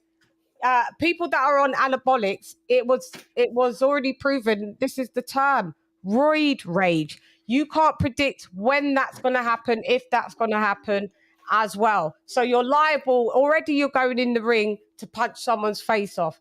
If you go in under the influence of anabolic steroids, which gives you unnatural strength and testosterone, which you can't merely manage or you can't gauge, and you decide to murder someone and you pop dirty and that fighter dies, you're getting done for manslaughter. It's looked at totally different. EPOs and anabolic steroids is looked at totally different as diuretics. But are they all banned? Yes, they are. But your punishment is different. If I get caught with weed, my punishment's different than if I get caught with coke. It's the same. They're both banned, but it's 2 levels of punishment is what I'm saying. Anabolics is the worst. Hey, the funny thing about Chavez Jr., just real quick, like in boxing. I say funny, but it's not funny. But when they left the building, right? They left the Sun Bowl. Like the Sun Bowl is just like, it's like a 5-minute drive from the border, right? So they literally just drove to Juarez, Mexico. It was just like a quick escape route. And they were out. They were out. Yeah. They were in another country. Yeah. And at least still in the locker room. You know what I mean? Yeah.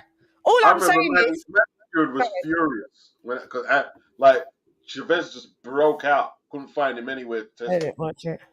But you know, see, you have to differentiate boxing from other sports. Yeah, like you could have a case that anabolics, rage, but if you're cutting weight, all right. Listen, one of the most important things weight class divisions is getting to that scale healthy.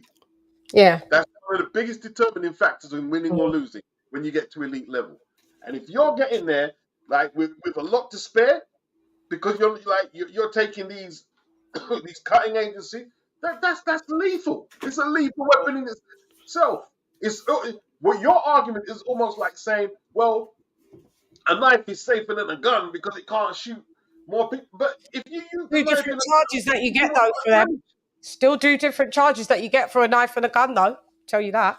Yeah, it's still death though. It's still dangerous, but like I said, there's still 2 different charges. But like we're talking about punishments that you get having a knife than having a gun. There's 2 different punishments. Yeah, but you get life in prison for murder, then the gun charge and knife charge kind of irrelevant, right? No. It depends if it's obviously I'm talking about possession. Forget the murder. Oh, gotcha. Okay. Well, I mean, you guys live in a maybe more sensible country. So here in the States, it's illegal in some states to own a switchblade, right? You'll do jail time, but you could own like a AK-47. Yeah, but you can have like whatever your 15s or whatever your rifles are. It's the Second Amendment in America. Yeah. But that's what I'm saying. There's all different types of murder. Murder 1, murder 2, murder 3. Like, but it's murder. But it's murder across the board, is what I'm saying, Beats. But there's still different punishments for them. Well, what I will say this, I more banned, but anabolics there's different levels of the punishments. I think here's what I'll say, and this is where I agree with Beats. So and I'm going to tell you diuretics are a big contribution as to why we have weight bullies in boxing. Yeah. Okay.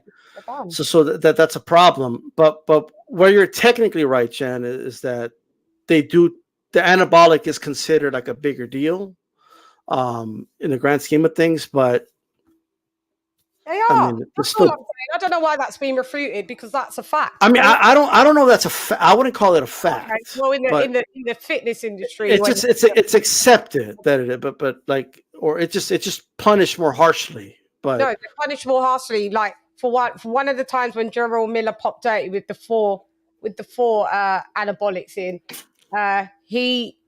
once they realized what anabolics they were. Yeah, but he's a heavyweight, so yeah. Once he popped dirty and it came up with the 4 anabolics, the reason why he got the 2-year ban was because a couple of them, he tried to lie, obviously, and say, oh, a couple of them anabolics, they know if it's only by intravenous. Intravenous doesn't mean that you have to be up with a drip. It just means you can inject in your ass. Yeah, so like if we're talking heavyweights, I honestly don't care if a heavyweight takes diuretic, right? Yeah, but that's why his ban. So this is what I'm saying. That's why his ban was hefty, because they're like, no, this drug is only administered this way. So because it's only administered this way, it was intentional. I'll say this. This is what I'll say. You know what I'm saying? And in boxing, like why he was banned that way. No, I get that, but what I want to say is this: in boxing, okay, there's never really been a case where somebody was knowingly on anabolics and killed somebody that I know of. I've never heard of that case. I'm not saying it hasn't happened, obviously, right? Because we don't know. Maybe they didn't test positive. But here's my but: there has been cases of fighters getting killed because one guy was a weight bully and was a little too heavy for them, right? So where I agree with Beats is when it comes to diuretics, you're more likely to be a weight bully in that ring, right? Yeah. And we do have cases where fighters have been killed, right? Yeah. Because one guy was way too heavy for the other guy, right? Right. So, and in the lower weight classes, those 10, 20 pounds is a big deal, makes right? A difference. Yeah, it does. So like I think that's why we've got to be careful with diuretics, because the scale is a real thing. It's part of the fight. You know what I mean? I'm being very direct and as factual as I can be. I've said it like a million times. Whatever's on the ban list, you shouldn't take. You made a difference between anabolics and diuretics. You made a no. You drew a line in the sand. You drew a line in the sand. No. I didn't draw a line in the sand. Like didn't Gotti kill someone because he's a lot bigger than him? Let me finish. I didn't draw a line in the sand. I was quite specific. I said, if you've taken anything that's on the ban list, you shouldn't have. But what I'm saying is the punishment is different dependent on what you are popped with. And have you got any examples? In the industry, I don't know, maybe you guys don't know, anabolic steroids is looked at as very harsh when you pop for them, because there was they've evolved now that a lot of them, like you said, you can take orally. Back in the day, most of them were intravenous. So it's looked at as, like what D-Star was saying, there's intent. So that's why that drug is looked at the worst, because most of the time how it's administered, you have to be cognizant of it being administered. Now, the lines have blurred a bit because a lot of these drugs have evolved and become from intravenous and also oral. But nonetheless, anabolic steroids across the board is deemed as the worst thing that you can pop for. That set of groups is the worst thing that you can pop for. Well, what I will say, WADA does ban it in and out of competition when it comes to anabolics, for sure. Say that again. Sorry. Anabolics are banned in both in and out of competition to WADA. They don't care if you took it 3 months before the fight. They don't care. In the UFC, they have a testing pool, and even if you don't have a fight scheduled, you get caught with an anabolic, like, I mean, you get a suspension. Yeah. So why do you think that? But here's, I think one thing though is this, like, what people don't even realize about EPO and what's crazy about White getting, White was, that was what, a couple of weeks before the fight, right? Oh, Dillian White. It was a week. The actual test, like not the. Oh well, it come out. No, the result came out like a week before, but I think it was from like a month or before that, right? Yeah. And the thing with EPO, you take it about a month and a half, month before the fight, right? That's when you do the doping, okay? Right. And then you get the benefit of it closer to the fight, okay? Right? Which it does make sense that he got EPO. If they caught, because they wouldn't have caught it before the fight. Okay, so this is what I'm saying. Everybody, see, you've reeled that off, and that's acceptable. You said he's popped, and the lead up when you've researched how its run of play is. I'm basing it off science. I'm basing it off how EPO works. So am I. So am I. She popped. No, but lady, no, I can't let you get away with that one. No, she popped. There is no. Oh, the jaw changes. If we looked at shelf lives, half lives, quarter lives, full lives, we looked at the whole life. Yeah, we looked at it. So when is it like? So you've said this for Dillian White, and I've accepted it. Oh, okay, cool. That's what's happened. I get it. I got you. We've accepted it. I did say if that's in fact what he took. I did say that. But it would make. But they've told you whatever the drug is. You've looked at what the drug does and how it functions in its life, and you've put 2 and 2, and you've made 4. That makes sense. He took it about a month, and he popped a month later. That's what you're doing, but because it's logical. That's different than look at a draw. It's different because you want it to be different, and that's you doing confirmation bias, not me. I'm keeping the same motherfucking energy. Y'all are not. Y'all must have forgot that I popped. I just don't think it's the same thing. It's a false equivalency. No, it's not false equivalency. No, it's not. It's false equivalency to you. For me, it's quite A, B, and C. She popped. This is the side effects. They're possible side effects of it. And this is the shelf life, the half life, and whatever. That's it. We're going from there. Dillian White pops. This is the thing that he popped for. It worked. You take it. This is all I said. All I said that if you're going to catch EPO, it's going to be about a month before the fight. Okay, so that makes sense. It's logical. I can research that and see that you're right. Same way I can research what I said. But I never said it was EPO. Okay, well, Beat said. It could be something else. I don't know. Face the kids said what it was. Yeah, it was an EPO. Or Beat said it. It was a blood. Yeah, it was a blood doping thing, wasn't it? Blood doping, yeah. I'm not that familiar with all the terminology. Yeah. So you know what you're talking about. You said it. You said this is the run of play for it, the D style. I've accepted what you said. Okay, that makes sense. That seems logical. He took it and then he popped it later. I never said Alicia didn't pop dirty though. I'm not. My one illogical. My one's Lieutenant Data. Nobody gets what's happening round here. That all I'm saying is. She popped with 2 steroids, anabolic steroids. So there was some pictures out of Floyd Mayweather. His 6-pack was more defined at welterweight, and they're saying that's that. And then they were saying, "Oh, look, it looks like there was needle marks on his abs." They said that. Is that proof? Just because he had better abs? No, that's not proof. Unless he popped. It's a side by side, right? I mean, but did he pop?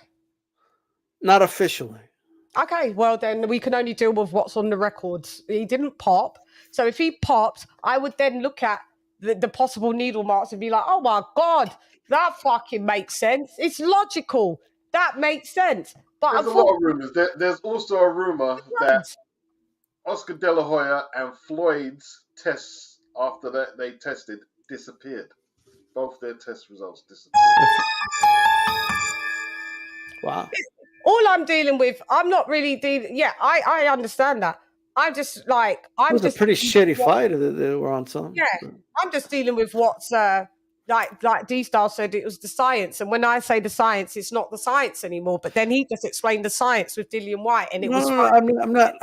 It was just an observation. Two different sciences, but for me, science is just science. It's facts, stats, and data. That's what science is. It's not feeling, thoughts, or I'm emotions. I'm not denying the fact that she tested positive for not one but two anabolics. I'm not denying that.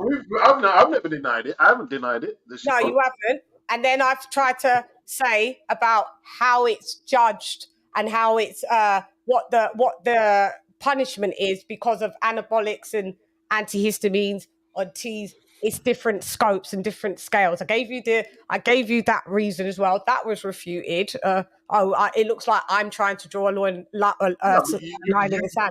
No, either way. The line in the sand. I'm reporting it. I didn't make the rules. I'm just telling you what they do. So you're saying, because other people are saying it's the arms. Oh, look, and her shoulders. She looks more ripped. Like she does look more. Whatever. She looks more ripped. She looks more ripped. What you lot are acting like I'm saying boycott her. Like Dylan, why does it look any different to me? I watched Canelo. He popped. Yeah. And there was people saying, "Oh, he has the back of a silverback gorilla. He must have been on something." Yeah. So people say things. Why is it different now? Why is it different with ALYCIA Baumgardner? Because I've always said, well, that's kind of ridiculous. Like in my opinion, it's my opinion. I think that before and after picture comparison, and I'll tell you why I feel this way about it. Okay. Because I've known athletes and boxers that have been accused because dudes were looking at pictures. Right? He's on something. Look, he looks different here. She looks different there. Right?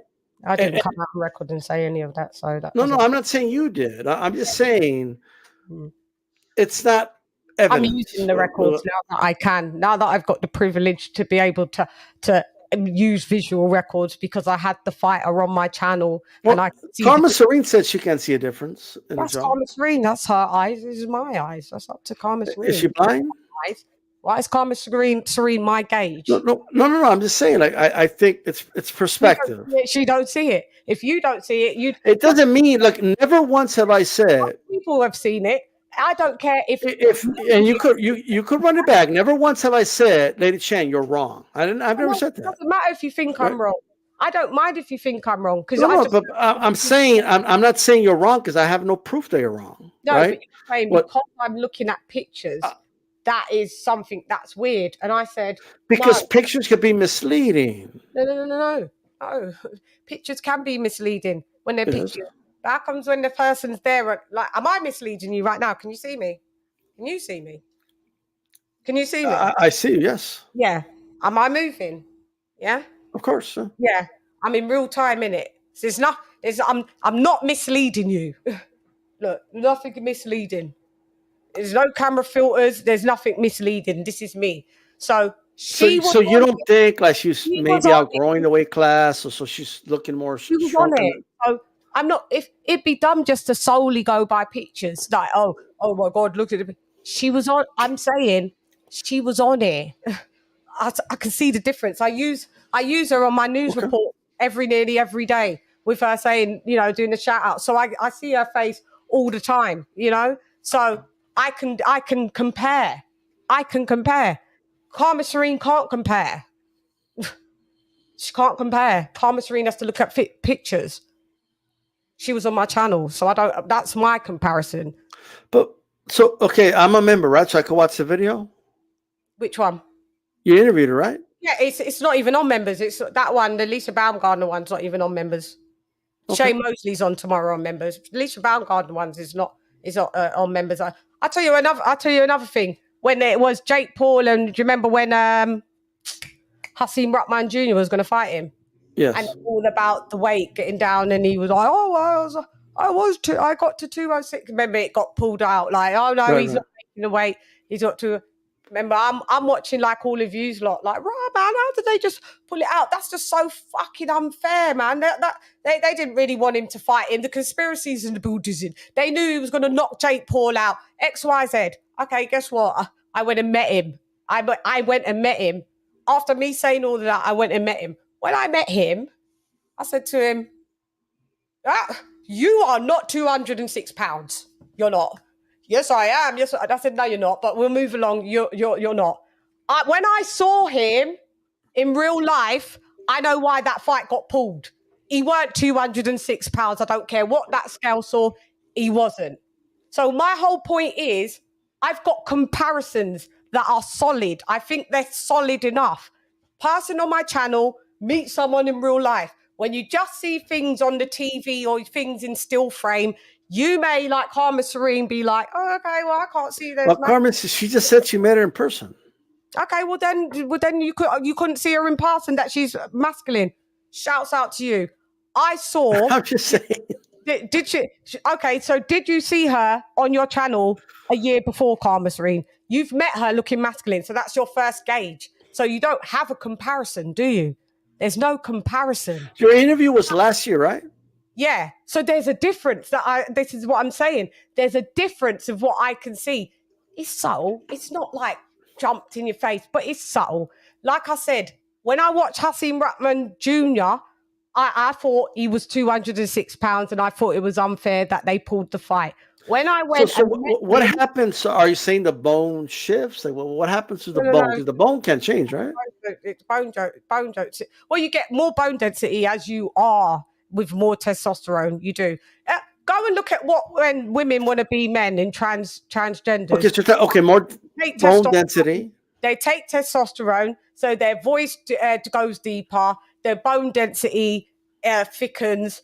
Obviously, the boobs and muscles start to be more prevalent.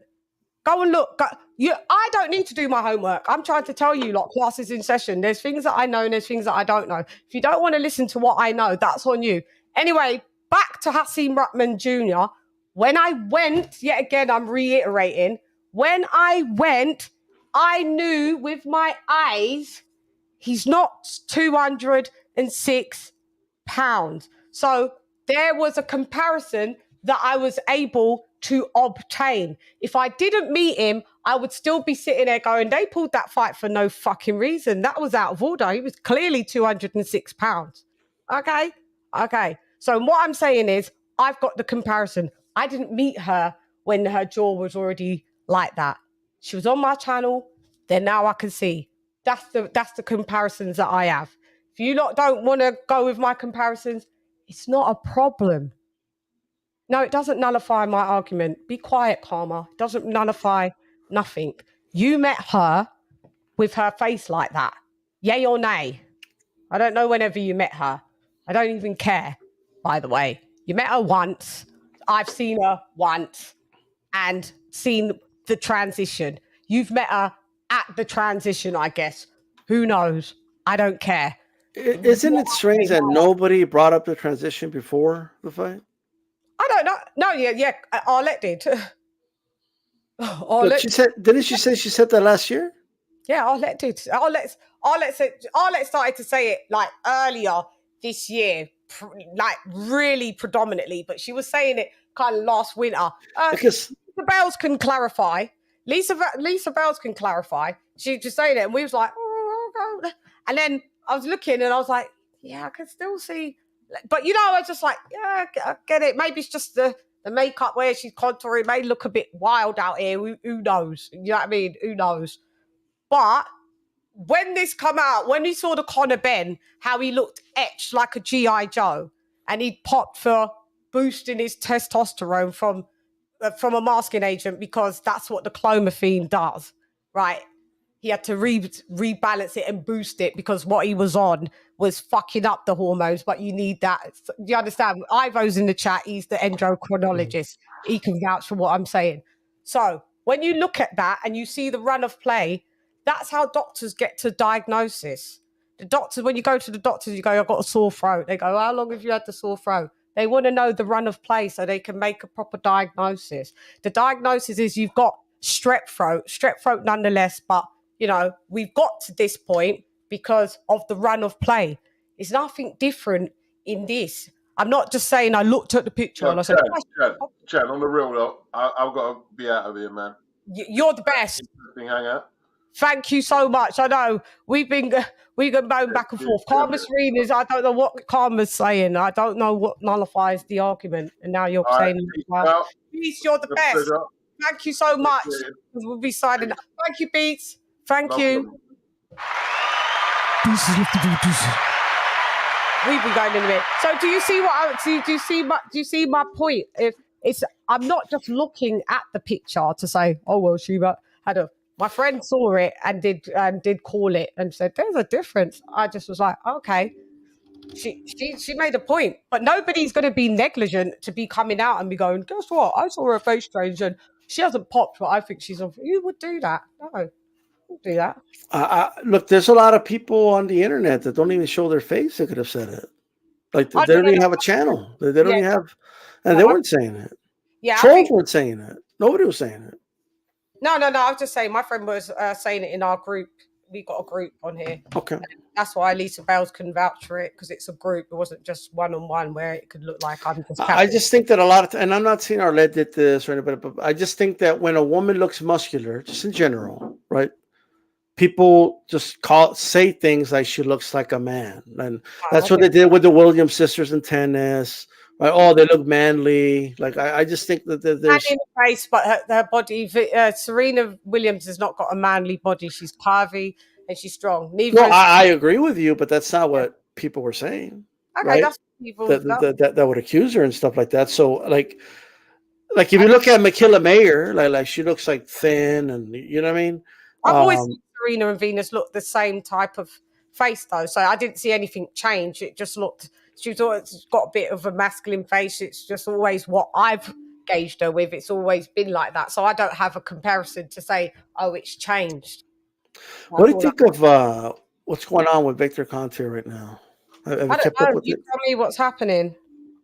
What's happening? He's really been on Twitter.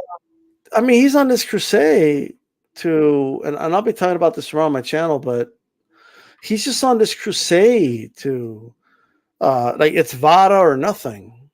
And he's trying to discredit a drug-free sport. And he's trying to discredit WADA. He's trying to discredit everybody that's not involved with VADA, right? And I put two and two together, and it's like all fighters that are on snack are VADA tested, all of them, right? So I have reason to believe that the reason he keeps pushing promoters and he keeps pushing people to do VADA is because he wants to sell supplements. Is what I think. He's trying to sell his snack supplements, which are not illegal. They're all legal supplements, but it's what he's trying to do. And in the process of doing it, he's saying very nefarious things. He insinuated to me on Twitter that Matchroom has a hold of the samples. Yeah, I heard about that. And I'm like, how? What do you mean Matchroom has the samples? It's like a stupid conspiracy theory that's been out here, right? It makes like no logical sense. Like they collect the samples, they take it to the lab. The lab never gives Matchroom the samples ever. They give them the results. Yeah. That's what they give them. Yeah. Anybody here, when you go to a doctor, okay, and he takes you to do some lab work, the doctor doesn't get, like, they don't bring it to your doctor. No, they give the results. Yeah, it stays in the lab. They do the result. They give the results to the doctor, and he reads off the results to you, right? Can I just talk about Ivo? Ivo, who's the endocrinologist? I have to agree with Shan a bit. Physical changes aren't always indicative of steroids. But Ivo, I don't know how long you've been here, but I said that's not the only, like, you could have one side effect. You don't have to have all of them. I'm never going to say that even if you are on steroids, you're definitely going to show it facially. That's not what I said. I said, when I looked at the side effects and looked at her face and what the drug was, she fits some of the side effects. That's all. I'm sure there's boxers that have been on steroids and haven't exemplified, like D-Star said, any of those types of features. That's what I'm saying. Yeah. So I hope that clarifies, because I didn't say always. Just hope that clarifies. Back to Victor Conte. Yeah. So what do you think it's like a agenda? Are you saying? In my opinion, yes. Against Eddie. This is a guy that he was the one with the whole Balco thing. You know what I mean? Like when all those baseball players and athletes and track stars and a lot of them got stripped of gold medals, and MLB, like Barry Bonds isn't in the Hall of Fame despite should be in Hall of Fame, but nonetheless, right? He got popped, so that's why he's not in it. Yeah. Like Shane Mosley was in the Balco case, and that's how they found out that he was using a clear. Okay, and he used it in the DeLoya fight, the rematch, or no, the first fight, I believe it was. But and believed that he took EPO, which is crazy, right? Yeah. Which like no wonder he had all that energy chain, you know what I mean? But nonetheless, this guy, nobody will work with him. Nobody will touch this guy. No sport will work with this guy. He went everywhere. And the one sport that welcomed him with open arms for some reason is boxing. Coming from, where was he? Baseball, wasn't he? No, he was in all sports. He worked with track stars. He worked with NBA players. He was with the Seattle Supersonics for a while. He's been around. You know what I mean? Obviously, Balco worked with athletes. You know, with athletes. He served, I believe, 4 months in prison after he got caught. It was USADA that caught him, right? USADA busted him, right? And then now he's going around telling people that USADA ain't good. That they don't know what they're doing. Them, obviously, because do you think snack's something to be? Because people question snack as well. Look, the snack products are not illegal. No, they aren't. They aren't. They're not. It's not about the product being illegal, but what it is he's always going to be a businessman about selling supplements, right? So now, since he got busted on one side doing it illegally, right? He now wants to jump on the legal side and have a business that way. What better way? Like, if you think about it, no other sport wanted him. Boxing, particularly VADA, took him in. Almost like a spokesman, right, for VADA. Yeah. If you go to the VADA website, and shout out to Joe Habib, he pointed this out to me. When you go to their About page, it says there, we will counsel and direct you. I'm paraphrasing. Yeah. To legal supplements and legal things you could take and therapeutic use exemptions, right? Yeah, you can. You couldn't get a pass for therapeutic. Yeah, that's correct. What do you think they're referring them to? Like if a boxer's like, oh man, I don't want to pop dirty. What are some legal stuff I could take? Snack, right? Like all the snack fighters do VADA testing, all of them. Yeah. And Victor Conte has sponsored VADA testing for some snack fighters. Yeah. That's all I'm saying. And there's really, that alone isn't a problem. Yeah. The problem is when he starts, and I'm no fan of Eddie Hearn or anything like that. Yeah. But when he starts saying things like, we need to do an investigation on Eddie Hearn. Something nefarious happened with this testing. What do you mean? They caught her. Like, what was nefarious? Why would Eddie Hearn get ALYCIA BAUMGARDNER to test positive? That makes no sense. Dirty up his shit. And the testing that the drug-free sport is voluntary. Yeah.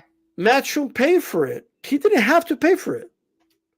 Like it was extra testing that they did voluntarily.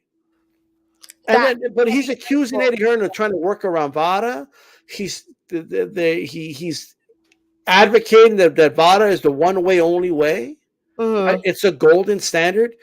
Based on what? I saw Ryan O'Hara tweet out the other day, drug-free sport is cheaper than VADA. And VADA, like drug-free sport, uses a collection agency. And they all of them go get tested at the same lab, at the water lab, all of them. Yeah. So it's not the VADA and drug-free sport and what they don't catch anybody. The lab catches them. It's the lab. That's what catches people. Yeah, it's not the commission. Yeah, but it's not the people that run VADA. Like this whole idea, like VADA, we do it better. What do you do better? Yeah, you test at the same fucking labs. It's the same people doing the test, right? Yeah. There's only one huge difference between drug-free sport, VADA, between those two, and USADA or WADA, right? There's one huge difference. All the agencies underwater, they control the sampling. Sorry, mi hermano. Lo siento. Sure. Sorry. Ivo. Right. I'm going to deal with Ivo because you're in the chat. So I'll just read this comment because let me just go back to the comments because let's just go back to the comments. So interesting day. Let's go back to Ivo's comments. Okay. So I'm going to have to disagree with Shan a bit. Physical changes aren't always indicative of steroids.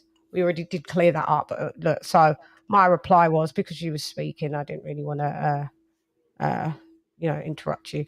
So he says, I know what you're saying, but I've seen people on steroids that never experience a single trait, i.e., pimples, rounded features, etc. Okay, so because you ain't seen it, it doesn't exist. But okay, we're going on. So, but even though I already said that, so that's why I said to Ivo, I already said that I'm gonna get Ivo. I'm building up. Let me build up. This is the run of play. So then you said, because you must have not. Oh, okay, forgive me. I'm all over the place today. No worries. So because you missed a lot of the show, and I explained to Beats about me being on steroids and me taking certain medications and how it changed my facial features. Yeah, you might have missed that part of the show, Ivo. Okay, so I said there's medication I take. I read the side effects, and I have none of the side effects. Okay, all right. Right, Jedi, my guy.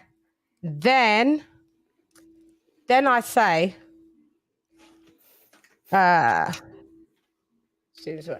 then there's medication I've taken, and there's a whole list with the sheet, the form comes. There's a list of side effects, and it sections gives you different sections.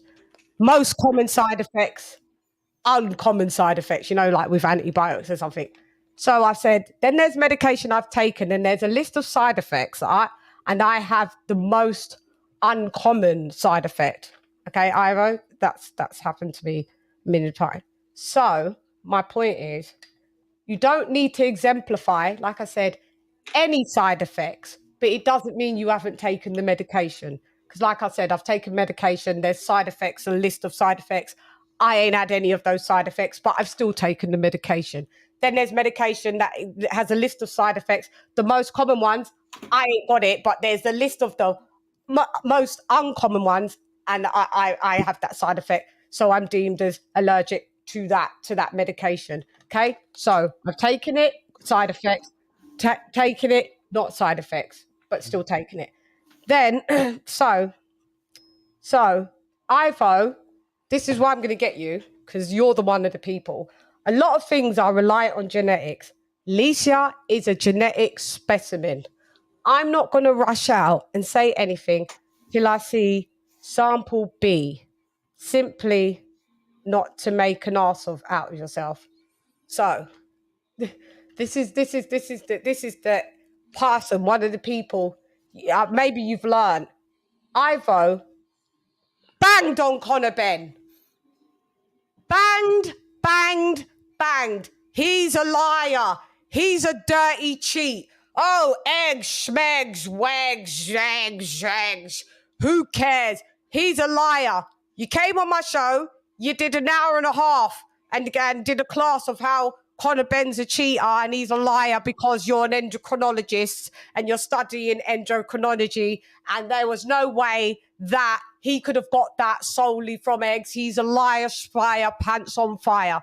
Now that it's ALYCIA Baumgardner, you're talking about everything you just said to me here. When it was Conor Ben, you said nothing of it. Nada. You didn't say nothing of it. So these are the people that you have to call out when they're doing Captain Saver sister out here. You're one of the people that don't keep the same motherfucking energy. I guess. No, it's not basically if I disagree with you, you're wrong. Yet again, Karma Serene, I've just explained why I'm saying that to Ivo. Ivo wasn't wrong in what he said. Ivo said he's seen people that don't exemplify. LadyChann. Hang on, please. 1 second, and I'll let you cook. I will, mi hermano. He's seen people that have taken the steroids and hasn't exemplified anything, Karma. Exactly what I said. Just because you take them, it doesn't mean you exemplify any of the side effects. That's what I said. He missed that part of the show when I said that. But I don't know, Harma, if you didn't miss that part of the show. So you want to stay in the chat. Harma, would you like to come on? Yeah. I just want to ask you this. So yeah, so you remember that. So it's not about me being wrong, because this is what Ivo missed. So this is what I said. So he said, yeah, okay, I must have missed. So I said, and you must have missed, Karma, about me being on steroids, about taking certain medications, no, Karma, we're going to address you that you said, because I don't agree. I do agree with Ivo. So why don't you be quiet? You either just chat on the chat, because I'm not going to even go to you, because you're not even credible out here. You could leave the building because you're getting on my nerves. You've got a lot of chat. When it's needed to chat, we can't see you. Would you like to come on the panel, Karma? I doubt it. So I said he's right. But what I said was, if you take medications, you don't always have to exemplify the side effects. There's medications that you take and you could exemplify, you could have 1 out of the 10 side effects, you could have all 10. That's part and parcel. That's what I said, Karma. So be quiet. And then I said that Ivo has said something totally different when it was Conor Ben, because he's on record and he's been on my program, on my show, more than you. Okay? So be quiet, Karma. You don't know what you're talking about. Chill out. All right. Do you remember China and WWE? Yeah. China. Yeah, she died. Heart attack. Yeah. Remember her jaw? She had like a very masculine jaw. Yeah, I do remember her jaw. What happened? And she had like surgery or something. And was she on steroids? She was. Oh, okay. Nobody found her attractive. So. She was very masculine. She was. Yeah. She was very. A lot of men still find ALYCIA very attractive. Yeah, that's not the debate. No, but you don't think a lot of men would have noticed that? Like, she's trying to look manly now. Like, I think we can't say that men are being like they're like, hey, she's got a vagina and they think she's cute, so they're giving her a pass, right? Some are. But if that's the case, you don't think a lot of those men would have noticed that she's looking manly now? I don't know. Maybe they have. I spoke to a boxer off record a couple of days ago. He said he'd seen her through the last couple of years, and he saw like a change, and he thought, wow, she's really ripped, and he knows what the kind of like what it looks like to do. So he saw some kind of things, but he wouldn't come out obviously on record and say it. But off the record, he did say, yeah, I'm not surprised. He said, I'm not surprised, really. He said, it's not a surprise to me that she popped. There's just some things that I could see that looked like, with people that I've been around and even thought myself that were on steroids. So I get it. I got it. I'm just calling out the inconsistencies. Ivo was one of them people that he called Conor Ben. He called Donna. She called Conor Ben he called Conor Ben every dirty. Oh, he's this and that. My point is, if you don't, I don't care if you take fucking the thingies. I'm just reporting it and saying what it is. There's people now that wasn't giving Conor Ben the same grace as now with ALYCIA Baumgardner. That's why the show's called that. Are we keeping the same energy? Are we keeping the same? That's what Are we keeping the same energy? Look, I can't speak for anybody else, but what I could say is this. Like by next week or in the next few weeks, yeah, I believe for those that don't know, the B sample is the same sample as the A sample. It's the same. They peed on the same cup, right? Yeah. They peed on the same cup. and then they poured it on 2 different tubes. That's what it is. Or blood. One syringe, 2 different, like, you know what I mean? 2 different tubes. It's the same. It's not 2 different tests, right? Yeah. Yeah. So it's highly unlikely that there's going to be something different in the B sample. But and if it does, shouts out. I just report it and go, rah, shouts out. The B sample was tainted in the Buddhism. It's the same thing. I didn't do a report and say, well, you know, she's pop dirty. Everybody boycott her. And when you got people, that's why you just had to get timed out and removed for a little bit, you girl, because you're annoying. Because you got too much mouth. You got too much no, mouth. Let's not do that. And you don't want to have the mouth when you get to come on the panel. You got fucking mouth in the chat. It's all right. It's all right. We'll do that because I'm saying that.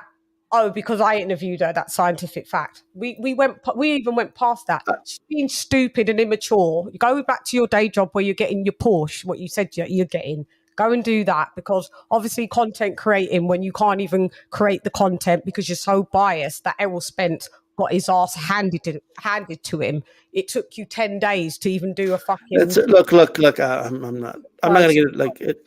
I'm cool with Karma. I'm cool with you. No, I'm talking to you about Karma. You could be. No, I'm just. She's addressing me, D-Star, on my show, so I'm addressing her. So if I'm telling somebody about the experience that I had with steroids as well, it changing my face, yeah, and she's gonna come and then to try and refute that. I take that as that's quite rude, because me and Beats was on air and we was calm. We was talking about these things. So I don't know where she was in the part of the conversation, but she doesn't come on the panel. She just likes to chat.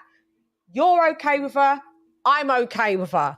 But what I won't have is someone chat shit and say things that I didn't say. That's all my whole point was. She wants to come in and be, you know, grow up, Karma. You're about 40 years old plus. Stop. Yeah, don't let me have to go in. Yeah. So all I was calling out was Ivo. This show is for people that do these types of things. It's when they come with all these excuses. But I haven't seen. But with Conor Ben, when we talked about Ivo, when we talked about Conor Ben's physique changing, you was in total agreement. Look at him, can't you tell? Ivo, I'll put out the whole thing. Do you know what? YouTube absolutely said, no, I can't. I'd have to put it in increments because I think because it's medical. So I guess, let me ask you this. And if you already talked about this earlier, then forgive me. But yeah, it's all right. Are you arguing that people were too harsh on Conor Ben, or that they should treat Alicia the same way? I'm arguing about. No, I don't think it was. I've been more harsh on Conor Ben. I've only did 2 news reports on the Baumgardner thing. One was because of McCaskill. With Conor Ben, I did a series of them. Yeah, of every time he was coming out, I said stuff. I'm saying Conor Ben, I don't believe him either. Is my point. I don't believe him. Am I still going to watch him? Yeah, but I don't believe you. People was banging on him. Cool. You all want to bang on him? Cool. Then when it was Zylani Tete, I reported on that as well. I didn't hear anybody else coming and talking about Zylani Tete when I reported it. Nobody was banging. Zylani Tete just took his ting and he got his ban, as we seen. And then Dillian White the other day. Oh, all of these lot was banging on. Oh, he's a cheat. He's a bum. He's a fucking bum. He's got popped 2 times before. Now, ALYCIA. These same people. Ivo's one of them. It's a fact. All of a sudden, we need to wait. I don't want. So for me, the hypocrisy's in the building. Shout out to you. I'm just calling out. I'm all cool with everybody, but the hypocrisy is noted. And I'm not saying, all I'm saying, if you were soft with everybody, if you were soft with Conor Ben, be soft with why do you believe people are being soft with Alicia? She's a woman. It's pretty privilege. When you're a woman, when you're an attractive woman, men are usually nicer to you. Okay. That's just how men and women, that's just the fundamentals of how men and women. When a man finds a woman more attractive, he tends to do more for her, than a woman that he doesn't really find that attractive. Do you understand? Isn't that the same with like? And I know that at this point, the reason I wanted to jump on, believe it or not, because you guys were talking about that actually. And it's really nothing with boxing, but or testing, but I disagree with that. Women are very visual, and women are very like the tolerance level a woman has for a good-looking man is just, she has more tolerance for that guy than she would for an ugly dude, in my opinion. Oh yeah, but that's after we're emotionally locked in. Like if you're good looking as a man, you don't need as much money as like if you're not good looking, you need a lot of money, or you need to bring something else to the table. No, some people say if they're good looking, they need the money to go with the look, and they need the whole package. No. Women are looking after. No. Oh, I know. Well, I'm a woman. So okay, so the ugly dude doesn't need the money? Huh?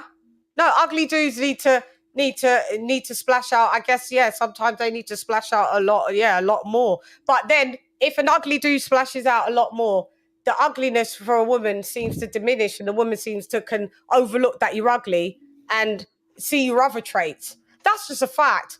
Men have to think a woman's attractive before he even goes to check out what her personality is. I'm not denying that, right? That's true for the most part. Although there's men that don't have a lot of options, so they kind of just, you know what I mean? Yeah. But and I think that's true with women to a certain degree as well. But I honestly believe that women are like, I just don't agree that women are not. Maybe they are somewhat. What were you saying? They're not visuals. Is that what you were saying? Not as much as men. Women are. I'm not saying maybe across the board they're not, but I think women are more invested in other traits. A woman would overlook a man's attractiveness if he's a good provider, if he makes quite good money. He can probably make her laugh. He's a bit humorous, but he's deemed as a provider. Then going with the guy that looks super attractive, but he ain't really got a job. He don't really make no money. A woman won't really overlook that. They'll go to the guy that's average but can take care of you.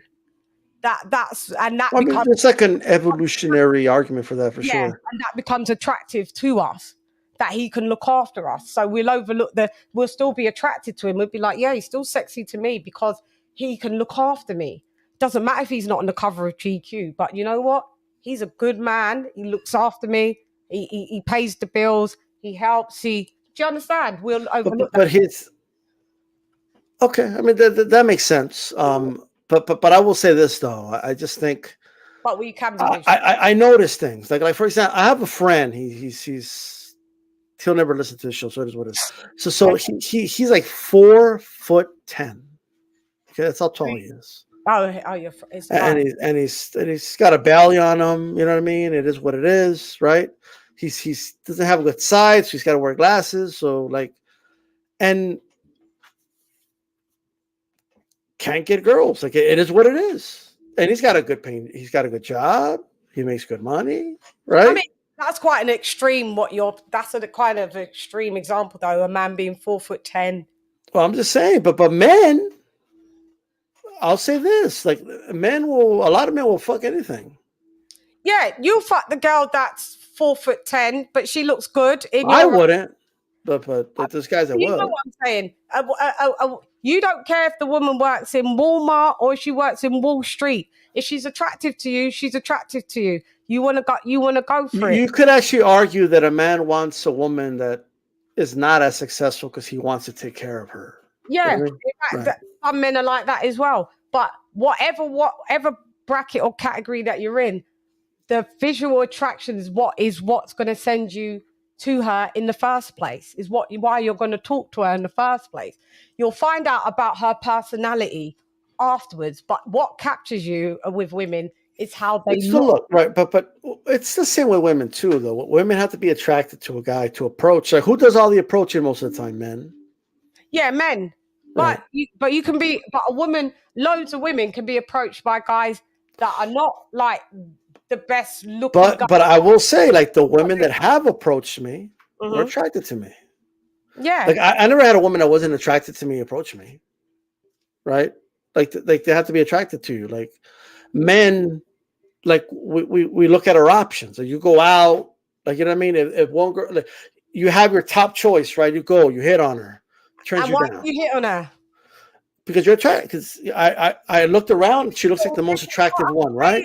Because it's visual. So I go, and then if she turns me down, but as a man, now okay, okay, fine, you're out. It's still all visual. It's still why you approach her is still but we're willing to go. Like if we keep getting turned down, we're willing to go further down than women. Is what I'm saying. It's still visual first and foremost. It's what your options can allow you to acquire is a different story. But what attracts you doesn't mean that you can get. But it still attracts you. There's girls that you might not can get really, but she's attractive. I'll say this: women are more likely to cheat if they're not that attracted to their man. Because that's emotional. That's to do with emotion for women. Men will cheat because they can. Yeah, I'll say this: I'm not excusing cheating, but when men cheat, it doesn't mean they don't love their girl. I say that. Yeah, it's because you cheated because you can't because there's another girl that looks good that visually captivated you. That you guys are visual. Women are emotional. I'm just saying women are visual too. No, not to the level. The grassroots of it is the primal roots of things like that. Men are the hunters, the providers. They see the woman they like. Like men aren't the only, like, you know how the men, they just like the girls with the big boobs and boxing, or whatever they like. It doesn't. But women do the same thing. Look at De La Hoya. I went to see him at the Sunball. These screaming women, and what is it? Because they thought he was cute. Yeah, all those teenage girls that like Ryan Garcia, they think he's cute. Yeah, we've got that's good examples. We've got some visuality. That's visual. Yeah, I'm not saying across the board. I don't see Raleigh. I don't see women throwing their bras at Raleigh Romero or something. Like, you know what I mean? Yeah, he's cute, but what I'm saying is, Raleigh Romero is very handsome. I don't know about that, but I'm telling you because I'm a woman, so you can't tell me. So Raleigh Romero. I don't see a flock of women the way I see with the guys. I don't see a flock of women because this is my whole point. The visuals don't matter. If you're a cornball, your visuals are null and void. If you're corny, that's what I'm saying. If you're average but you got swag, we're on it. But if you look handsome and you're corny, we're not on it. That's my point. I just think there's a lot of women that are very visual. I've just told you that. I've just told you that. Look, I'm a woman. He's telling me what our women are. All right, then. I'm just because I've dealt with women. Yeah, but I am one. So there's no other fact. I am one. You just gave me the greatest example. Oscar De La Hoya, Ryan Garcia, likable, it's successful. They're successful as well. That's always the dynamic that's put in there as well. Let me just add. Women equate that. Successful, cute, he's cute, successful. He can look after me. I'm going to crush on him. Throw bras all day. Raleigh Romero probably makes money that could help to look after you. So let's go roll by roll, right? Yeah. Let's go poverty level. Who's more likely to get a good-looking girl? The good-looking guy or the ugly guy? They're both poor. Oh, there is. If you ain't got no money, then the good-looking guy or the who's gonna have more one-night stands with girls? Like when he goes out to the bar or whatever. Like who's gonna take more girls home? Yeah, he'll get more girls. But will he sustain the girls? No, but like he's still gonna get that, right? The ugly poor guy ain't gonna get anything. Unless the girl's like super drunk or something, which I've seen happen. But nonetheless, right? So now you get a middle class, then it's different. Keeping, yeah. There's always and it's all perspective, right? And I think it's the truth on both sides, right? the more attractive people that are considered more attractive are going to have more options. Of course, things change with your status, right? Yeah, with men, it's the money you make. You know what I mean? Like that plays a big role anyway. Like the money you make. Success creates a big thing. Look at Biggie Smalls, Notorious B.I.G. He got bitches. Would he have got bitches if he didn't have money? I don't know. Maybe he had the swag, though. You know. This is what I'm saying. Swag, the money. We will negate your look. This is my whole point. We will negate the look. I'll put in a percentage because I partially agree with you. I think women are 60% emotional, 40% visual, and men it's the opposite. But it's still there. Like they have a little bit of both. Yeah. There's still visuals.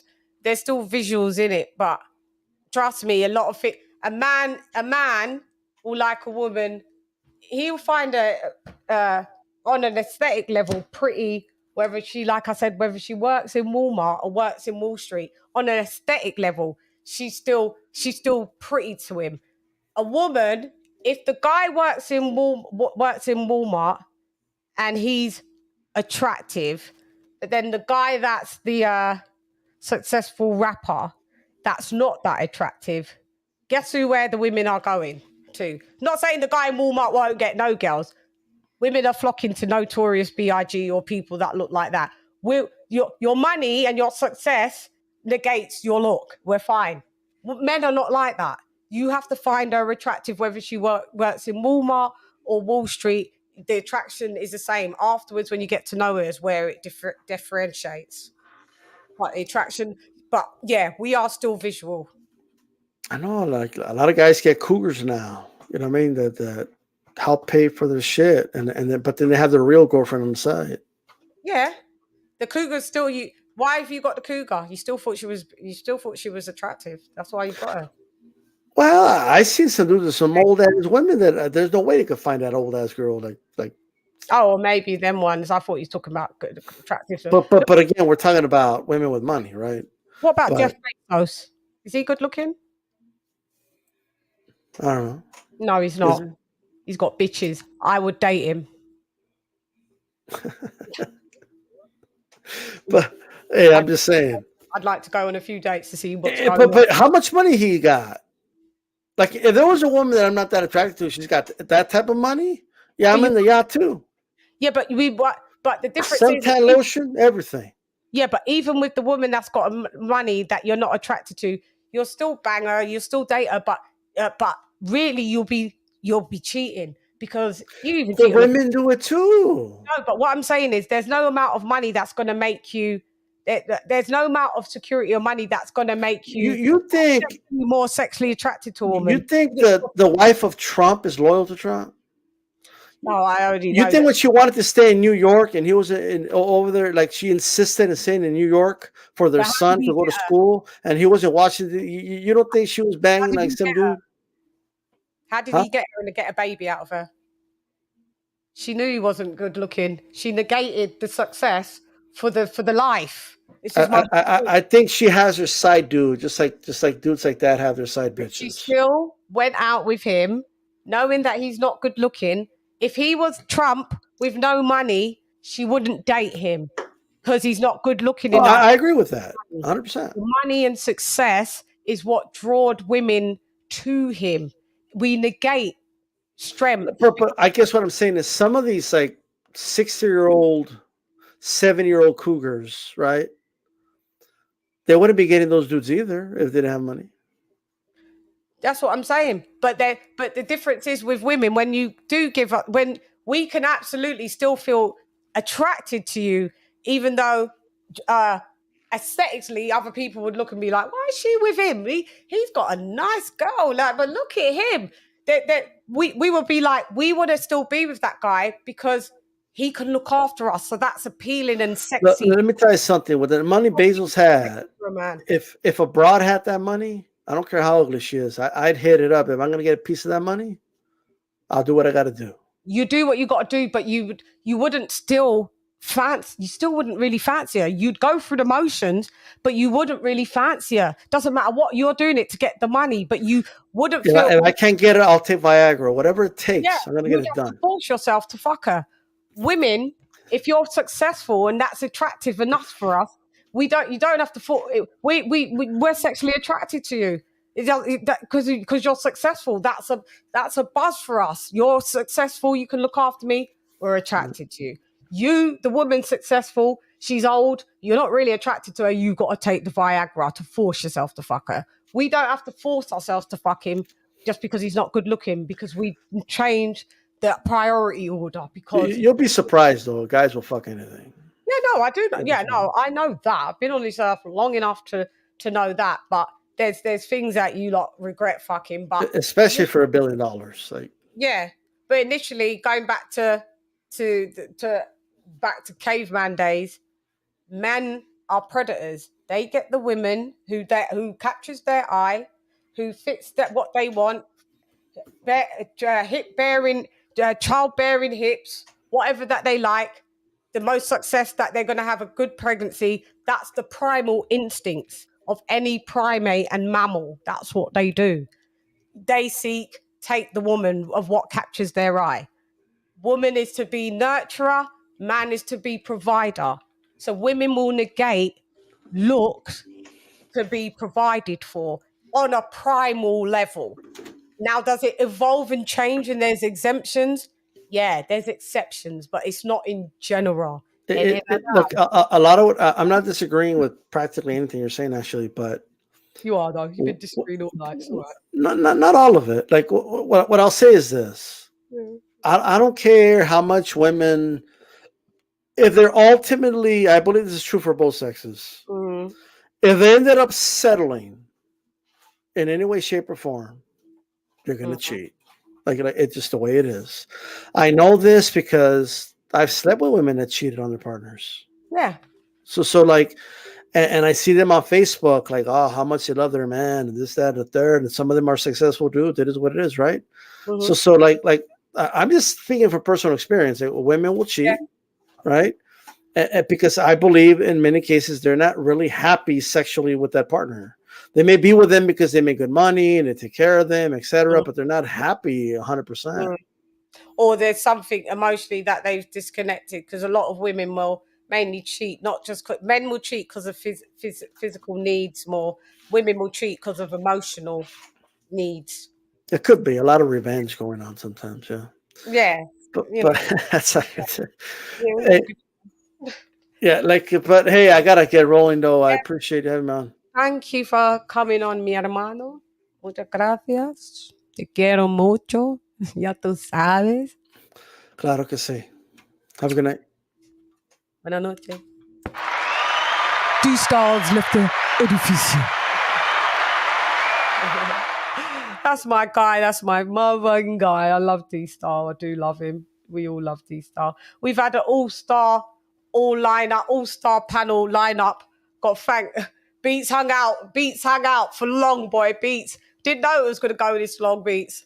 Love ya. Thank you so much for co-hosting with me. Yeah, we had a good discussion. We had, Elijah, you dropped off. You didn't get to say. I want to say thank you. Base the Kid. It's always amazing. Go and follow Base the Kid. He has wicked commentaries. Follow Base the Kid as well. Follow D-Style Boxing if you're already not. Follow Boxing Beats and Rhymes, the OG. If you're not following him, it's just literally a crime, you know. So, we had, who else was on? Once again, it's all do. Why do I feel like someone else was on? I think that was it. Yeah. So let me make this clear. We go, if someone pops, they pop. I'm not here to boycott. I'm here to report the news. I keep the news the same, consistent with everyone. Miller, Tete, Ben, White, Baumgardner. It's not going to change. I'm here to report the news. I'm not the one that's the athlete and I've popped. I make content. I'm a content creator. So when I see certain things, I say, oh, this will be good for the show. Because, you know, go on panels, I see people that are not keeping the same energy. So I ask, why are we not keeping the same energy? I've did shows on about pretty privilege in boxing before. Nobody else is coming in moaning, because Baumgardner was the subject in that as well. Nobody else came in there and refuted it. Now she's popped. We're talking about why people's energies change. Could it possibly be because they find her attractive? Not saying you're not supposed to. Is there a reason? Is that the reason why people are not keeping the same energy? That's all I'm saying. I still watch Roy Jones Jr. Y'all must have forgot. Yeah. D-Stars, thank you. I thank you for coming through. Yeah, they're my favourite fighters. We've got Shay Mosley on tomorrow on the members only. So if you would like to join the members only, you know, you could be on that live.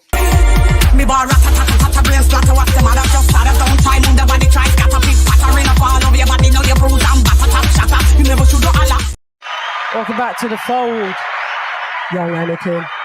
So I had to make an example of Ivo because he's one of the people that I just realised that at the time he was one of the people that changed his energy with all the other fighters. White was a bum. Ivo was saying it the other day. White was a bum.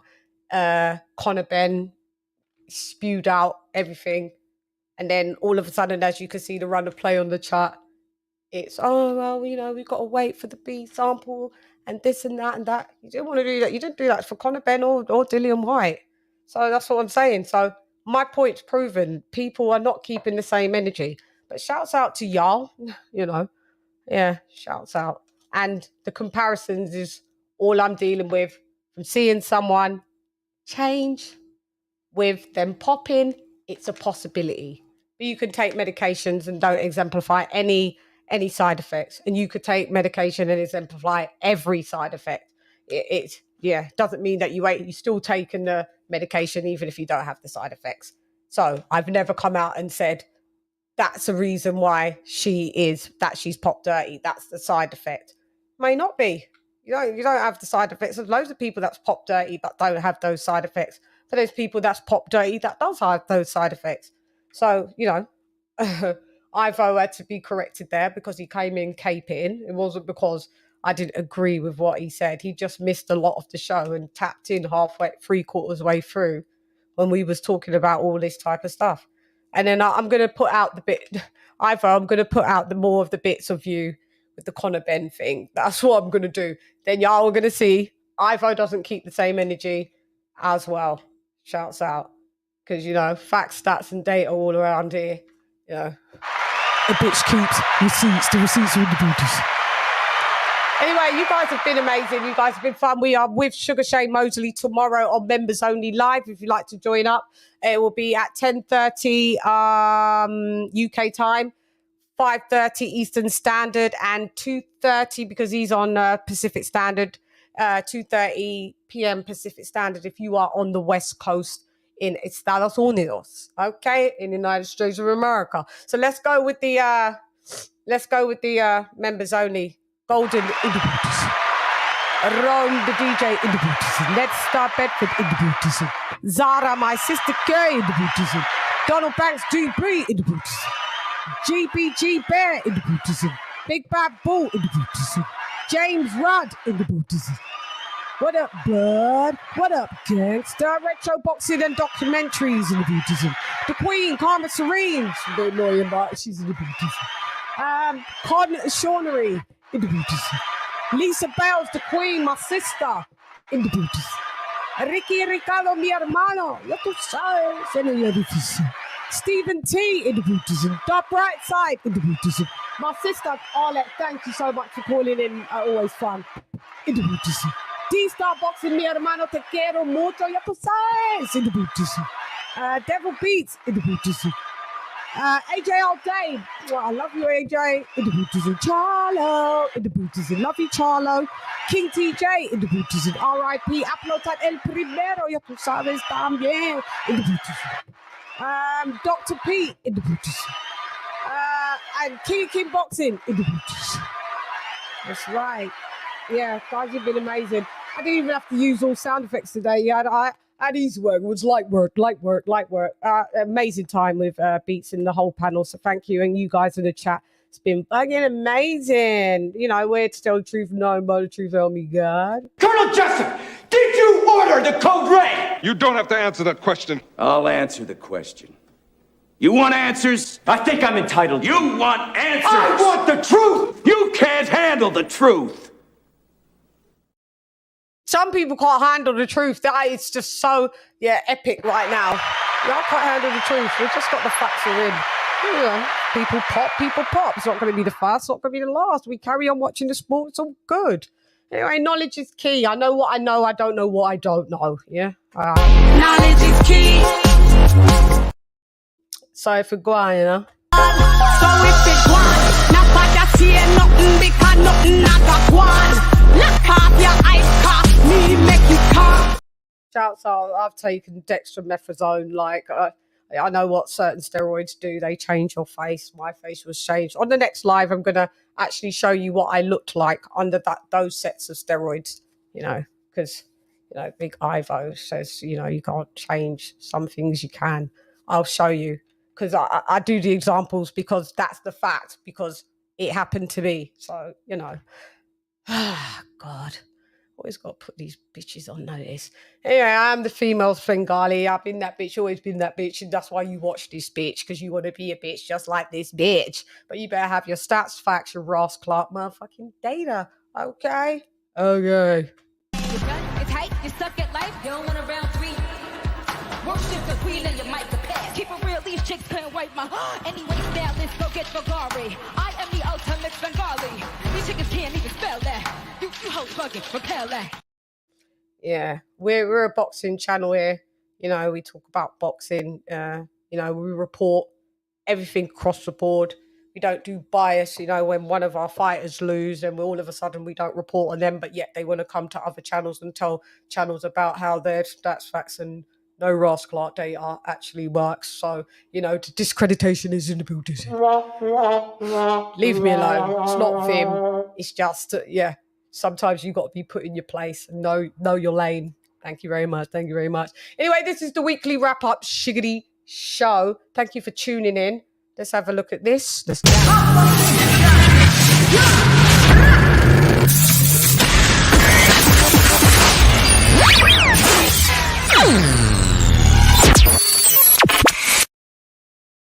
You guys have been fucking amazing. Thank you, my sister Queen Lisa Bells. Yes, thank you to the chat. Thank you very much, AJ all day as well. Big up to you as well. Thank you for tuning in. Thank you for tuning in. Still live, just finishing. Delphine. Okay. Yeah. Thank you very much for signing in. And LadyChann will be leaving the building. Anyway, I'm gone. I'll be back tomorrow on Members Only Live. Sugar Shay Mosley. Can't wait. Hey girl, it's LadyChann. None less. God, what's Shan? Oh, the hypocrisy, mate. The hypocrisy. The hypocrisy is in the Buddhism, and the logic, and the contradictions are in the Buddhism. Well, I have to get these people to leave the Buddhism. I'm fucking gone. Gone! See you tomorrow, guys. LadyChann! Fight!